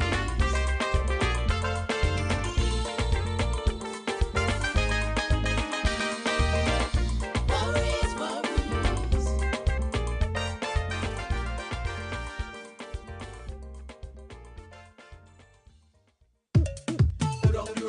Down the party all day. Down the road. Hear this. All day I hearing something like rhythm coming from a bass drum beating. Everybody heading in one direction, like a magnetic energy force turn on. I hearing drums, I hearing bass, I hearing guitar, keyboard, iron make haze. We going down there, we going down there.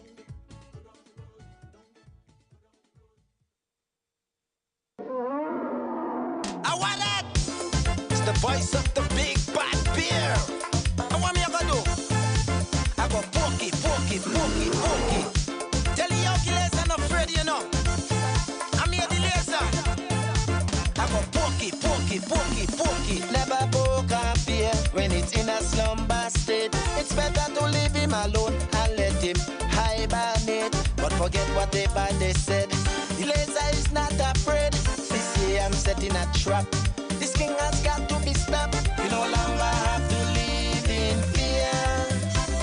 This year I'm catching the beer. Well, here come the laser. This year I'm a beer killer. I have me reason. This hunting season, I ain't going to no mountain. I'm going beer hunting. I have to catch him before it's too late. I won't hesitate to obliterate, decapitate king boys. It's my duty, don't feel sorry for it. 2023, I show no mercy. The big bad beer, the voice you used to fear. When I put the pressure upon he go run to his friend Juni. Cry. Right, so I'm asking all the afraid to reassemble. Rejoice.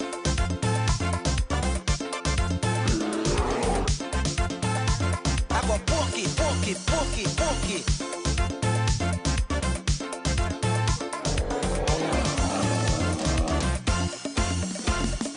Don't get me wrong, the bear is a champion in Calypso competition all over the Caribbean. He eat them up. During the ceremony, so we are asking everybody to pick back up their position. The athletes to get back to their tents. The officials to pick back up your positions. Scorers, announcers, everybody, please take your positions as we get ready to go into the second section of the inter-primary school sports event. Following the intermission, we have about 10 events, 11 events in fact following the intermission, 11 events for the athletes, and I am announcing here that we have some invitational races which include past students, males and females, a father's race and a mother's race. So please be prepared for that.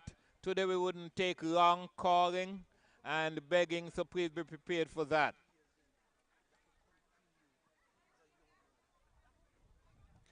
So in 5 minutes we should be getting on with the frog jump for the class 1 boys, and the frog jump will be done over 25 meters.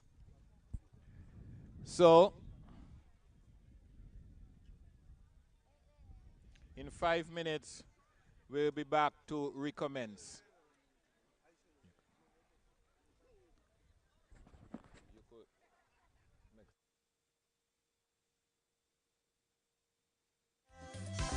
This year I'm killing the beer.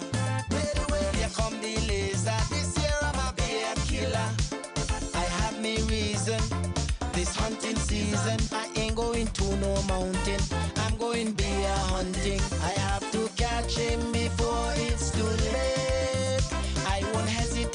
obliterate, decapitate king boys.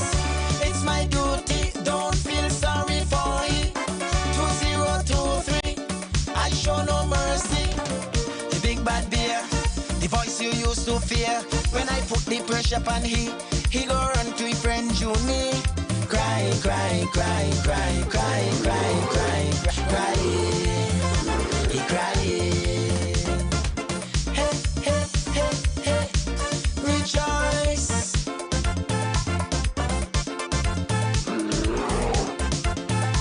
I go poke it, poke it, poke it, poke it.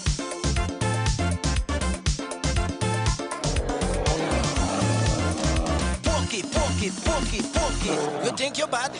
Got the tranquilizer up on him, man. Go to sleep, go to sleep.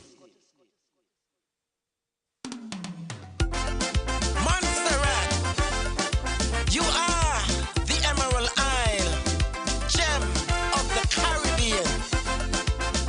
Because you're so beautiful and valuable.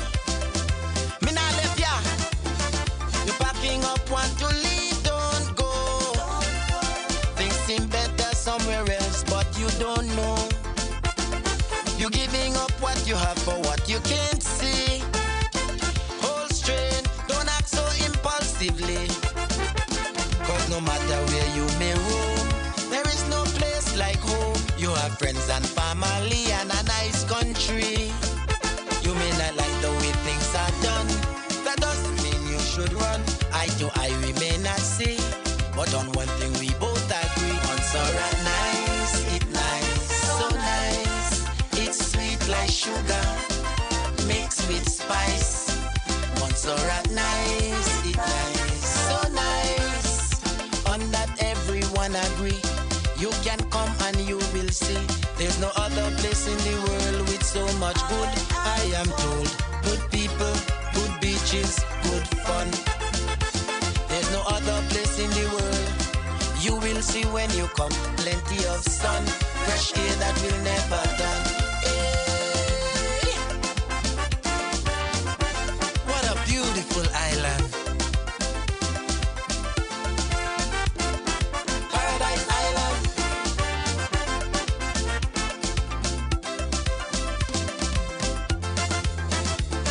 We're small, but with all our iron pound for pound, we match anybody with the little things that make people happy.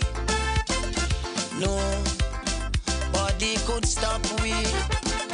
And if you don't believe me and all the others who will agree, come for yourself in your family and you will see a land of real beauty, a land of so much greenery. Spring water run into the sea and we live crime free. Montserrat nice, it nice, so nice. It's sweet like sugar, mixed with spice. Montserrat nice, it nice, so nice. On that everyone agree. You can come and you will see. There's no other place in the world with so much good. I am told, good people, good beaches, good fun. There's no other place in the world. You will see when you come. Good food can done. Hot water second to none. Hey.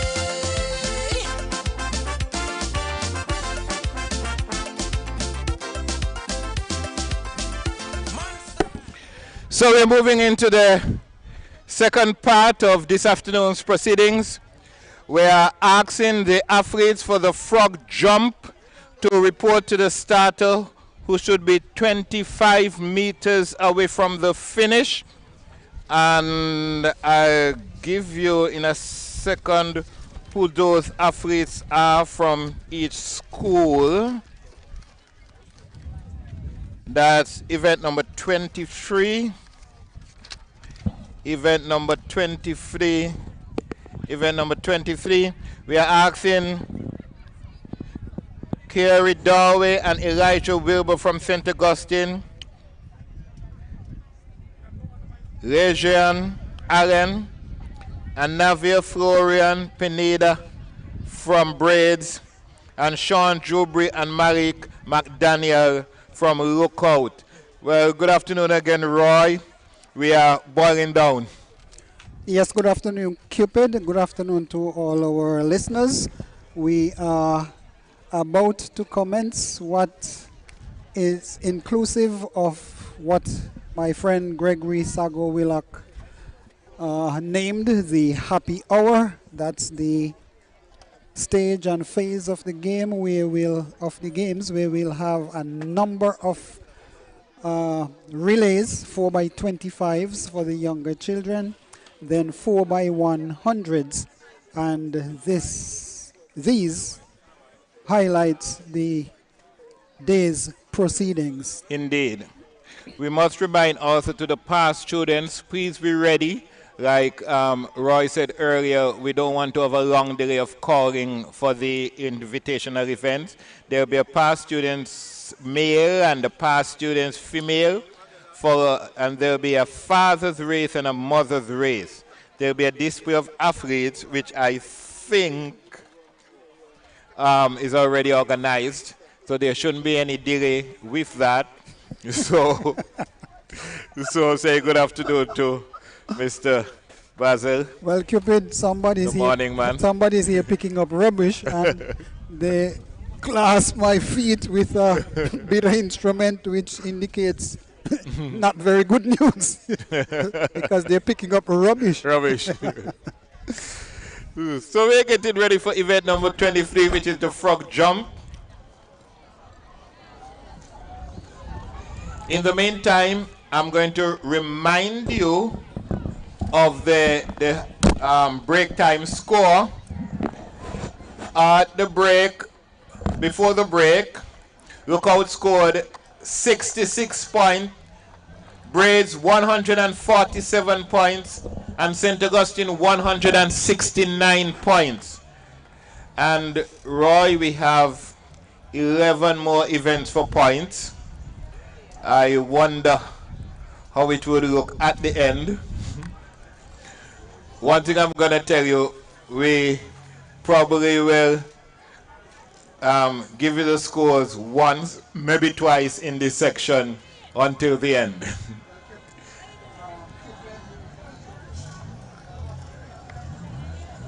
Yeah, Cupid, it seems as though Blues shouldn't lose, and if and when after certain occurrences, I'll tell you the point at which they can't lose. Well, we'll see. So, yeah, we are waiting for event number 23, and the start should be 25 meters away from the finish. So we should see the athletes coming down to the 25-meter start in a minute. In the meantime, we are asking the athletes for the partner race to please stand by, because we want to move this part as quickly as possible. These races take a little bit more time to organize. So the frog jumpers are coming to their start. All right, hold up. I'm going over your head. Watch. Over.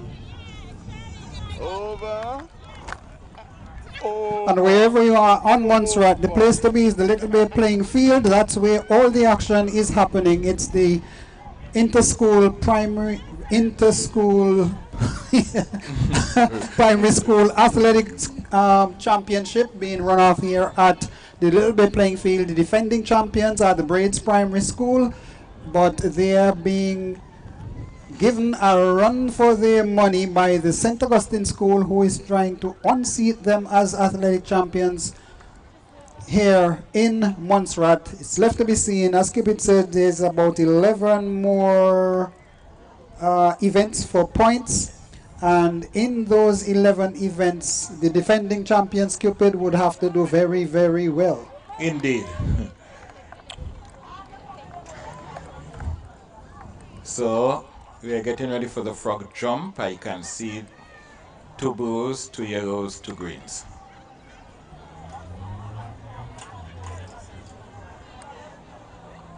Following that will be the partner race, which will be 2 5 to 6 year old girls holding hands and running.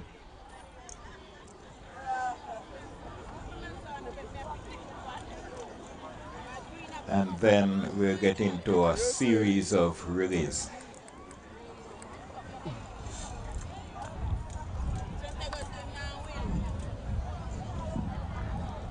Don't talk with your mouth full.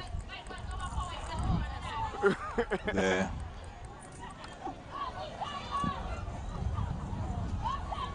officials are now taking up their positions.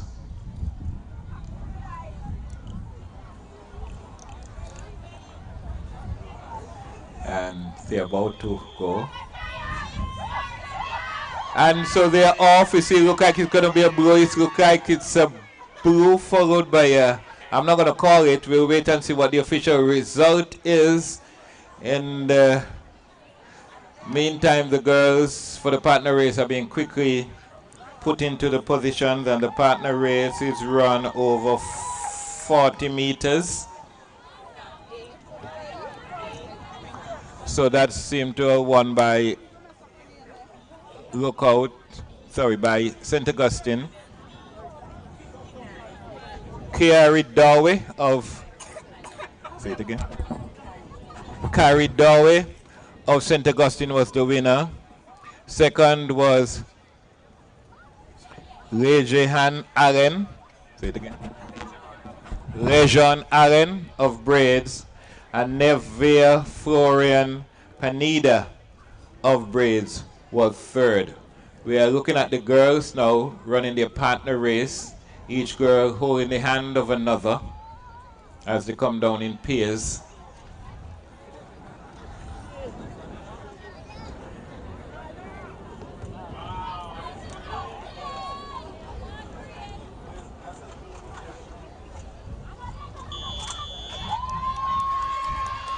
And so they are off. It's green, it look like. It looks like it's going to be green followed by blue. Then I'm not going to call the third because I'm not sure it's a photo finish there.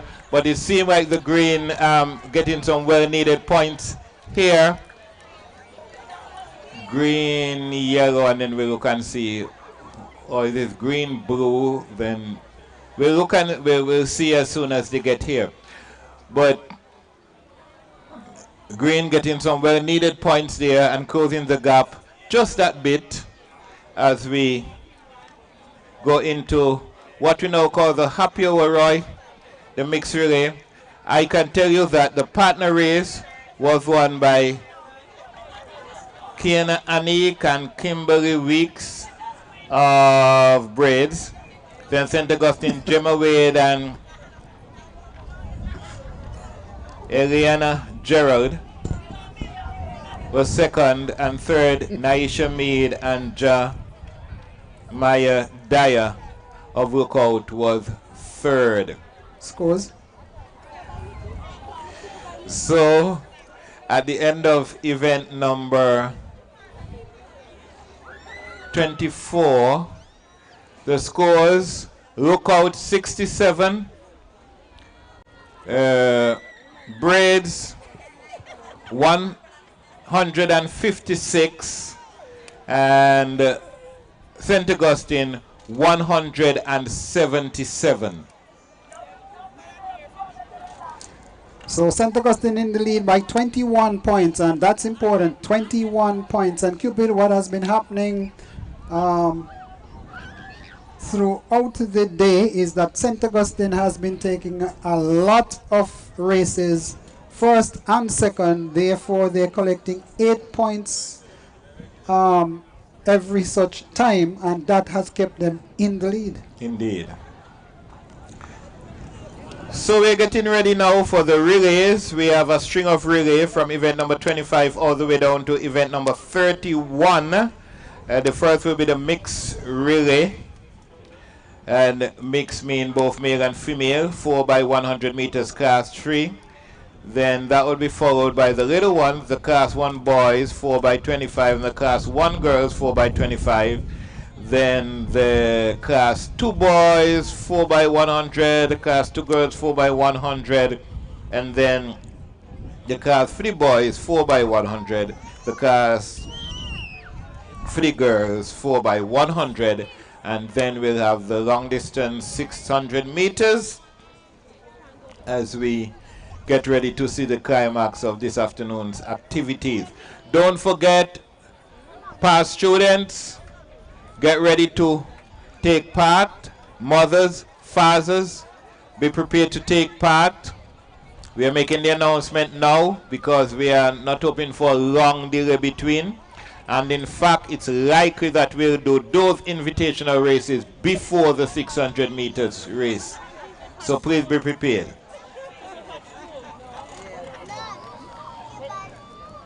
So the athletes are getting into position for the first of the events in what we call the happy hour, the relays.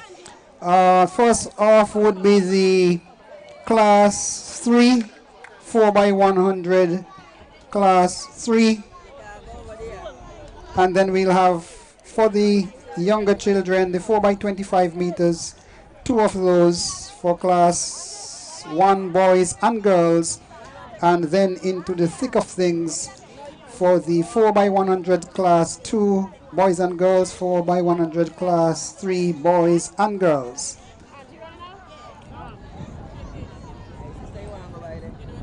So quite a hub around the ground. Good to see Cupid, all of those monstrations who have come back for, be it St. Patrick's or whatever the occasion they have come. It is so good to see so very many of them. Indeed, and in the mornings you look at a full capacity ferry. I think yesterday morning 200 went out, 100 plus went out the morning before, and I know there's quite a number who will be going out tomorrow morning as well.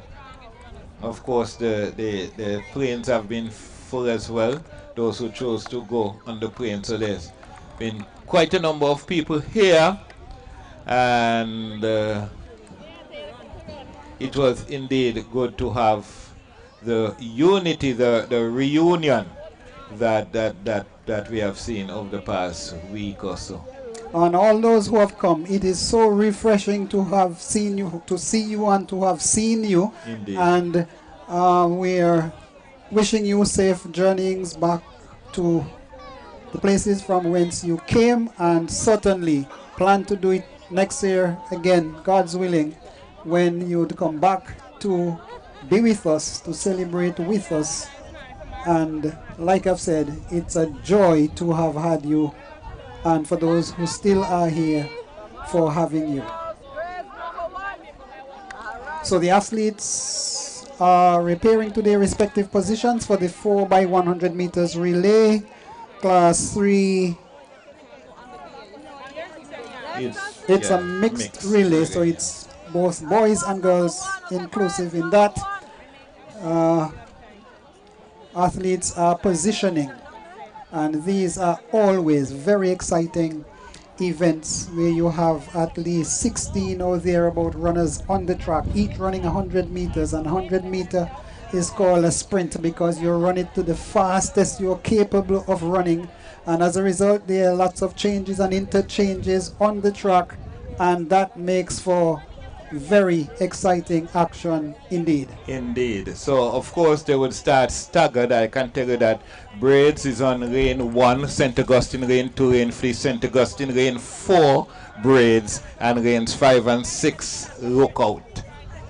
And tell you how we'll do it. Cupid, you will start the first leg, first 100 meters, and at the changeover point, the first changeover point, I'll take it over, and vice versa until we finish the There is white flag, and we see them coming up. Yellow is on the outer side, so they would look in front, but we wouldn't know till later. Then it's green, then it's blue and green again. But the handover is first, seem to be so close, I don't know right. Well, the handover is complete, and they're on the track on the eastern side of it. They're sprinting hard and fast, energetically towards the handover point. Yellow looks to be in front. That's Lookout. Changes over just about now, and it's Lookout in the lead, in fact, followed by green, followed by yellow. They're coming around the corner on the northeastern side of the track, heading down towards the final changeover and onto the final lap. Here they come. They might get carried away there. In fact, it looks like it's going to be green, and green looking good. And then it seems like it's going to be yellow, but green well ahead. Then it's going to be yellow, and it seems like it's going to be green again. They're pushing, they're pushing, they're pushing. And in fact, it seems like it's green, yellow, green. And, well, for those of us who like a close finish, we noting that St. Augustine did not get into that one. And, of course, Braids and Lookout getting some well-needed points as we wait for the official results. This youngster Cupid from Braid School, he is a fine athlete in the making. He has run several races before, and in this race he looks just as fast as he was in the first one he ran. Indeed, and it's interesting, Braids was able to get 2 places in that, and I noted that there were 2 boys who were coming first and second, and they were not in the same team. So the way Braids set up their team, their team is interesting. Usually you make sure that you get your fastest runners together, but somehow they took the chance and ensured that they got points from more than one team. And Cupid, those athletes from Braids have done their part in closing the gap. They are the defending champions and they're defending stoutly, but St. Augustine is looking impressive. Well, they have looked impressive throughout the day, and it's going to be a tight battle now to see who gathers or garners in the most points for the championship. Right, so we're going to Class 1 boys 4 by 25 meters. In the meantime, I can tell you officially that Braid School won that race. Second was Lookout, and Braid School was third. So we are going into the 4 by 25 meters Class 1. Those are the younger children, Cupid? Yeah, those are the younger children, 4 by 25. And they'll be running 4 by 25, that's 100 meters. So they'll be using up the 100 meter stretch coming down. And the place to be has to be the Lookout, not the Lookout, but the Little Bay playing field, nestled in this northwestern corner of Montserrat. That's where all of the action is. So come on down and be part of the action.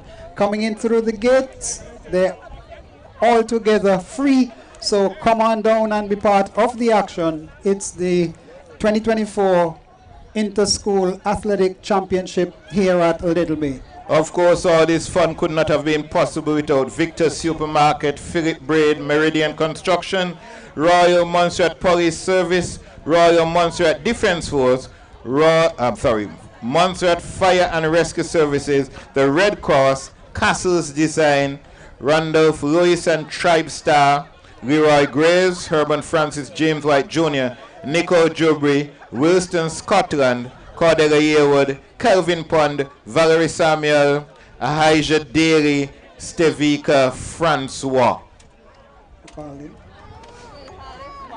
So I continue Kenton Weeks, Ralston White, Julius Fergus, Glenroy Foster, and I think he was assisted today by Cangre, was the commander of the march past. Billy Darrow, all the field staff, Darren Sweeney, the school bus drivers and conductresses, the Ministry of Education staff and pupils of all 3 primary schools, Auntie Marilyn Skating Services, Kathleen Bazi, Charmin Wade, Cheryl Allen, Deepan Alfaith Kitchen, Odessa Irish, Tox Trucking, Calvin Lewis, Norman Castle, Adre Fenton, of course, Live Islands events. So thanks to all of these persons and establishments, businesses who have contributed so far. And Cupid, it simply goes to show that when all of us pool our motions into one direction, indeed, that we can accomplish whatever it is that we want to accomplish. This and the other sporting activities, inter-house school sporting activities we have had, have all been successful up to this point because of the numbers of persons who have contributed and ensured that we achieved the goals that we set out to achieve. Indeed. So we await the 4x25 meters class 1 boys, followed by the 4x25 meters class 1 girls.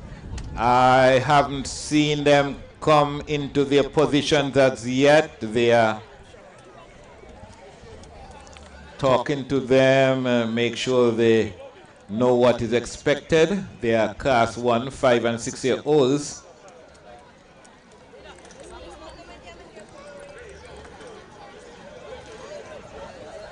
And Cupid, maybe they should be assembled closer here than all the way down that end.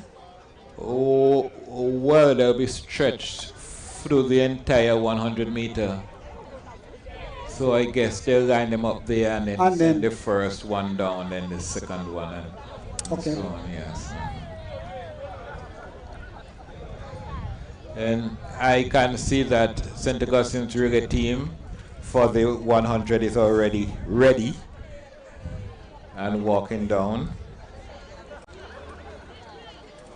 Can see there is a German waiting, the president of the PTA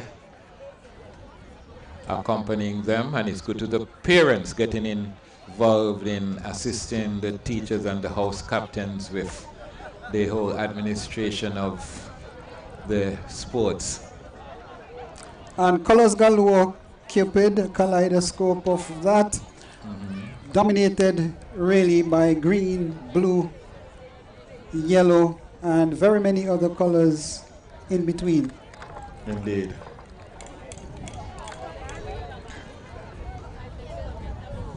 And it's indeed good to see that the parents and the members of the public, coming out, supporting, and of course those who are affiliated, whether by family or past student or what, to the different houses that they are wearing and supporting the colors.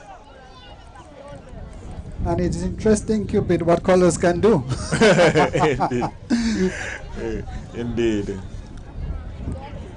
So we still await the 4x25 meter girls and boys races, followed by the 4x100s for classes 2 and 3.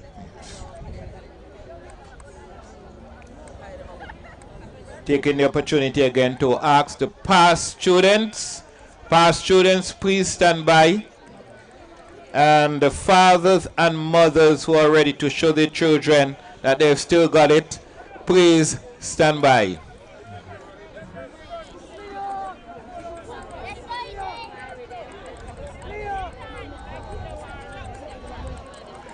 So it's the younger ones, 4x100 meters, class 1. Then the intermediates, and then the senior ones.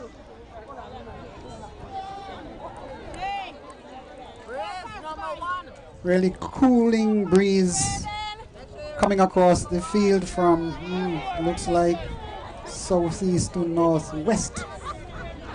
Okay. So each school, is good to see, is fielding 2 teams. I can see 2 greens, 2 blues, and 2 yellows.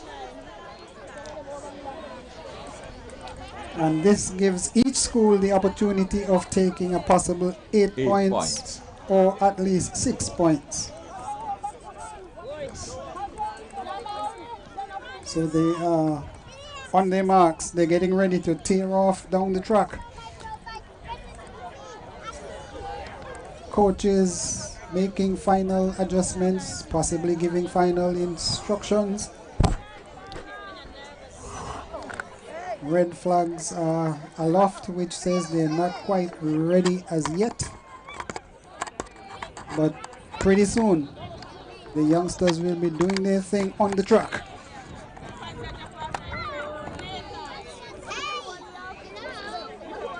I'm seeing white flags aloft, so any moment now, the young athletes who are raring and ready to go will be given instructions to do so. And I'll tell you how it plays out on the track. They are off and running, in fact. They're sprinting and sprinting hard. Their little legs pumping like pistons on the ground. Here they come. Here they come. Who's in front? Who's not? Can't. I can tell you it looks like St. Augustine in number 1. Birds in number 2. Change over. And here comes St. Augustine in blue. Large and in charge. Across the finish line. First is St. Augustine 1. Birds number 2. Cupid, you'll have to tell me who's number 3. Look like it's lookout both 3 and 4. So it would be lookout anyway. So St. Augustine taking 5 points, Braids taking 3, Lookout taking 1 point to add to their tally. Right, so St. Augustine taking that relay as we wait for the girls.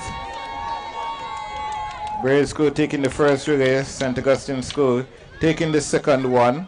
We move on to the third one, which will be 4 by 25 meters class 1 girls. And of course,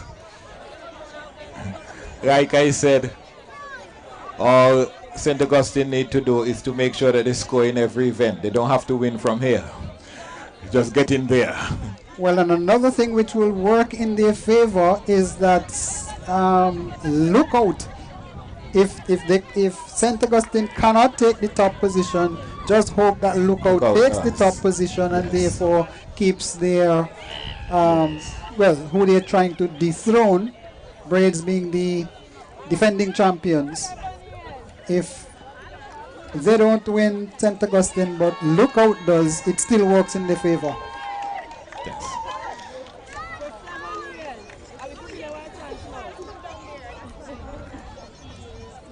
And I think, Roy, I'm going to close off the calling of the scores here. Okay. Until until the end. Right. So we're getting ready for event number 27, class 1 girls 4 by 25 meters.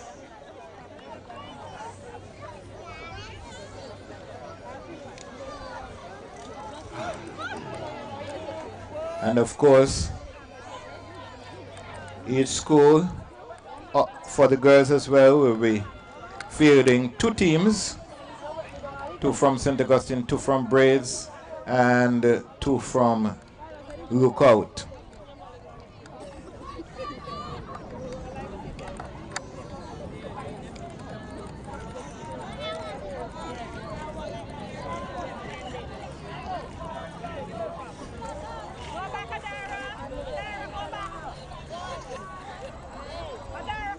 In the meantime,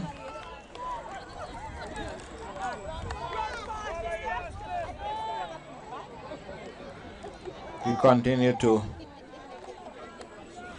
recognize the sponsors, and for those of you who are watching the broadcast, I can tell you that that part of this afternoon proceedings have a set of sponsors.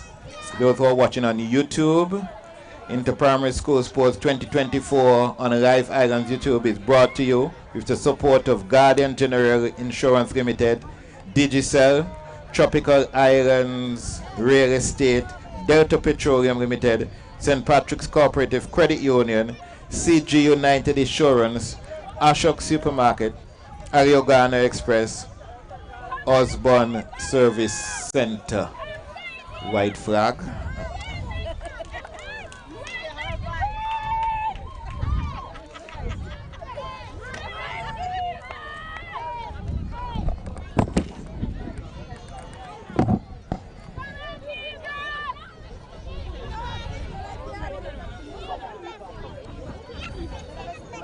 So the athletes are in position, flags are raised, white ones, and soon we'll be entertained by the athletes.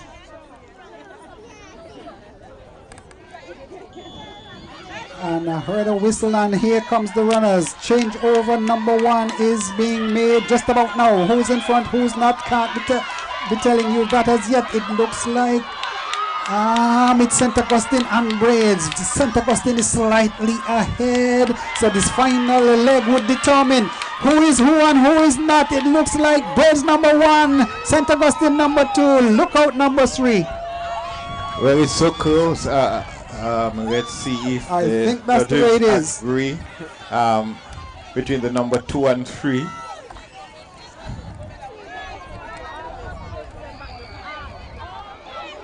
So in fact, it is Lookout number 1, Braids number 2, and St. Augustine in number 3, Cupid. Okay. I thought so. I thought we weren't looking at the Lookout. So in first place was Lookout, Braids in second place, and St. Augustine in third place. And like I said, I'm not going to give you the points, but it's getting very interesting. So we move on now to event number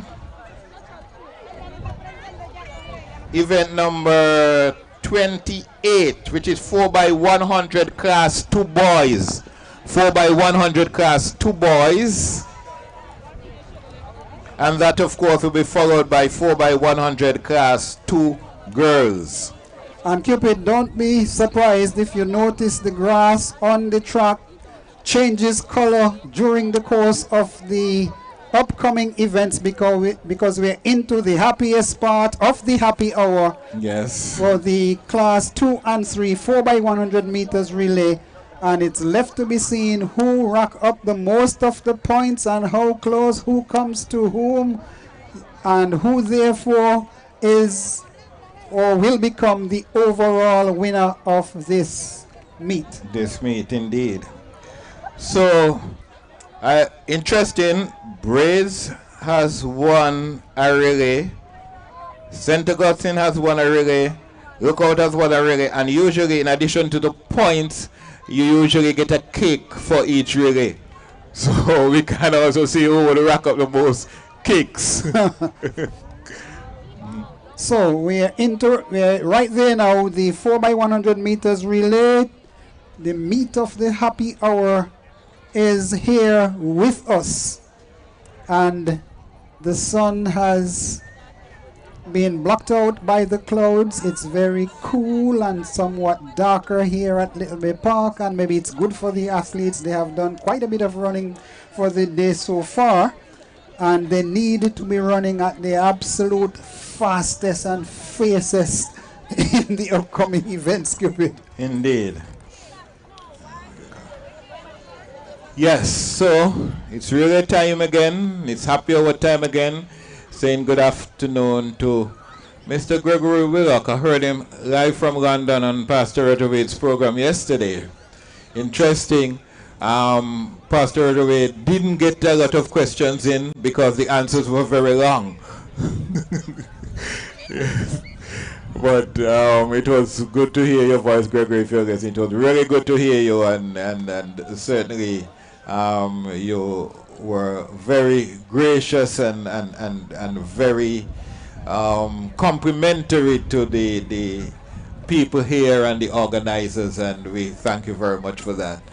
And the happy hour, Cupid, isn't as happy when you don't have the services of Gregory Sago Willock and Eugene Skerritt. They are some of the most exciting commentators we have produced, but we have to do our thing without them. Well, indeed. So the athletes are going into their position. It's 4x100 meters. So it's like once around plus the final 100-meter stretch, as it's a 300-meter track. So once around plus the final 100-meter stretch. And we can see the boys coming down. They are walking pretty businesslike, as if they're all about to win. And sometimes, Cupid, even by their walk, you know, the students who are confident that they're going to trample everything and everybody beside them or in front of them and take the winners' spots. But it's left to be seen. Plenty of energy, power, speed would be displayed in the next few moments. Indeed.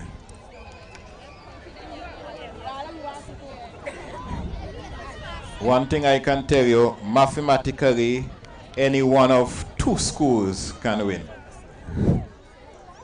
It all depends on what happens in each event out there on the track. Athletes still getting into position. They are about in their positions now, almost now. And each runner from each team would have to complete 100 meters. It's a sprint, meaning that it's an event where you run your absolute fastest, leaving nothing out there, Cupid. Indeed. They're off and running, in fact. Cupid, go ahead. So it's Blue in the outer lane, so appears to be in front, but we'll see who change over first. In fact, it would be Green, it seems, and there's a Blue, then there's a Green. Well, they're eating up ground on the eastern side of the park just about now. And look at them go across the track. Green is in the lead, followed by Blue, followed by Green. Another Green has overtaken the Blue and Cupid. And the Green takes over now, and they're coming around the track. It seems like it's Green and Green, but we still have one bit of stagger to make up. But it seems like it's going to be Green and Green as they now hand over to the final stretch. Green passes and Green passes again. And here they come, it's Green, lean athletic machine, sprinting away, Blue trying to catch up, but I don't think he has enough in his tank. It's Green, lean machine, number 1, St. Augustine number 2, Green, number 3, Cupid. That was an excellent competitive race indeed. It was an excellent race indeed, and all about teamwork here. And certainly that Green team, that first Green team, looking really well. The finisher looking really well. He got the baton first. In fact, Green got the baton first after the 3rd lap and took it straight into the 4th lap. Yeah, and that runner from Blue House, Cupid, he's ran amazing. all he could, gave it everything he had, trying to close the gap and take over. But Green said, some other day, not today. Right. So we can officially tell you now that the Blue House team, the Green House, the Green school, Braid School won that race. 2nd was St. Augustine, and 3rd again was Braids. Interesting. Very competitive athletic action it was, and these youngsters are so filled with energy, Cupid. They're still racing back to their respective tents on the eastern side of the park. We'll await the girls' version. Indeed. So, class 2 girls, 4x100 meters. It's 4x100 meter relay. Hot action here at Little Bit Park. One team trying to overthrow the other. The defending champions defending as stoutly as they are capable, but it's left to be seen who will be athletic champion for 2024, whether it will be Braid School successfully defending their championship or they're being overthrown by the St. Augustine School, who has performed very outstandingly across this meet. It's left to be seen, Cupid. It's left to be seen. So we're waiting for event number 29. Just reminding you that there are 33 events. And we are at 29. And we're at 29. But a lot of things would have to happen. That we'll see. So athletes are repairing toward their respective starting points for the girls. 4x100 meter relay, and I can tell you that it's all happening at Little Bay Playing Field. So wherever you are, put aside whatever you're doing, except it is important to life and survival of someone somewhere, and come on down here to Little Bay Park. That's where all of the action is. You just walk right through the gate. It's absolutely free. Seem like I'm seeing one green. Is it that Braid Score is entering one team in this? That certainly puts them at a disadvantage, Cupid. Indeed, I don't think that's smart at all. Whoever you have, send another team. Yep. You never know, someone can drop the baton, all kind of thing can happen. Send another team. At this point, you need every point. In fact, event number 29, they do have 2 teams registered. I'm not sure what is happening, but they do have 2 teams registered here. So who's going to be the victors? Who's going to be the vanquished? It's left to be seen out there on the track here at Little Bay Park. 2024 Inter-Primary School Athletics Championship, and come the 27th, I think that's next week, Wednesday, it will be the Montauk Secondary School Inter-House Athletic Championship. Same venue, Little Bay Playing Field.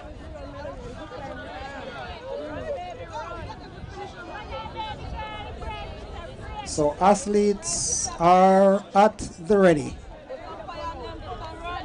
awaiting final instructions and the blow of the whistle, which does not work as well as the shot of the gun, but it is what it is.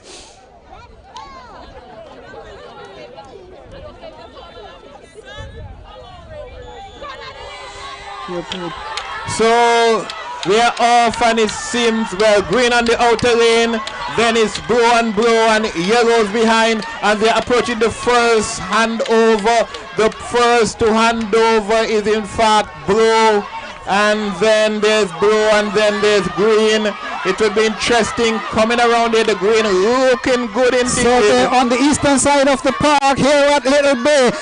Blue is in number 1, green is in number 2, blue is in number 3, a long way ahead of yellow. Changes over just about now. Blue getting a clean change over there and going away. Seems like he's going to be blue on blue, but the green is holding up that second blue. The first blue is well ahead at the moment as they approach the final handover, and hands over now. And here they come, large and in charge is Blue House at this point in time, followed by another Blue House. Blue is about 40 meters ahead, and Blues could never lose. This particular event is blue number 1, blue number 2, and yellow number 3. That's the tell of the tape for you and me. Very excellently done, Blue House. Indeed, and certainly Blue coming out and doing well, getting first and second there, and in fact Braid School, I think Blue would benefit most that Braid School did not score in that particular race. And Blue came out to trample, and Blue certainly trampled them on the track. The athletes from Blue House in that event, Cupid, they led from get-go every lap around the track and stretched it out by about 40 meters coming into the finish, Cupid. They were very excellent and exceptional athletes in that particular event. That first Blue team, they handed over first and they kept it all the way. Green looked good for a while, but I think they fumbled with the baton on the very last handover and end up with nothing. And you can't afford to fumble when you have one athlete and the others have 2. And yes. They paid the price, but Cupid, fumble or no fumble, every leg of that lap of the park, Blue House led first lap, first leg, second leg, third leg, and on last lap, Cupid, they were completely in charge, and Blues just simply couldn't lose. Just couldn't lose. So we're getting ready now for the relays for the older children, class 3 boys, class 3 girls, in fact. Sorry, class 3 boys followed by the girls, 4 by 100 meters. In the meantime, we're asking the past students, male and female, to stand by, and we are asking the parents to show that they can run their feet as good as they can run other parts of the body. Their mouth.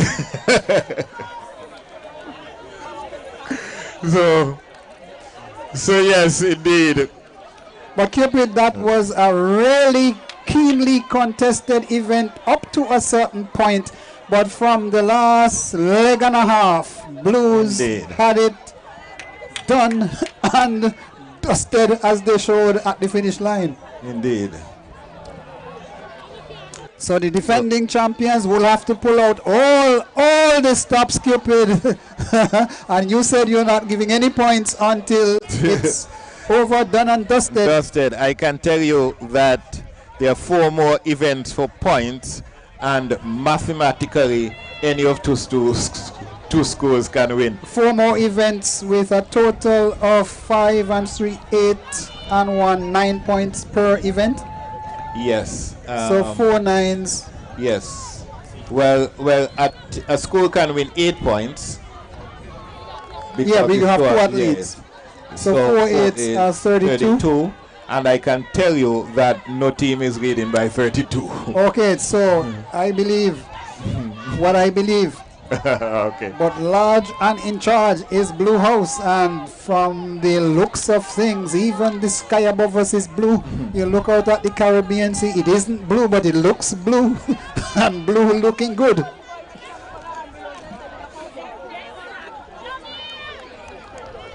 So athletes are walking towards their positions and looking pretty businesslike in the process. Who will be the victors? Who will be the vanquished? Who will be the conquerors? Who will be the losers? Can't tell you. They will tell us with their feet out there on the track. But I know who looks good in terms of point standing. So,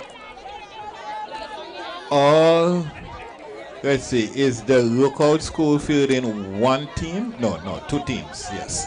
So all 3 schools fielding 2 teams. St. Augustine in lane 1, Braids in lane 2, Lookout in lane 3, Lookout in lane 4, St. Augustine in lane 5, and Braids in lane 6. So I see white flags going up in the air, so we are about to be treated to another thrilling, exciting, scintillating, amazing bit of run from the various athletes, and who will turn out to be the top gun, so to speak. And so they are off. In fact, we see Braids coming, we see St. Augustine coming, we see Lookout coming, we see Lookout coming, and they are reaching the handover point now. And I can see Braids hand over first, then it's... So Green has handed over first and has stretched out somewhat of a lead. We can't tell you how much it is at this point. Yes, I can tell you it's about 40 meters lead. The Green lead athletic machine changes over and now. Change over now. Green still looking good, still well ahead and increasing their lead as we approach the final bend just before we get into the last 100-meter stretch. We see it's green, then it's yellow, then it's blue, then it's another green. And the handover is made, and we're on to last lap. And here comes the Green lead athletic machine, sprinting away 40 meters ahead of the entire pack across the finish line. Green number 1. What? Is it yellow number 2 or blue number 2? King Cupid, I don't know, so I won't say. Seems like it's going to be blue, but we'll see. But that yellow, he really ran. I can tell you, he really closed in there on the blue.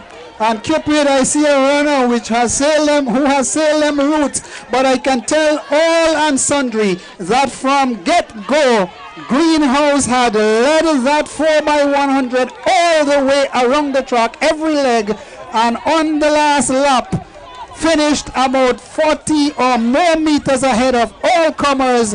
Green, very impressive indeed. Right.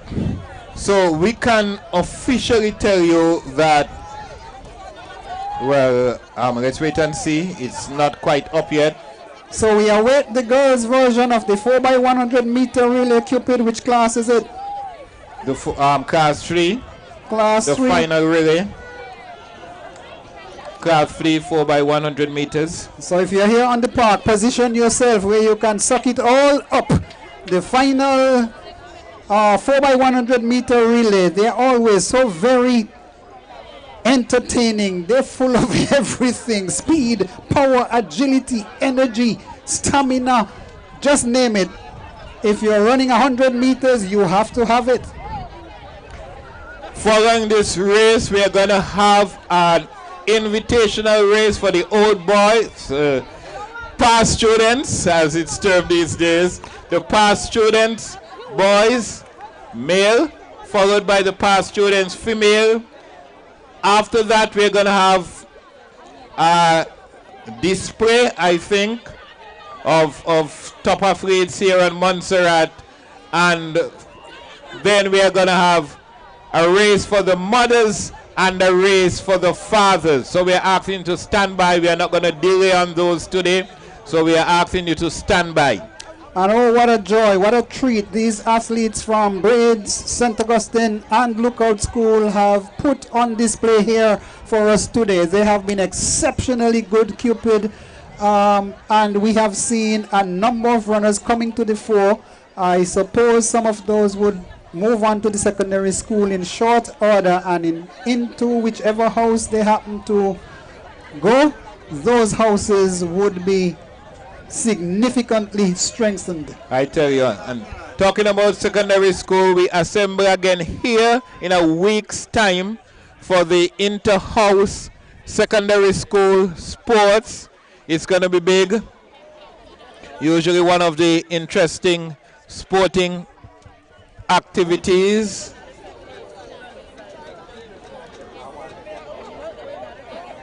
One of the main sporting activities.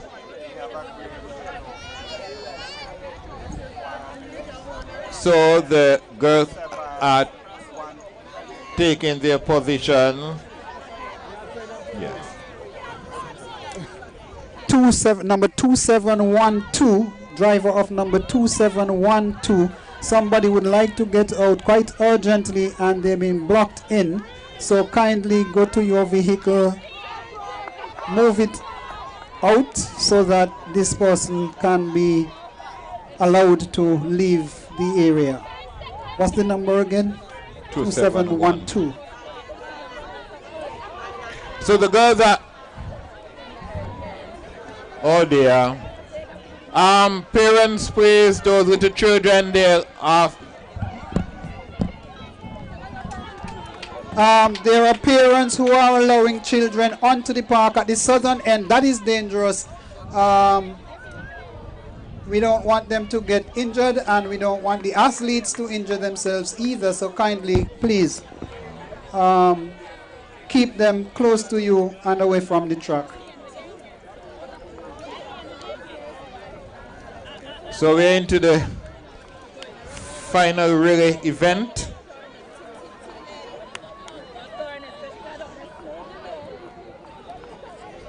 And so the grand finale of the happy hour, the girls, Cupid, they're off. And so they are off. And the outer lane is yellow and the next lane is blue. And as I look to see who reaches the handover first, it seems like it's green. The handovers are made, and they're made very close indeed. St. Augustine looks impressive on the eastern side of the park, followed by Lookout, followed closely by Braids. It's left to be seen what is what, who's who will be victor, who will be vanquished. Changeover, Cupid. Further changeover, and it's yellow looking out in front, but they'll have to make the bend so that we see what is happening. Blue coming up closely, green coming up closely in the inner lane, and they're handing over now to the final stretch. And the final handover is made. I'll tell you who's who in a bit. They're running hard, they're running fast, they're sprinting, arms waving, feet pumping. It's Lookout, not Lookout, but Birds in number 1. Lookout has overtaken and is number 1. Birds number 2. St. Augustine number 3. That's the tell of the tape for you and me. Very well done, Lookout School, Cupid. It's wonderful to see Lookout, you know, getting that relay and running so seriously. I think they got that relay team right and winning that kick. So seems like it's going to be Lookout, then Braids, then St. Augustine. As we wind it down, there are 2 more races for points, the 600 meters, but I think we're going to give them a minute to catch themselves, as it probably would include the same athletes. And we are asking the past students to please report to the starter. Let me see if they have what distance. They don't have the distance, but I think it's somewhere around the 180 meters. We are asking you to, as quickly as possible, the past students who would like to take part in this afternoon's activities, please report to the starter as soon as possible. The starter is Ahijah. So, Ken, this is the point where we'll have to give the athletes a breather to catch themselves and to simmer down in terms of regaining their composure after having run hard and fast over the track. So we now would have the invitational races. While these are being run, the athletes running for points for their schools, and 2 schools are in close contention for championship position.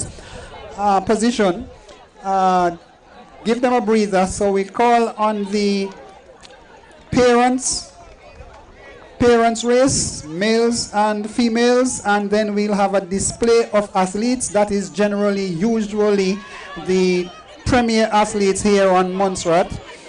And then we'll have the fathers and mothers race. I suspect all of those before we come back to the races for points to give the students a breather. Well, the athletes a breather.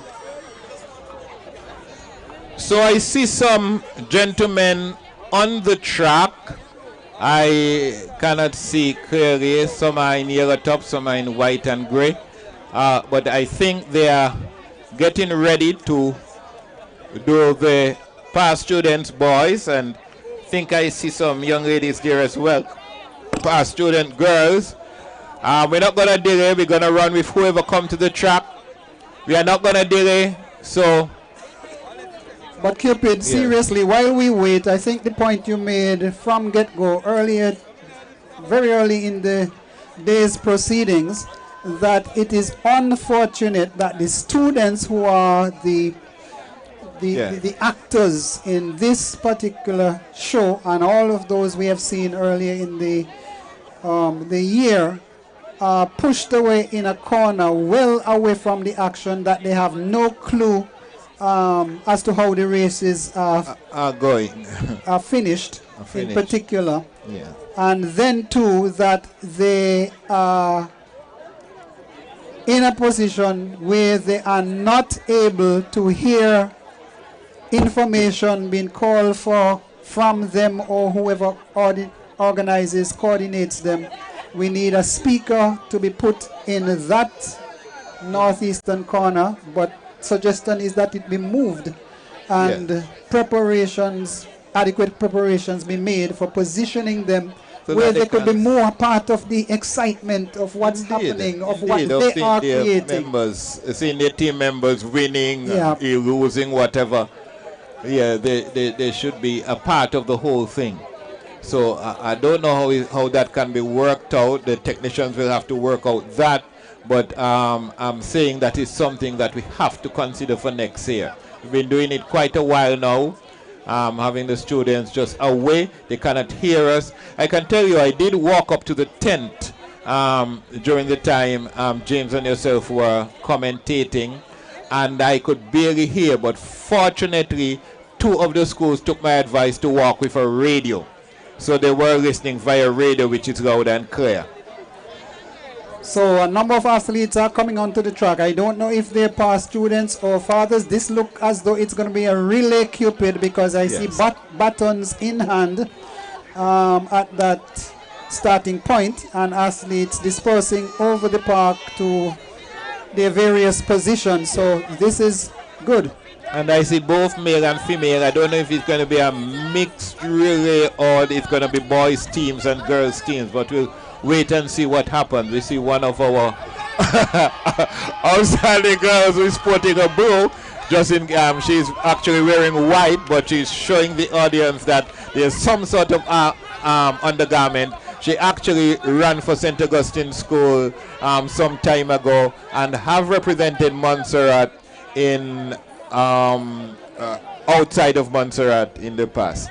And just by the way, the body language, Cupid, of the athletes going into that second first change of a position, it's going to be business, serious business on the track. So they are not color-coded. Well, we just have to call them by the color of the top or the pants or what the shoes, whatever. Or whatever, yes. But there are, I can tell you there are 4 relay teams. There are 1, 2, 3, 4, 5. 1, 2, 3, 4, 5 relay teams. So they're on their marks and they're off, full start. They're eager. They're rearing, they're ready. You ain't gonna beat me today.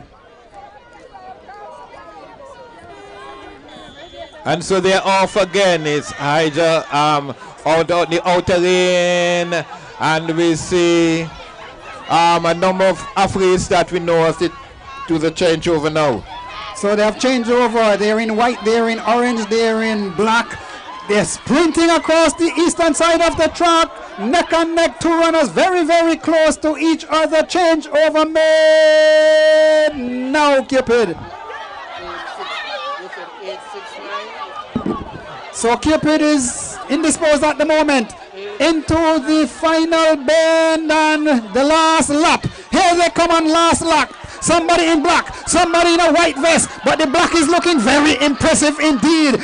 Running hard, running fast through the finish line. I am the champion, I'm number 1. Can't tell you names or whatever. And it's amazing the excitement that is created by the past students race. Just taking a minute to ask the driver of M869, your headlights are on. You have left your lights on. Driver of M869, please go to your vehicle. You have left your light on. I want your vehicle to start when you go there tonight. Well, Cupid, if we could get the winner of that event, and then of him we could get the names of the persons in his team, that would be convenient. That would be good. Okay. The winner of that event, as soon as they come here to the table, we'll see if we can get that. So the winning team.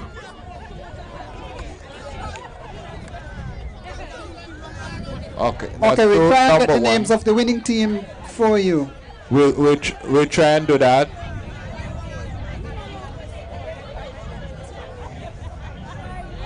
And Cupid, I'm seeing somebody away off to my right. Somebody we used to call Foul.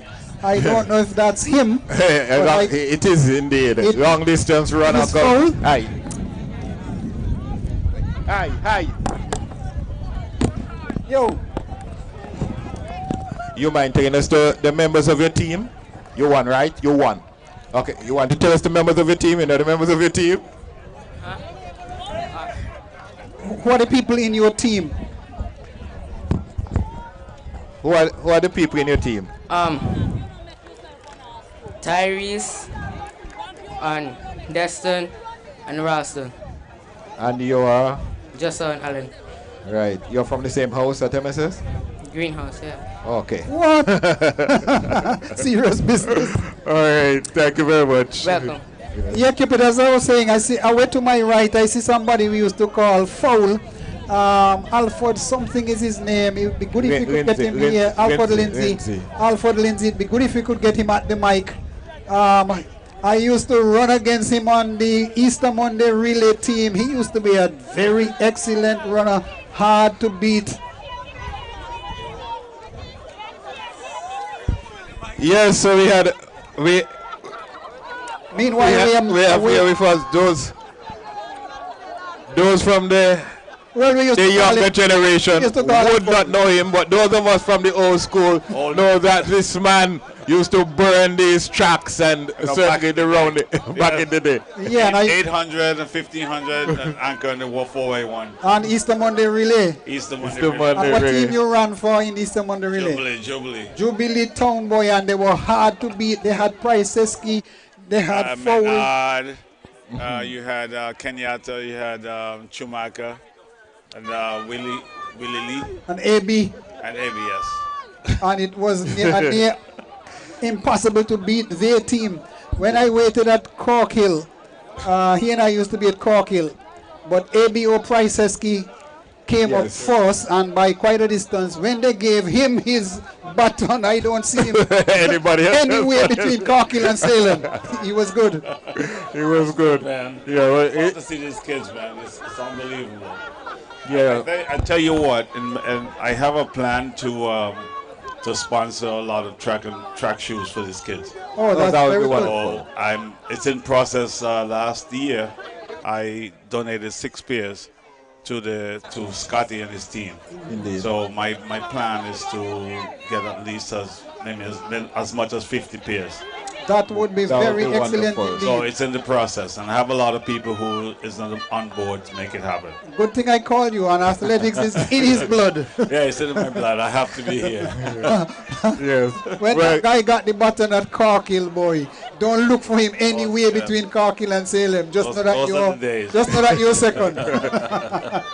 Indeed. It's fun, man. I see a kid was running there with his head is in the air and a tilt. He's awesome. Yep. Okay. Awesome. I don't know his name, but I don't know if he won like maybe 4 races or something like that. Yep. Yeah. Okay. But that's good. Good to see it here. I hope I'll be here next year. Yes. To see something real fantastic going on like this. And if it would be good if you can hear to do the handover of the athletic shows. Even if they have them already, we could officially symbolically hand over. Yes, sure. That would be great. I'm actually planning to come back in July, so hopefully we'll see it happen. Yeah, man. Remember those days, boy. Yes, back in the days. Yes. Right. So it's good having you here. The moms are. I see the moms running the other way. So we wait and see what happens. But we're asking the moms and the dads to please report to the starter. Stay for a minute. Okay. Stay for a minute. We say the moms and the dads. Please report to the starter as quickly as possible as we get back to before we get back to the 600 meters.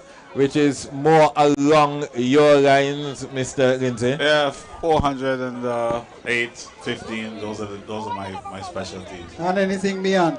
Beyond around the island. And that Cork Hill Salem run, boy, it was a hard one because you start coming downhill. So you have to prepare for going. You run downhill very fast, but when you hit Bellum to start up Happy Hill, you know that the race has just begun. Yeah.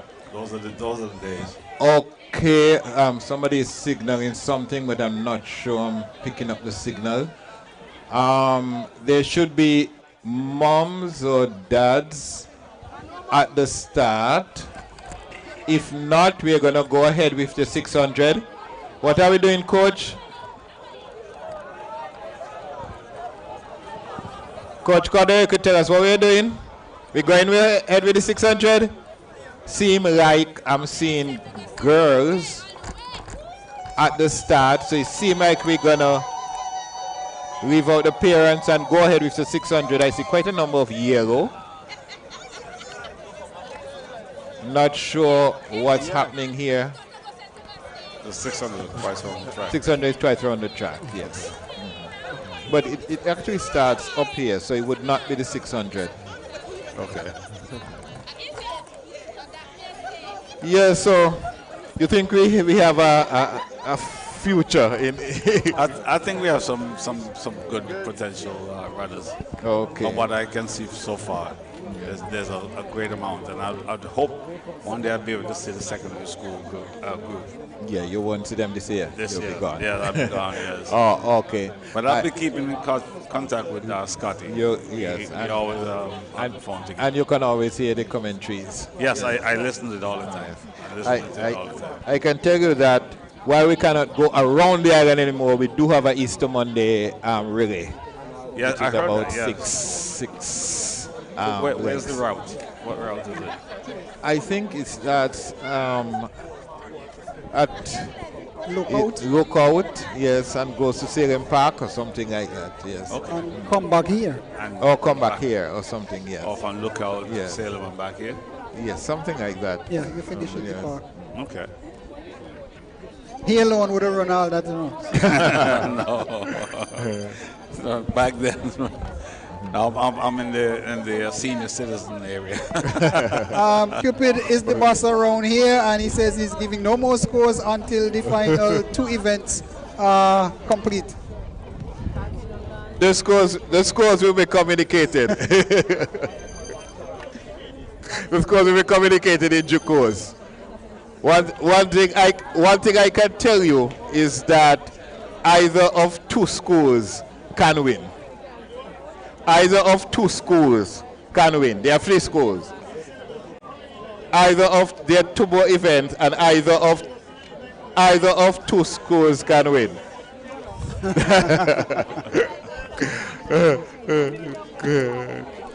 So we await the next event, and please get that organized and going so that we could come to the end of this meet and have the champions announced and crowned.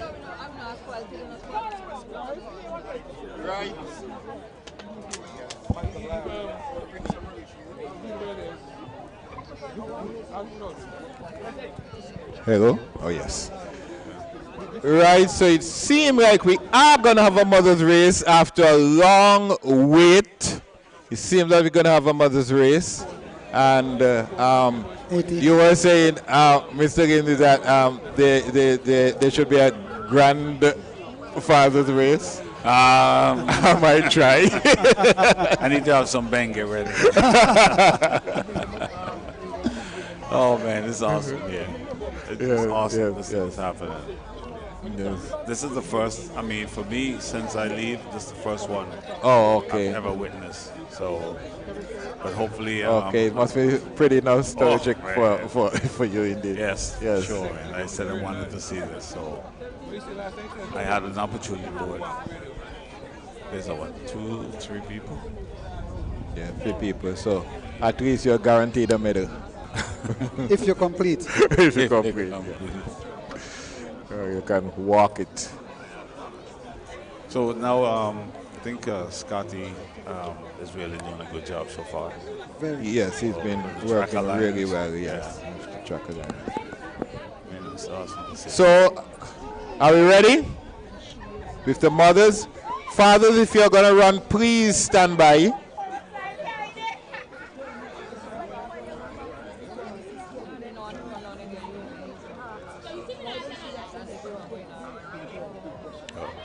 Oh, there's a 4th lady and in fact a 5th wearing a yellow top.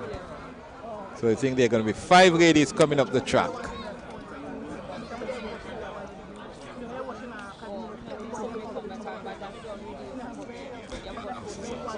Yes, see why they're getting ready now.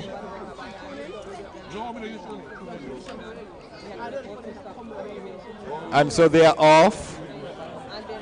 Seem like someone in green is leading, or is it in yellow? In fact, that lady has won several times. The ladies are really laboring coming up the hill, but it's good that it's so lot of fun.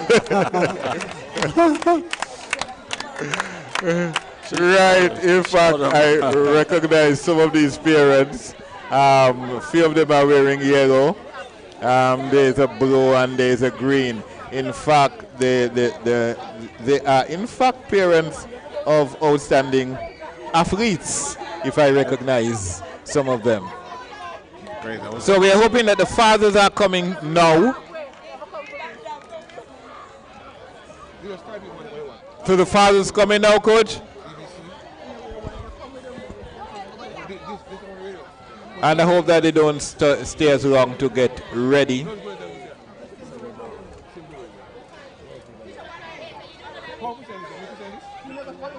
I hope that they don't stay as long to get ready. In the meantime, we continue to give thanks. Let's say thanks to Victor's Supermarket, Meridian Construction, Royal Montserrat Police Service, Royal Montserrat Defense Force, Montserrat Fire and Rescue Services, the Montserrat Red Cross, Castles Designs, Randolph Lewis and the Tribe Star, Leroy Graves, Herman Francis, James White Jr., Nico Jubri, Wilston Scotland. We say thank you to all these people for their contribution. Of course, we say thank you to you, the spectators who come out. You give the energy, the fire, and the encouragement to the students. And we say thank you as well. So, while we're waiting, I'd like to send out an invitation to anyone who wants to contribute towards the track shoes. And for my drive is to inbox me on Facebook at R. Lindsay and make a commitment, and we can get it happen. And you're committed to trying to get 50 pairs At least 50 to 60 pairs. 50 to 60 pairs of athletic shoes for our athletes here at Montserrat. And I think it's a very, very good endeavor. And as many persons who can contribute to this, please do so. But they can inbox me on Facebook at R. Lindsay, and we'll make it happen. Or contact Scotty here in Montserrat. Yes, contact Scotty and give it information, and then we'll take it from there. Okay. Good? Good. Right, so we see some fathers. We see our well-known father athletes. In fact, I'm seeing 2. So you're guaranteed at least a silver medal. In the meantime, we are asking the children who are running the 600 meters twice around to please stand by so we get on with it. I'm seeing a 3rd father coming on the track.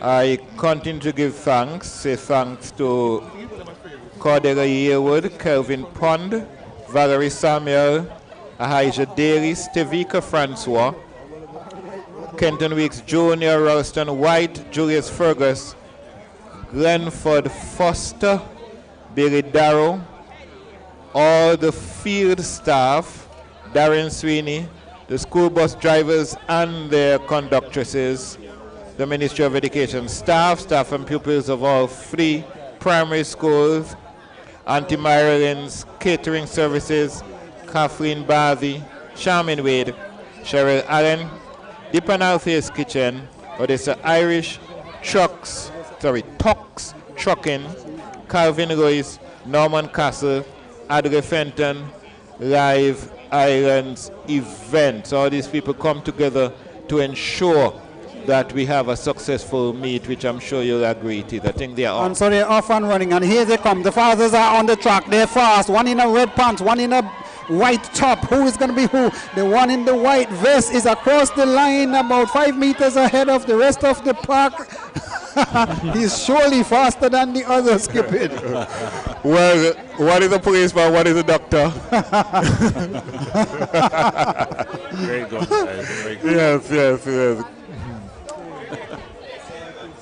Right, so it's good that the fathers can, show the children that they still have something in front of them, and it's exciting as well.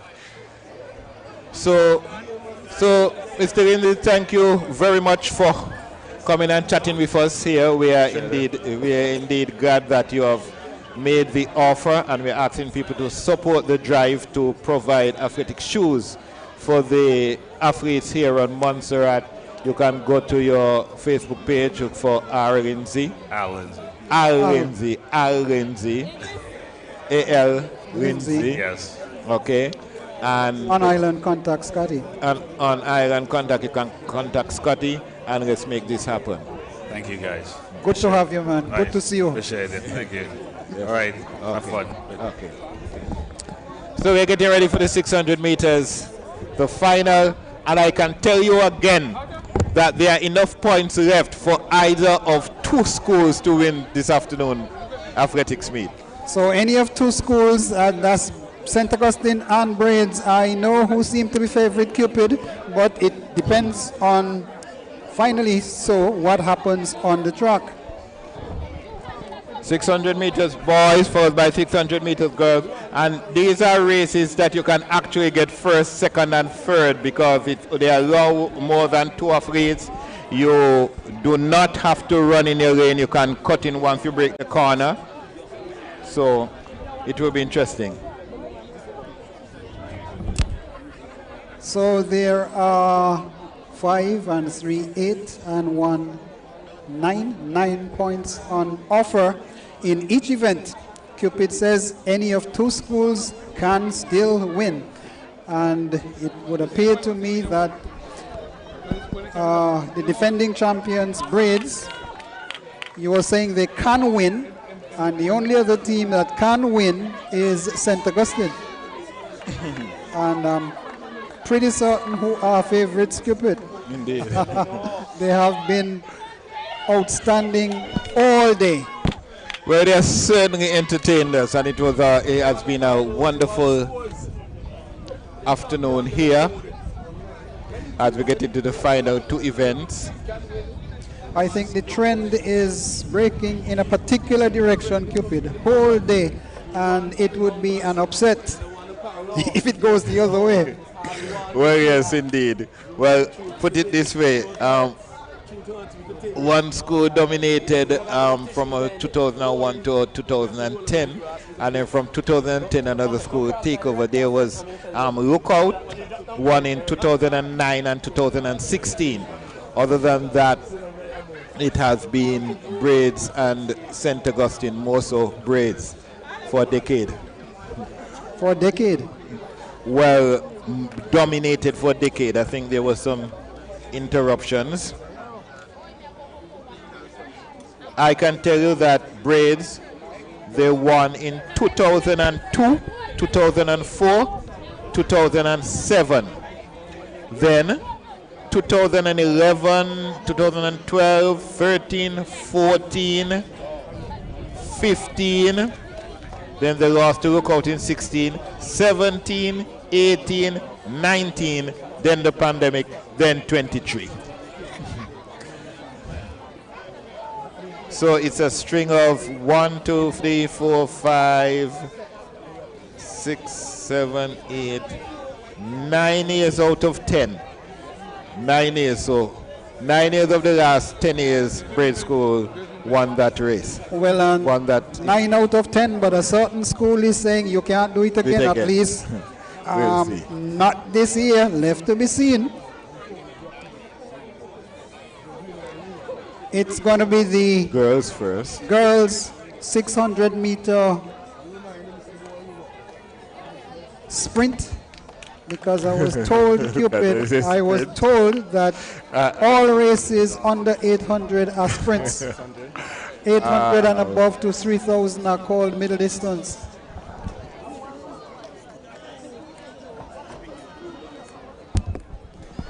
We are asking the driver of M61, M61 to please go to your vehicle. Someone who you are blocking would like to get out. M61, please go to your vehicle.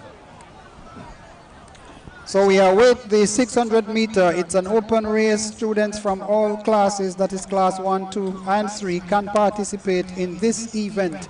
And if you notice, via their colors, each school has several athletes, which, as Cupid says, means that they can take first, second, and third place. That would be a spectacle.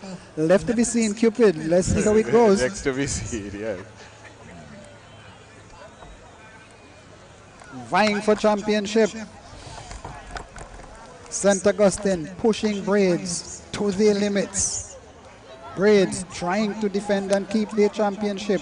They are about to take off, and in fact they're off and running.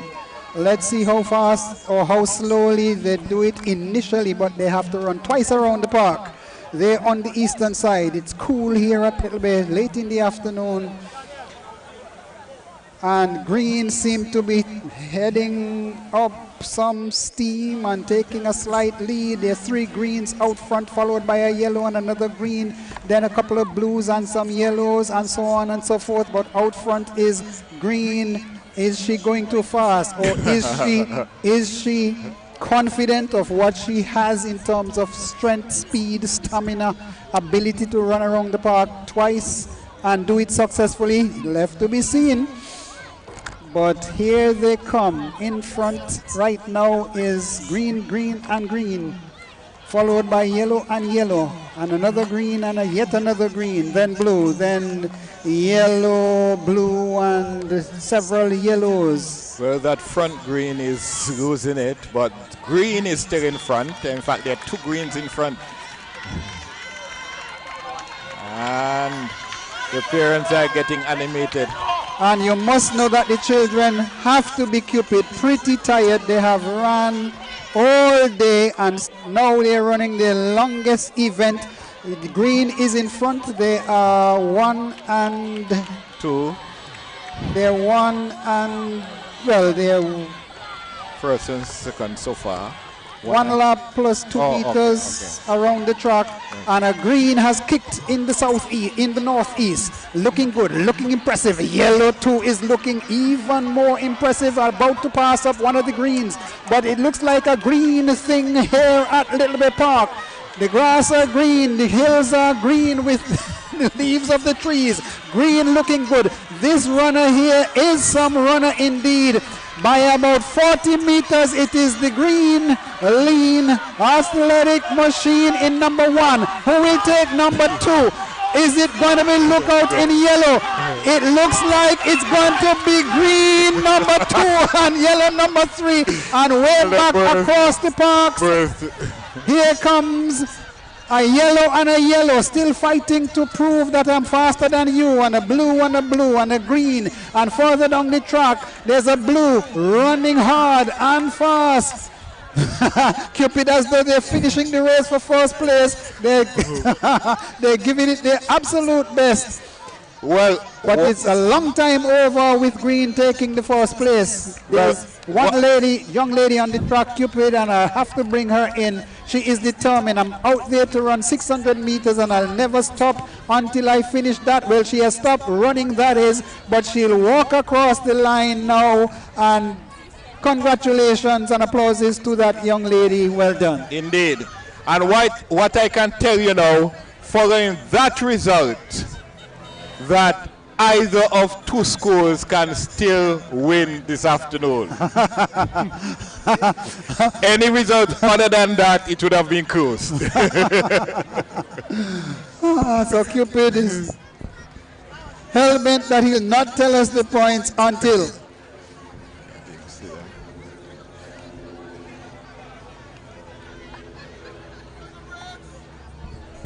so I can tell you either of two schools can still win going into the last event. Well, our final event is at their marks. Cupid is saying that any of 2 schools could win. And there could be a tie. Whoa. Interesting.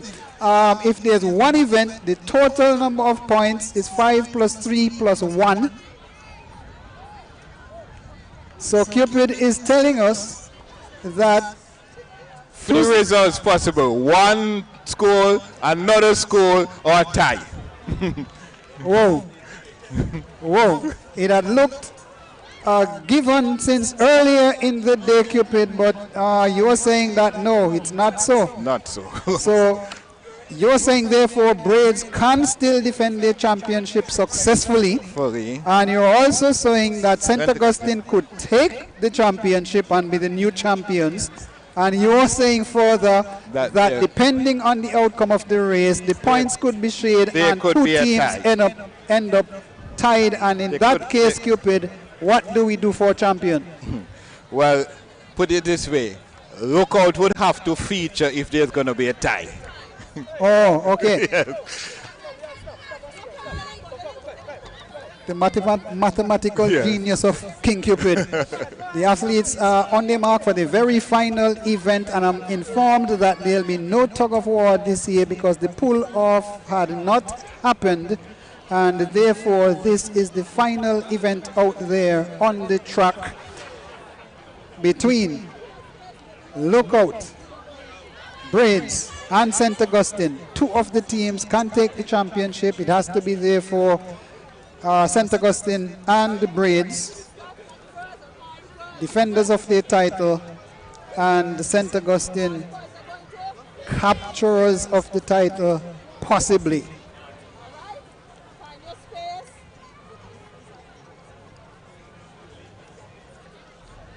So don't know what's the hold up, but instructions probably are being given. No, it's off and running. It is off and running, and any team as a result of what happens in this event can be the winners of this 2024 athletic meet. Braid School has decided that he's going to take a long distance, 30, 40, 45 meters ahead of everybody initially. Left to be seen if he has enough in his tank to bring it home for Braid School. Cupid says that Braids, yes, and St. Augustine, any of the two can win this championship. There could be a tie, there could be a win by 1 point. Way out front is Braids defending their championship. Braids it is, and all persons in green would be shouting. Blue is some distance back. There's a green and a green and a green and a green, a yellow and a green. They are the leaders right now. The green who was a long way out front, his pace has dropped. Look at his knees, look at his hands, not much left in the tank. Is it a case that the blue runner is a smarter runner and reserve something in the tank for the last circumnavigation of this track down here at Little Bay Park? I'll tell you what is happening on the eastern side. Green is out front, followed by green and another green. And blue is making up ground and closing in on the front runners. Could blue pull this off for Blue House and St. Augustine School? It's long time yet before I can tell you that. The crowd has surged forward past the rope. So me too, I have to come forward. Green is out front, followed by another green, followed by blue, who was a long way back and has made up about 50, 60 meters. And the crowd surges further forward, and green has turned it on. It's going to be the green, lean, Braids, athletic machine for number 1. Lookout takes number 2, it looks like. I don't know who's second, and there's some jumping, there's some shouting, there's some waving, there's some melancholy. I can't tell you what is what in terms of point. I leave that to King Cupid, but green knew what they had in the tank, started out front pretty quickly indeed, kept their pace all the way through. They had about 6 runners in the front of the pack and has brought it home safely for green, taking the 600 meters relay for boys. And Cupid will tell us in a bit whether they have defended their championship or whether St. Augustine has taken it, because it could only be between the two. I don't know who's who or what is what, who is victor, who is vanquished. Can't tell you that. What I can tell you is that the reading is very interesting. That's all I can tell you. And you will know at the very end when we give the trophy. Well, Cupid is taking us for a ride. You'll get the results. Very close. But with the final event, he said that one of 2 schools were capable of winning, and the only 2 that were in such position was St. Augustine, who have virtually trampled our comers throughout the day, but grade school closed it in with the 4x100. We'll tell you at the end. All I can tell you is that it's very interesting. Why King Cupid wants to have us in the balance, weighing in the balance. Interesting, that's all I'm saying. You know at the end. But what we know is that grade school took 5 and 1 is 6 points in that event.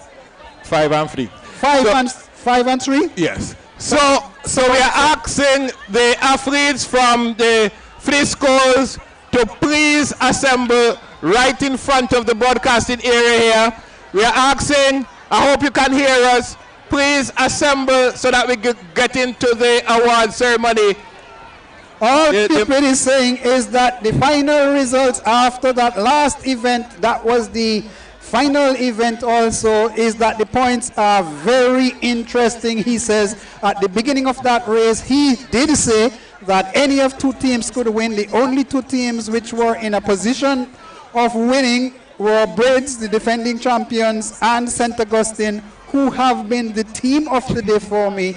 They have done exceptionally well in most of the races, but when it counted most, Braid School pulled in the points and may have overtaken. He's not prepared to say, and he's the boss, so I just have to obey.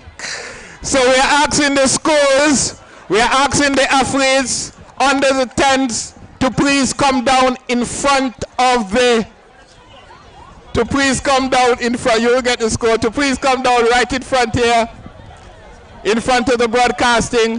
Please do so now. Well, that Cupid is holding the entire crowd here to ransom. You will know this guy Cupid is brave. Cupid versus the crowd. The points he says are very, very interesting. That's what I'm saying. But with a total of 5 and 3 are 8 and 1 and 9 points during that final event, and Braid School took 8 points. It's touch and go as to who's who and who's not. So please, we are asking teachers, please bring the students down in front here so that we get on with the medal ceremony as soon as possible. Please. Braid School, Lookout School, St. Augustine School, please assemble right in front of the broadcasting tent here. So we get on with the medal ceremony as soon as possible. But Cupid, what I can say, based on what was on display, that St. Augustine School made the day.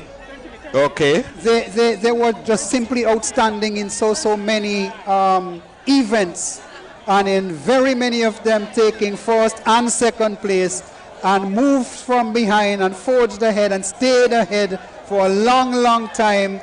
But the final 6 or so events, Braid School were able to pull back significantly, and in the final event they took top honors and may have defended their championship by a whisker, or that St. Augustine has won by a whisker. We'll see. Yeah. Very interesting you call it. Okay.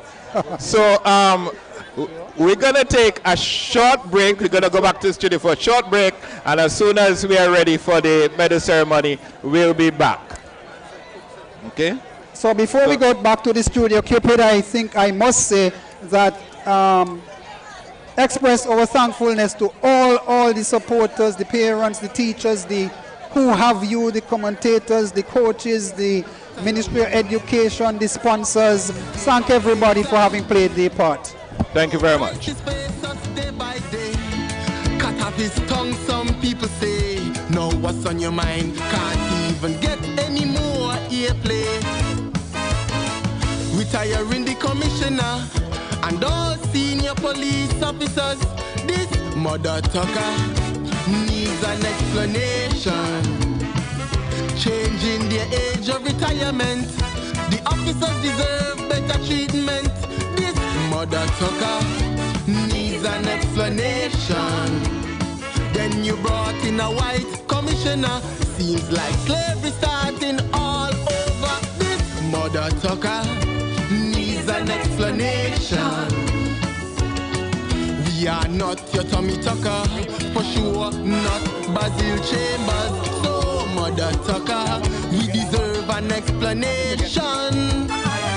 Don't take our people for granted, behaving as if we are so stupid. This Mother Tucker requires an explanation.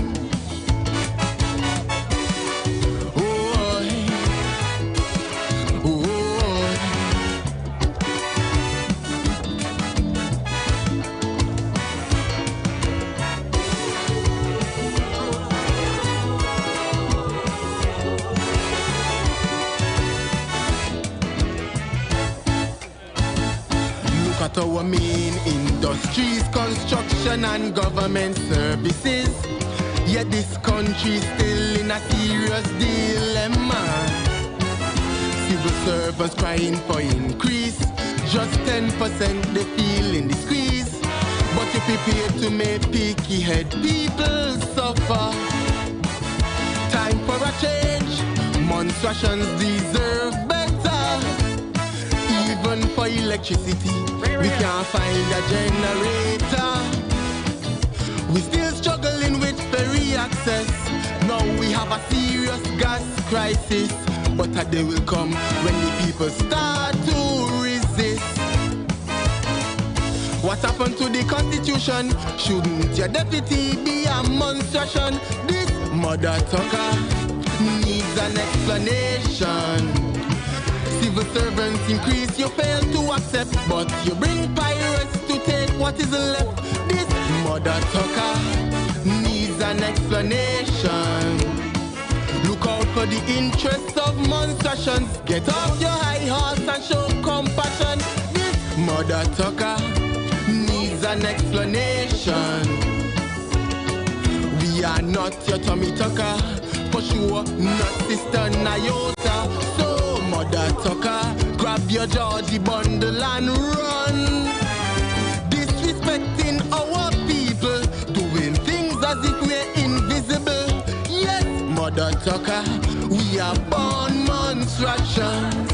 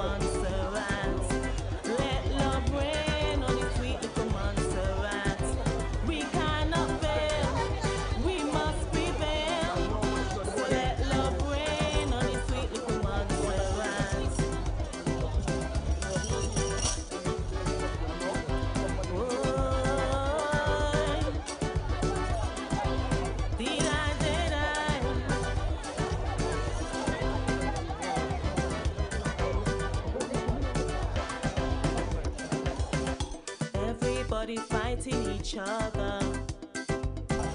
Some supporting, some against. But the problem for access still remains. Flying in these unsafe planes. Unlimited ferry service. I travel crisis from hell. Mistreating our people.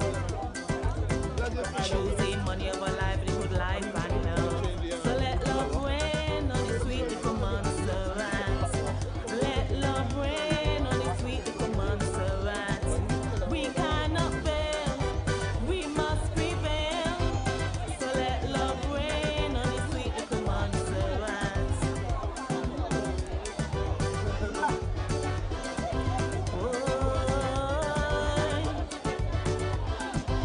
Did I?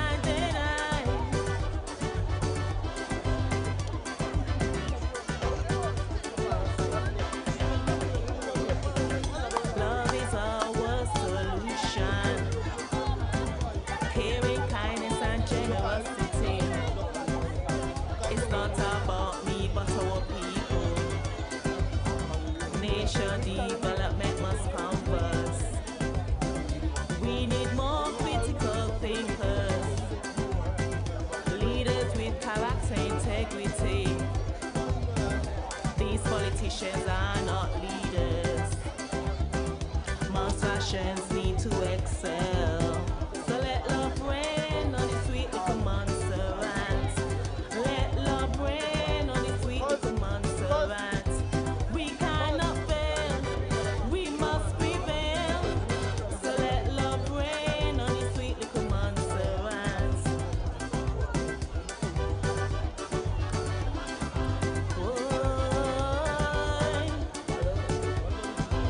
Did I?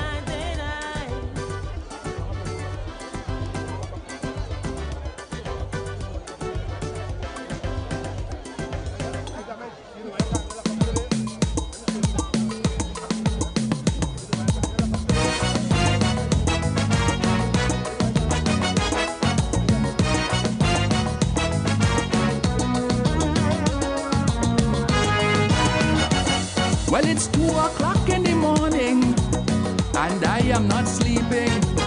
Is it a case of insomnia, or something more sinister? Whoa-yo, whoa-yo. Something strange must be going on, whoa-yo. Ever since I turned 50, everything just gone topsy-turvy. From me head right down to me body, everything like it just gone bazodi. Whoa-yo, whoa-yo. Something strange must be going on, whoa-yo. Midlife crisis, head the nicest. Midlife crisis, oh me vices.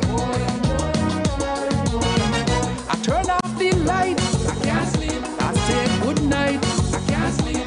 What is the reason, what is the cause? I wonder if I'm going through male menopause. 1 minute a hot, next minute a cold. I tell my wife, she said, baby, you just getting old. Turn the pillow, I can't sleep. Turn on radio, I can't sleep. I never used to worry about my health at all.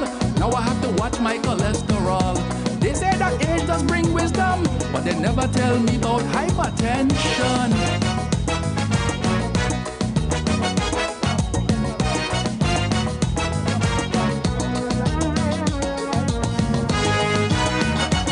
Well, it's 3 o'clock in the morning.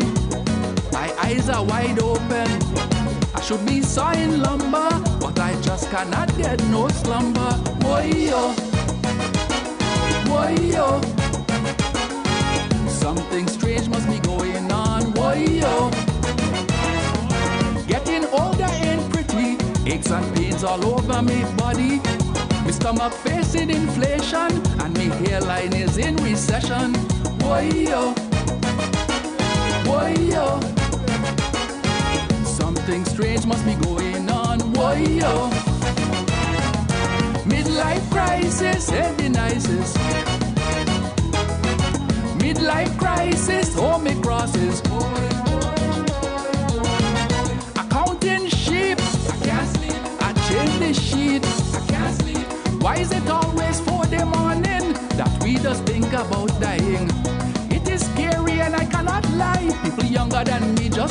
like flies. Melatonin, I can't sleep. Sleeping pill, I can't sleep. My head addle up with paranoia. Every pain I get, I hope it's not cancer. It is a shame and it's plain to see. Me and middle age just cannot agree.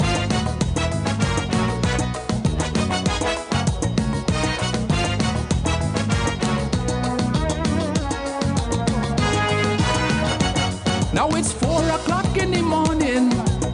A new day is dawning. I hear a cock crowing, telling me that I'm no spring chicken. Whoa-yo, whoa-yo. Something strange must be going on. Whoa-yo. One thing about Mother Nature, she surely have a sense of humor. I used to sleep like a baby. Now it's 4 hours if I'm lucky. Whoa-yo, whoa-yo. Something strange must be going on. Whoa-yo. Midlife crisis ain't the nicest. Midlife crisis, oh me vices. Sour sup tea, I can't sleep. Bedtime story, I can't sleep. Every ad on the television is about erectile dysfunction. I don't need Viagra as I can see, but I wonder if my wife just might disagree. The brain say yes, I can't sleep. The body say no, I can't sleep. I used to go 10 rounds all the time, just like Muhammad Ali in his prime. But nowadays, as soon as the bell does sound, I just get knocked out right in the first round.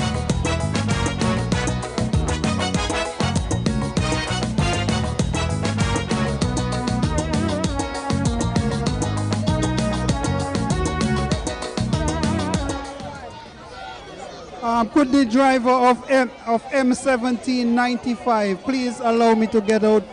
Driver of 1795, please allow me to get out. 1795. Right, driver of M1795, please. So we are getting ready.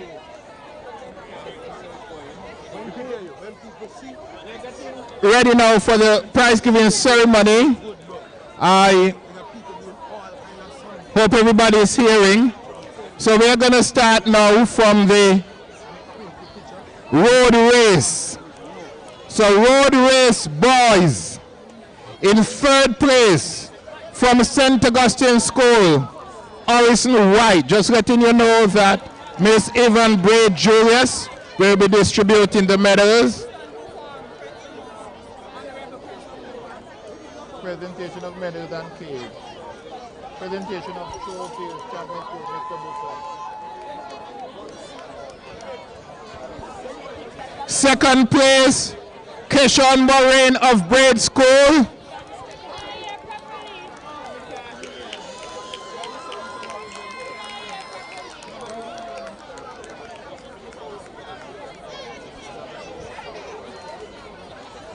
And in 1st place, Comey Bloods of Braid School.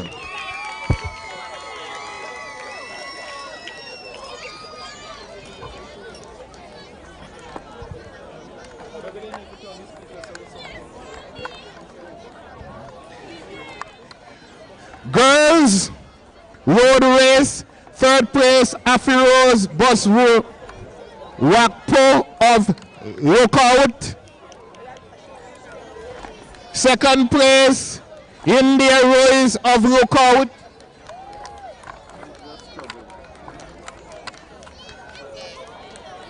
And the winner, Shirley McNichols of Braid School.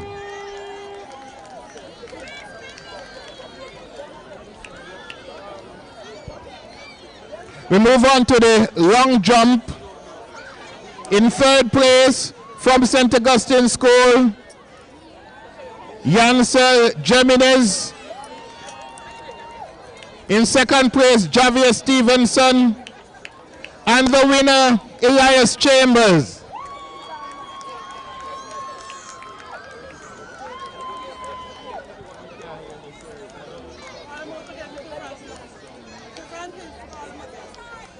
You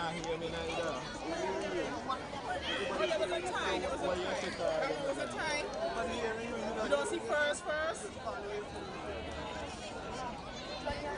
There was a tie for first. Oh, sorry. The third place was Yansel Gemines, and there was a tie for first place between Elias Chambers and Javier Stevenson.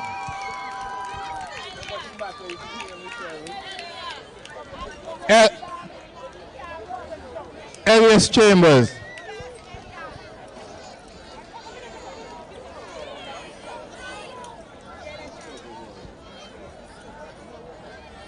Long jump class 2 girls. In third place, Arena Jr. from St. Augustine. In second place, Vincia Rybert from Lookout. And the winner, Miriam Castle, St. Augustine.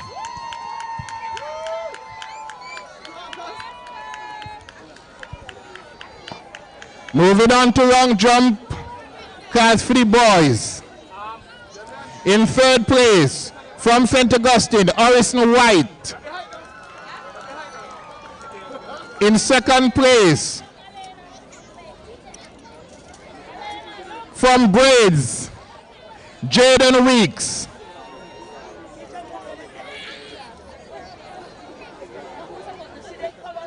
And the winner, from Braid School, Sian Baker.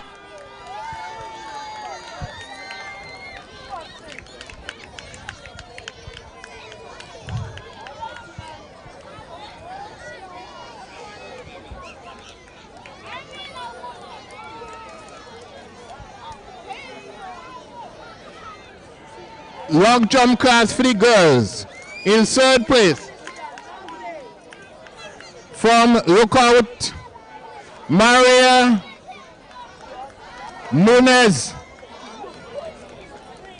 In second place, from Braze, Angelina Andrew.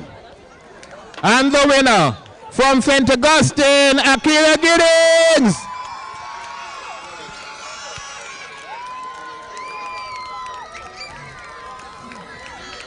Cricket ball throw class 2 boys. In third place, from St. Augustine, Yangsel Geminis. In second place, Daniel Paul from Braid School. And the winner, from Lookout School, Esmil Mendes.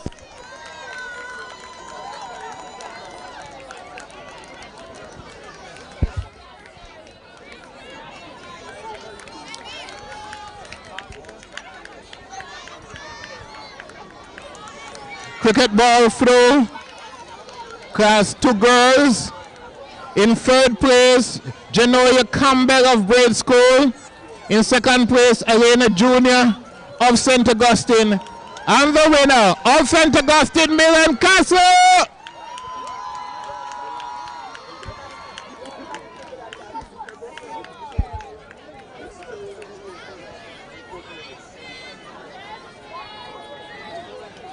Cricket ball throw class 3 boys. In third place, Joshua Bahadur of Lookout. In second place, Ishan Small of Braids. And the winner from Braid School, Jaden Wicks.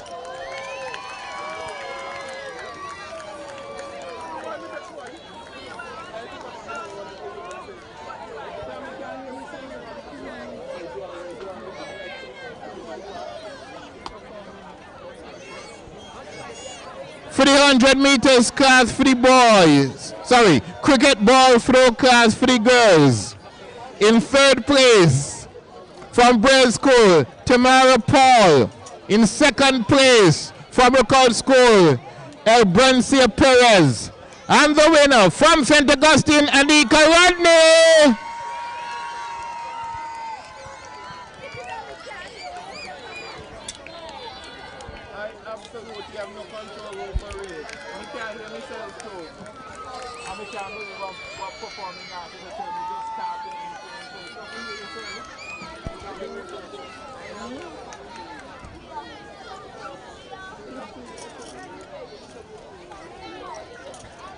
For the 100 meters class 3 boys, in third place, and we are into now today's events. Event number 1, 300 meters class, 3 boys. Third place, Micaiah Weeks.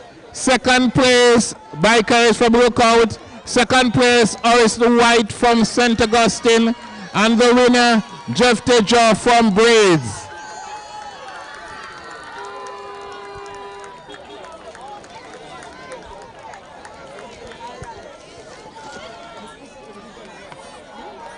For the 100 meters class, 3 girls. In third place, Afi Rose Bosfu Wakpo from Lookout. In second place, Akira Giddings from St. Augustine. And the winner from Braid School, Sherlyn McNichols.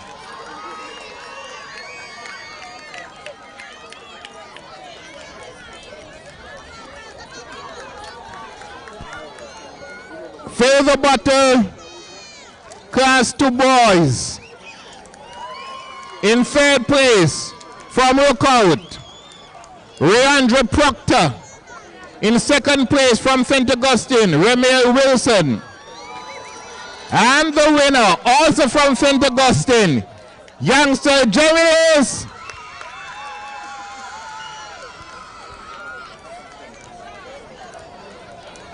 Fill the bottle, class 2 girls.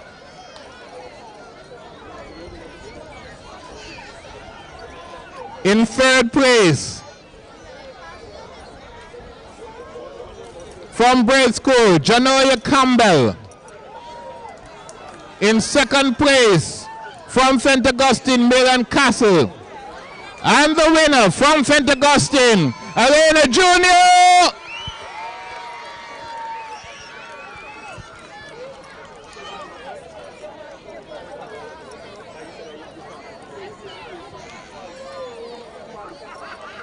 Skipping race, 80 meters class, 3 boys. In third place, from St. Augustine, Kaylan Darway. In second place, from Lookout, Joshua Bahadur. And the winner from Braid School, Calvin Pond.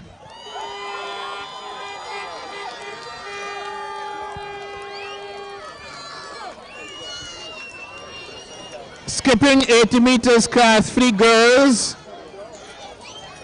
In third place, from Braid School, Casey and Morgan. In second place, from St. Augustine School, Akira Giddings. And the winner, from Lookout Primary School, El Brencia Perez.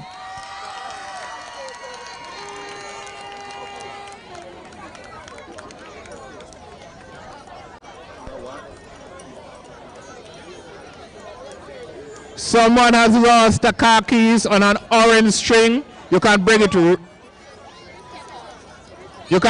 right here at the broadcasting tent if you found a key with an orange string. Skipping 60 meters class, 2 boys. In third place from Braid School, Javier Stevenson.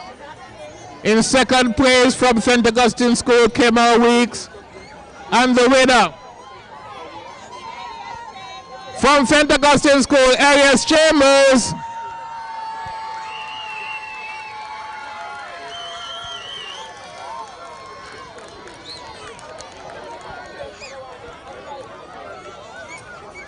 Skipping 60 meters class, 2 girls. In third place, from Braid School, Janoya Campbell. In second place, from St. Augustine School, Milan Castle. And the winner from St. Augustine School, Elena Jr.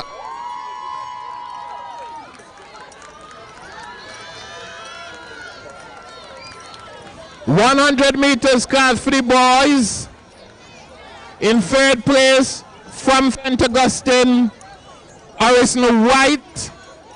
In second place, from Braid School, Jaden Weeks. And the winner from Braid School, Calvin Pond.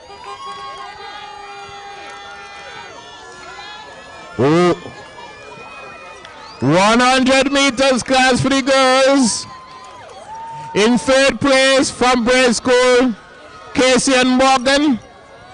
In second place, also from Braid School, Sherlyn McNichols. And the winner from Lookout School, El Brencia Perez.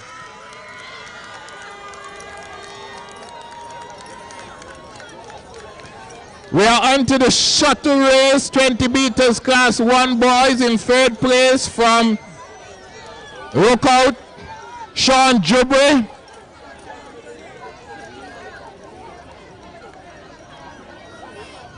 In second place from Braze, Rajan Allen. And the winner from St. Augustine, Keshawn Weeks.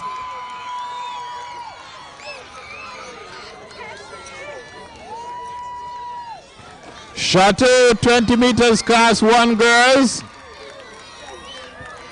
In third place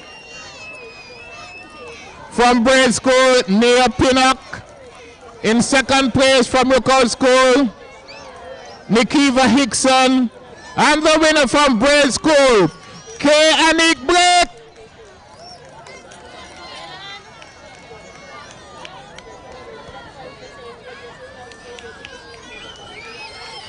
Moving on to shuttle class 2 boys. In third place from St. Augustine, Kemar Weeks. In second place from Braid School, Javier Stevenson. And the winner from St. Augustine, Elias Chambers.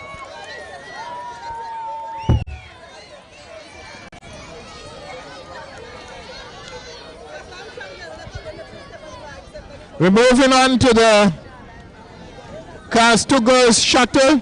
In third place from Lookout, Avencia Liebert. In second place from Braze, Genoya Campbell. And the winner from St. Augustine, Millen Castle.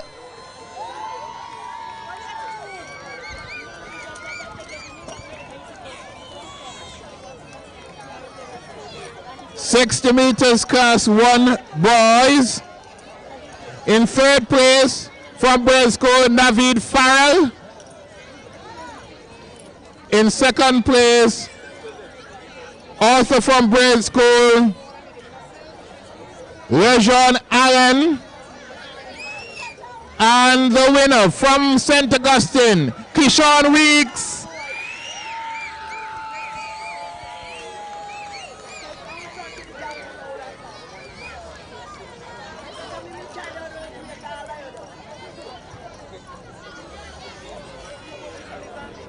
Quit. 60 meter.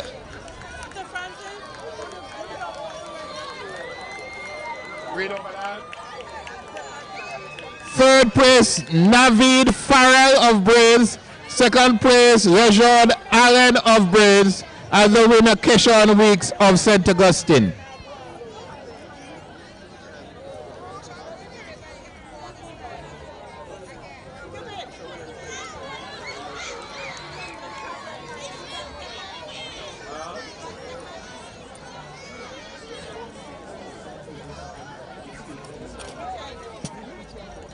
Yes. Yes. I wonder if the speakers can be turned this way. We're having a lot of difficulty hearing. I am not even hearing myself. Anyway, the speakers can be turned this way.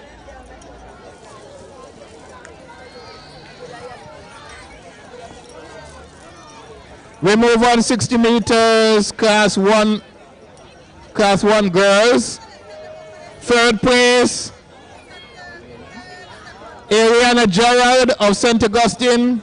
Second place, Gemma Wade, also of St. Augustine. And the winner, Keanik Blake of Braid School.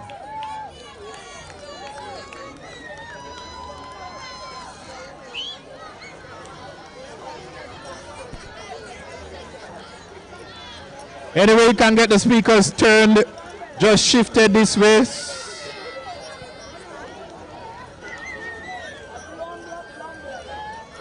80 meters class, 2 boys. In third place, Jeshon Diet of Braid School.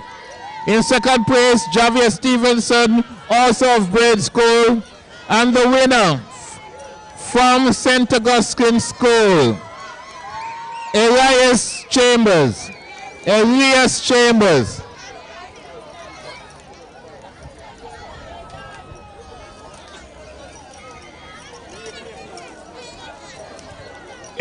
meters class, 2 girls. In third place, Genoya Campbell of Braid School. In second place, that's it, Arena Jr. of St. Augustine, much better. And the winner, Marion Castle of St. Augustine.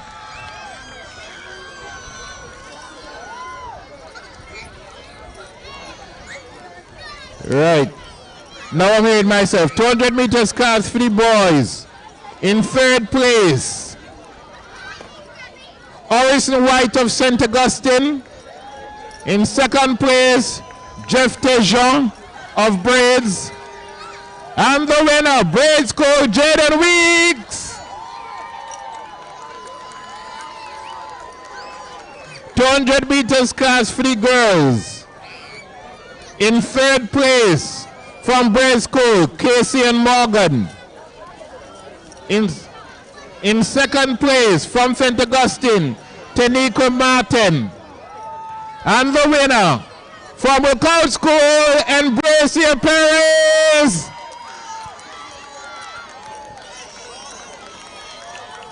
$150 meters class, 2 boys. In third place, Javier Stevenson of Braid School. In second place, Jeshon Dart Williams of Braid School. And the winner, Elias Chambers of St. Augustine. 150 meters class, 2 girls. In third place, from Braid School, Genoya Campbell. In second place, from St. Augustine, Elena Jr. And the winner, from St. Augustine, Marion Castle.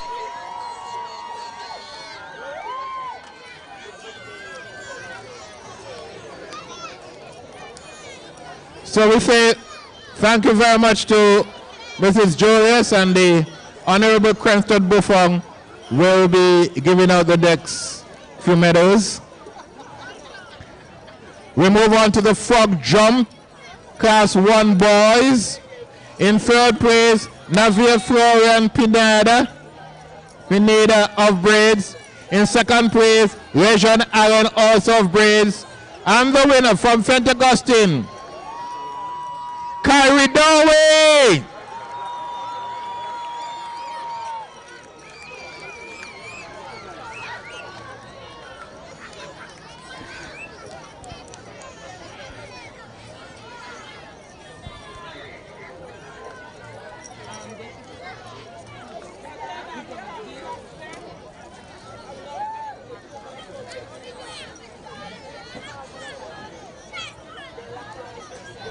Somebody left their running shoes in the fire truck. If so, correct it afterwards right here by the broadcasting tent.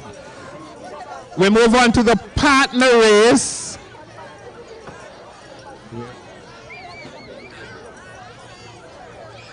Okay, so we move on to the partner race.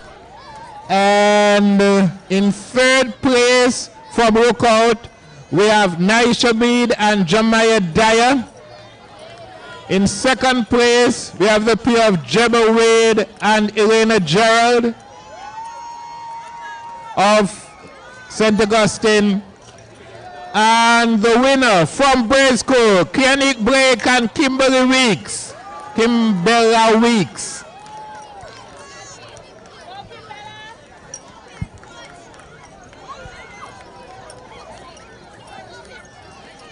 Mixed relay 4x100 class 3. In third place, the Braid School team of Jeff Tejon, Angelina Douglas, Angelina Andrew, and Cian Baker. In second place, the Lookout Primary School team of Dwayne McDaniel, Marian Nunes, Michael Weeks, and Elbrencia Perez. And the winning team from Braid School, Jaden Weeks, Sherlyn McNichols, Casey and Morgan, and Calvin Pond.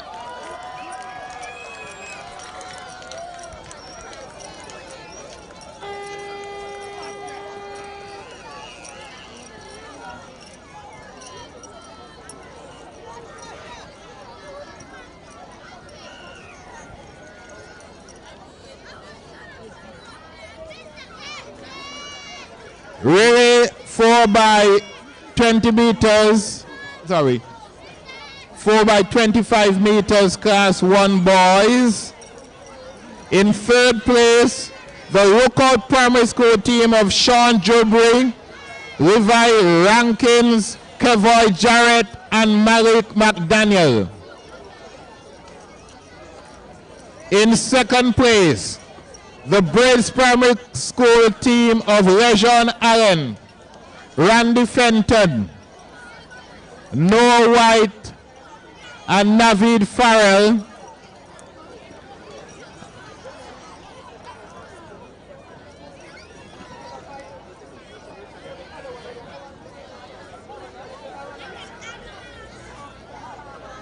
And the winners of the 4 by 25 meters, the St. Augustine Primary School team of Earl Brown, Kerry Dowey, Elijah Wilbur, and Keshawn Weeks.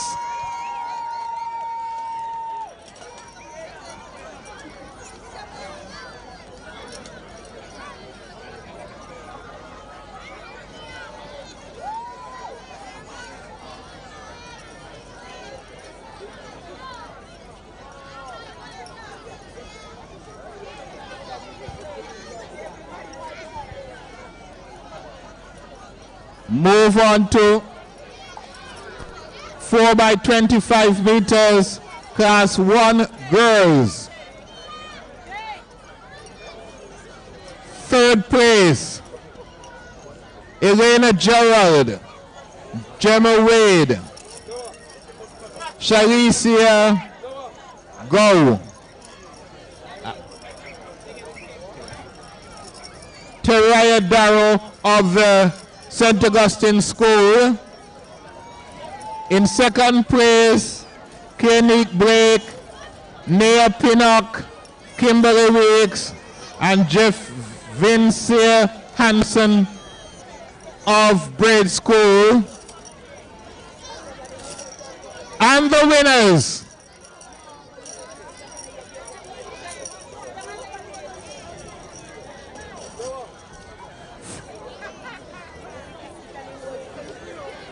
the winning team from the Lookout Primary School of Jemiah Dyer, Naisha Mead, Nikava Dixon, and Eliani Perez.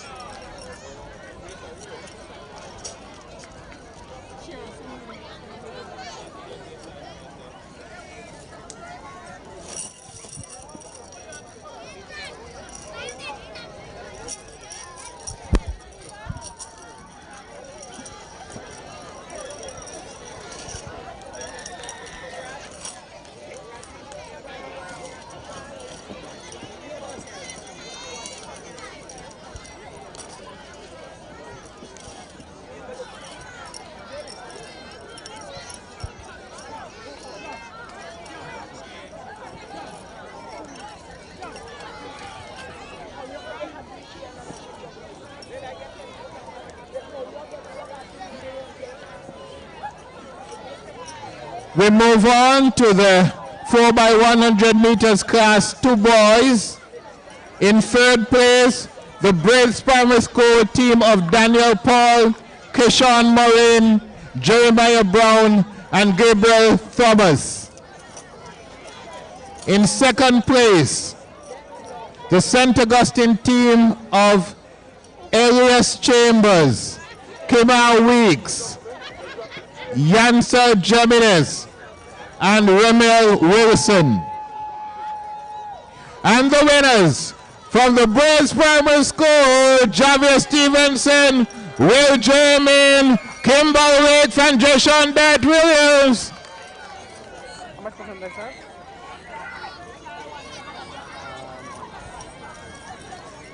So 3%, that should be enough.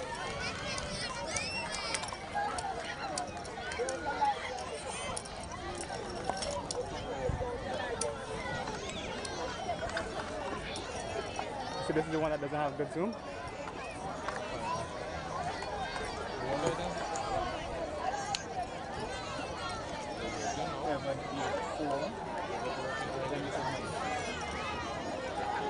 Driver of M784, somebody is trying to get out.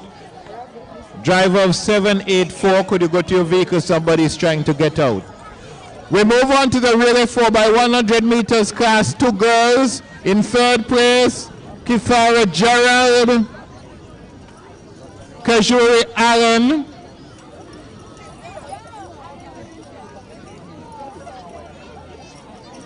Kajura Allen, and Irvincia Liebert of Lookout Primary School.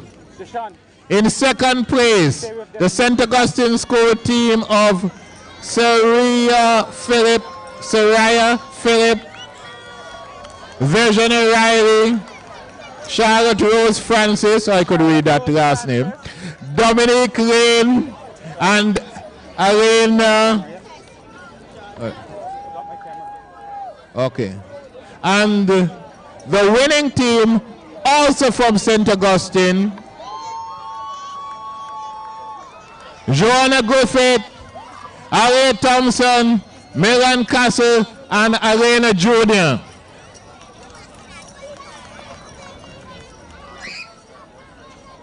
Really, 100 meters class for the boys. In 3rd place, the Lookout team of Dwayne McDaniel, Junior Dodson, Joshua Bahedor, and Michael Weeks. In 2nd place, the St. Augustine team of Kevin Edgecombe, Jan White, Elias Chambers, and Orison White. And the winner from the Braves Primary School, Jaden Weeks, Jafta Jean, Azari Deshuch, and Calvin Pond.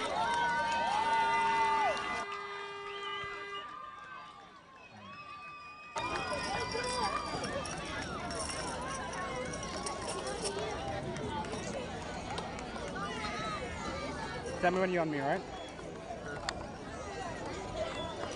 I'd prefer if I had this chair across there and I'd sit down and just...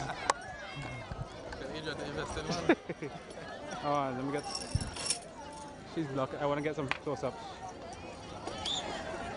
4x100 meters class for the girls. In 3rd place, the St. Augustine Primary School team of Abriel Hilia, Taniqua Martin, Anika Rodney, and Akira Giddings. You switch already? In 2nd place, the Brave School team of Sherlyn McNichols, Leah Reiner John, Angelina Andrew, and Casey and Morgan. And the winner from the Lookout Primary School, Elbrencia Perez, Maria Nunes, Afiroz Bosu Wakpo, and Rovane Howe.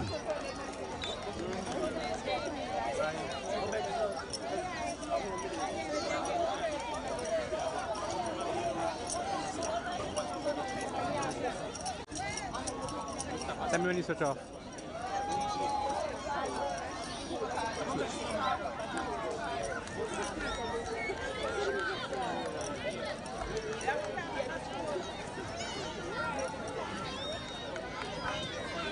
So we are. So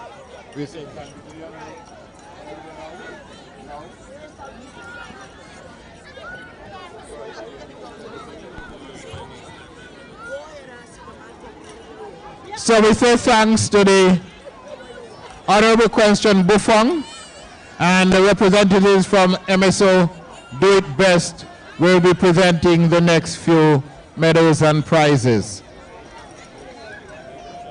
Miss Wendy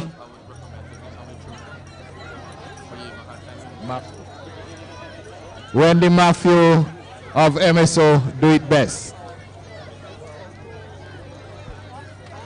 As soon as you see me start move or whatever, switch around.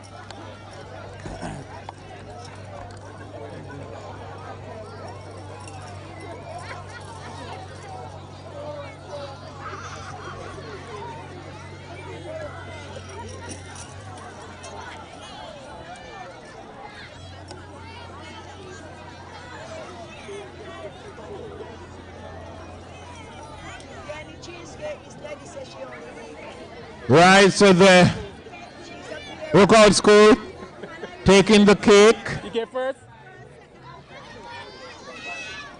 You're the whole team. You were the whole team. And we say thank you to the Honorable Cranston Buffon, Miss Wendy Matthew, representative of MSA Do It Best, will take over. 600 meters class for the boys. In third place, from the local school, Dwayne McDaniel. In second place, from Braid School, Jeff Tejon. And the winner, also from Braid School, Comey Braids. Second.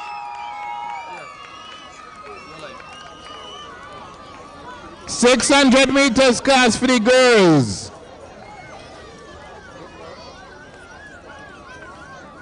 You go back. In third place, from Lookout Primary School, Landia Ruiz. In second place, from the Braids Primary School, Timara Paul. And the winner, by a mile and a half, from Braids Primary School, Charlene McNichols. I'm about to walk into my shot. We're getting down to the nitty gritty. I'm still live, right? Switch.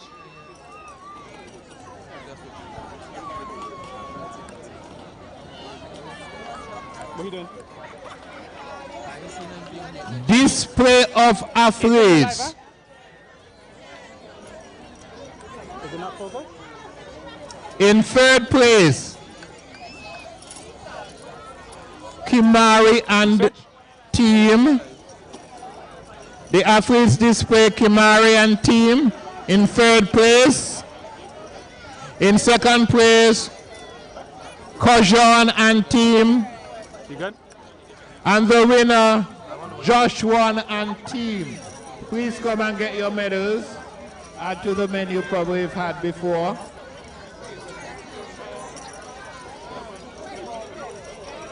So the display of athletes, please come with your team. Kimari, Kojon and Joshua, please come with your team. If not, we are moving on. The Fathers Race. In third place, Alexander Berrick. I did it already. Whoa, don't switch. In second place, Kevin Amsterdam. Go ahead. Doc. And in first place, Carl Hood. Please come and get your medals. 10 seconds and we move on. Switch. Mother's Race. In third place, Nicola Benjamin. First, second. All those who want medals, please come. We're not going backwards. Sorry.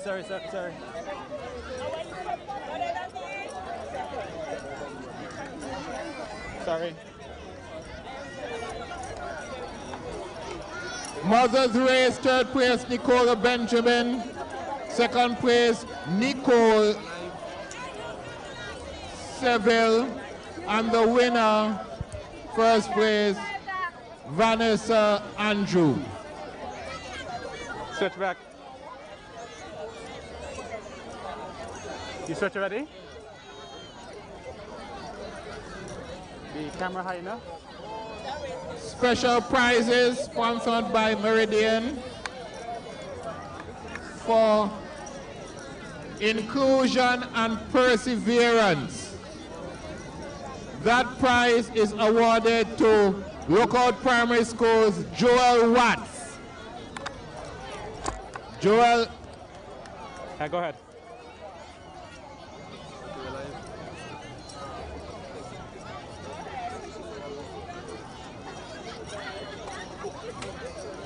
So, Joel Watts, if you're here, you have a special prize for Meridian.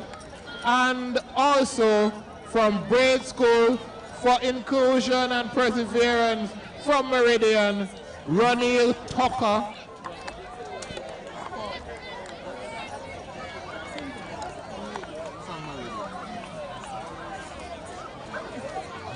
Ronil Tucker.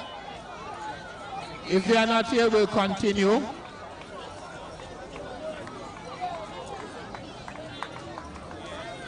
The March Past. Ladies and gentlemen, the judges have decided that the sharpest, the most coordinated team for the March Past this afternoon was the St. Augustine School. We ask two people, a male and a female, please come and get your cake. A male and a female, two of you come.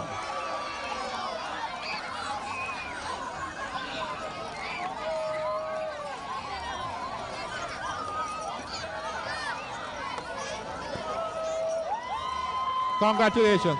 Oh, you can open the cake, let's get a nice picture.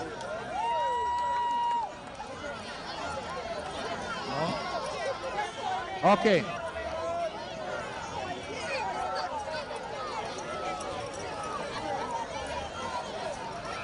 I get to see it. Okay.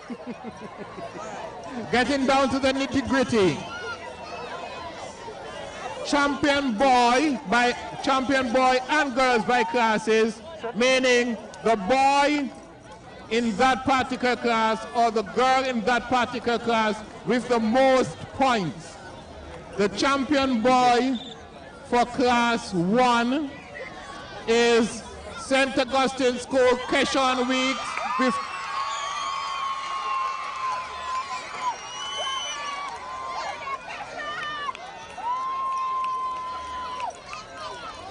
the champion girl for class 1 is Braids Primary School, Kenny Blake.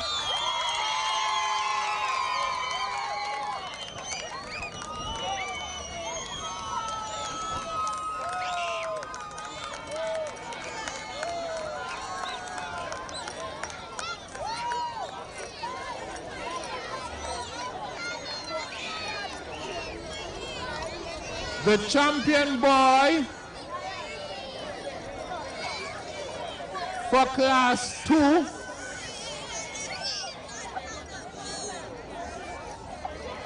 is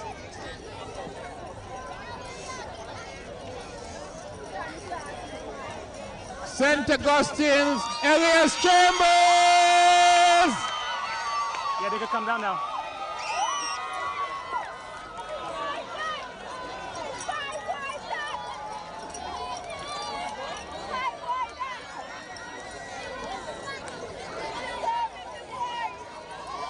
The champion girl for class 2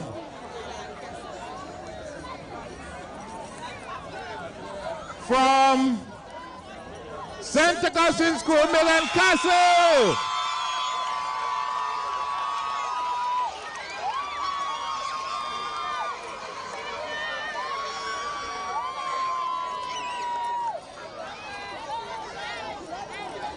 The champion boy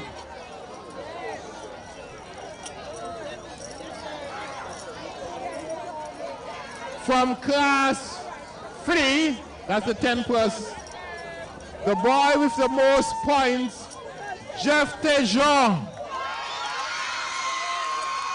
grade school.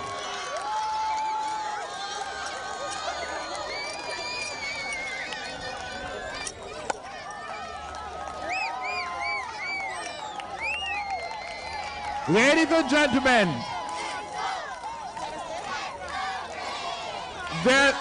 there's a tie for the champion girl class 3, and that tie is between grade school Shirley McNichols and local school Embracia Perez. So Shirley and from Braze and Elbracia from Lookout, both of you. There's a tie.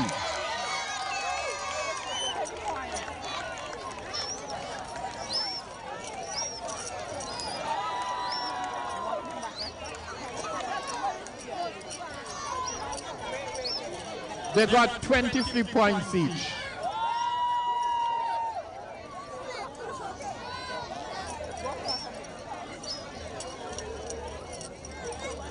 So now we move on to the Victrix Ludorium. And the Victrix Ludorium is the girl who made the most points in the sports for 2020. How are they dealing with that trophy? For? How are they going to deal with that? Do another one for the other. But let them know. Let them know. This goes to St. Augustine's Milan Castle. 31 points.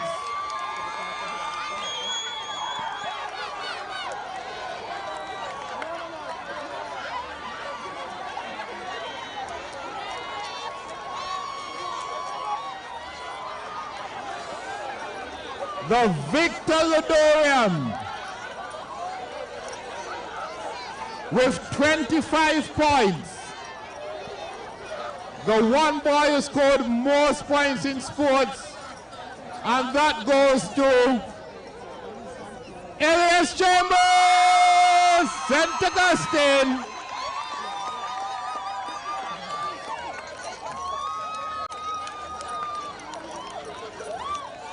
$25 points.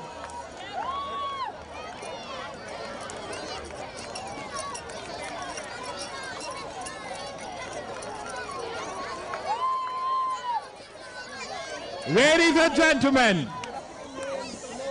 we have come down to what you've been waiting for all afternoon, and that's the final scores. I can tell you that Lookout scored 85 points. Lookout scored 85 points. Congratulations.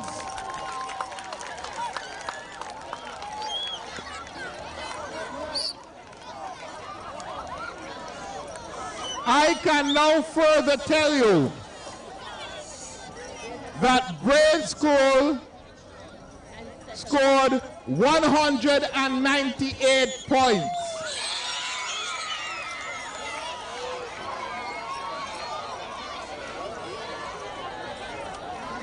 And I can further tell you that St. Augustine School scored 198 points. We'll have to split the trophy.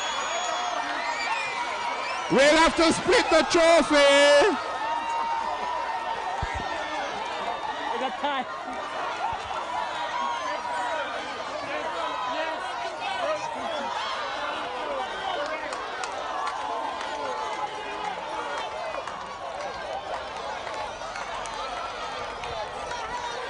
Okay, we'll wait for the tie victory lap, and then they'll come back and get the awards.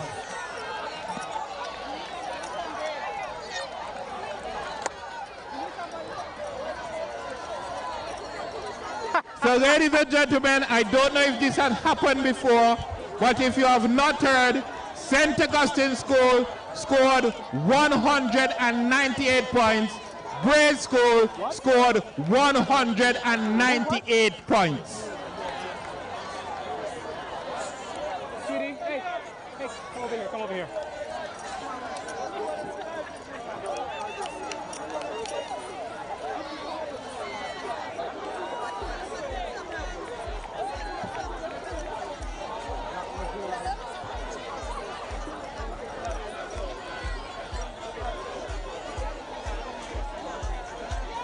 What a race. What an afternoon. So we'll have to split the trophy. 6 months at Braid School, 6 months at St. Augustine School. Thank you very much. We see you next week for the MSS Sports. Thank you very much for coming out. Over to you, Radio Montserrat. Or to the DJ.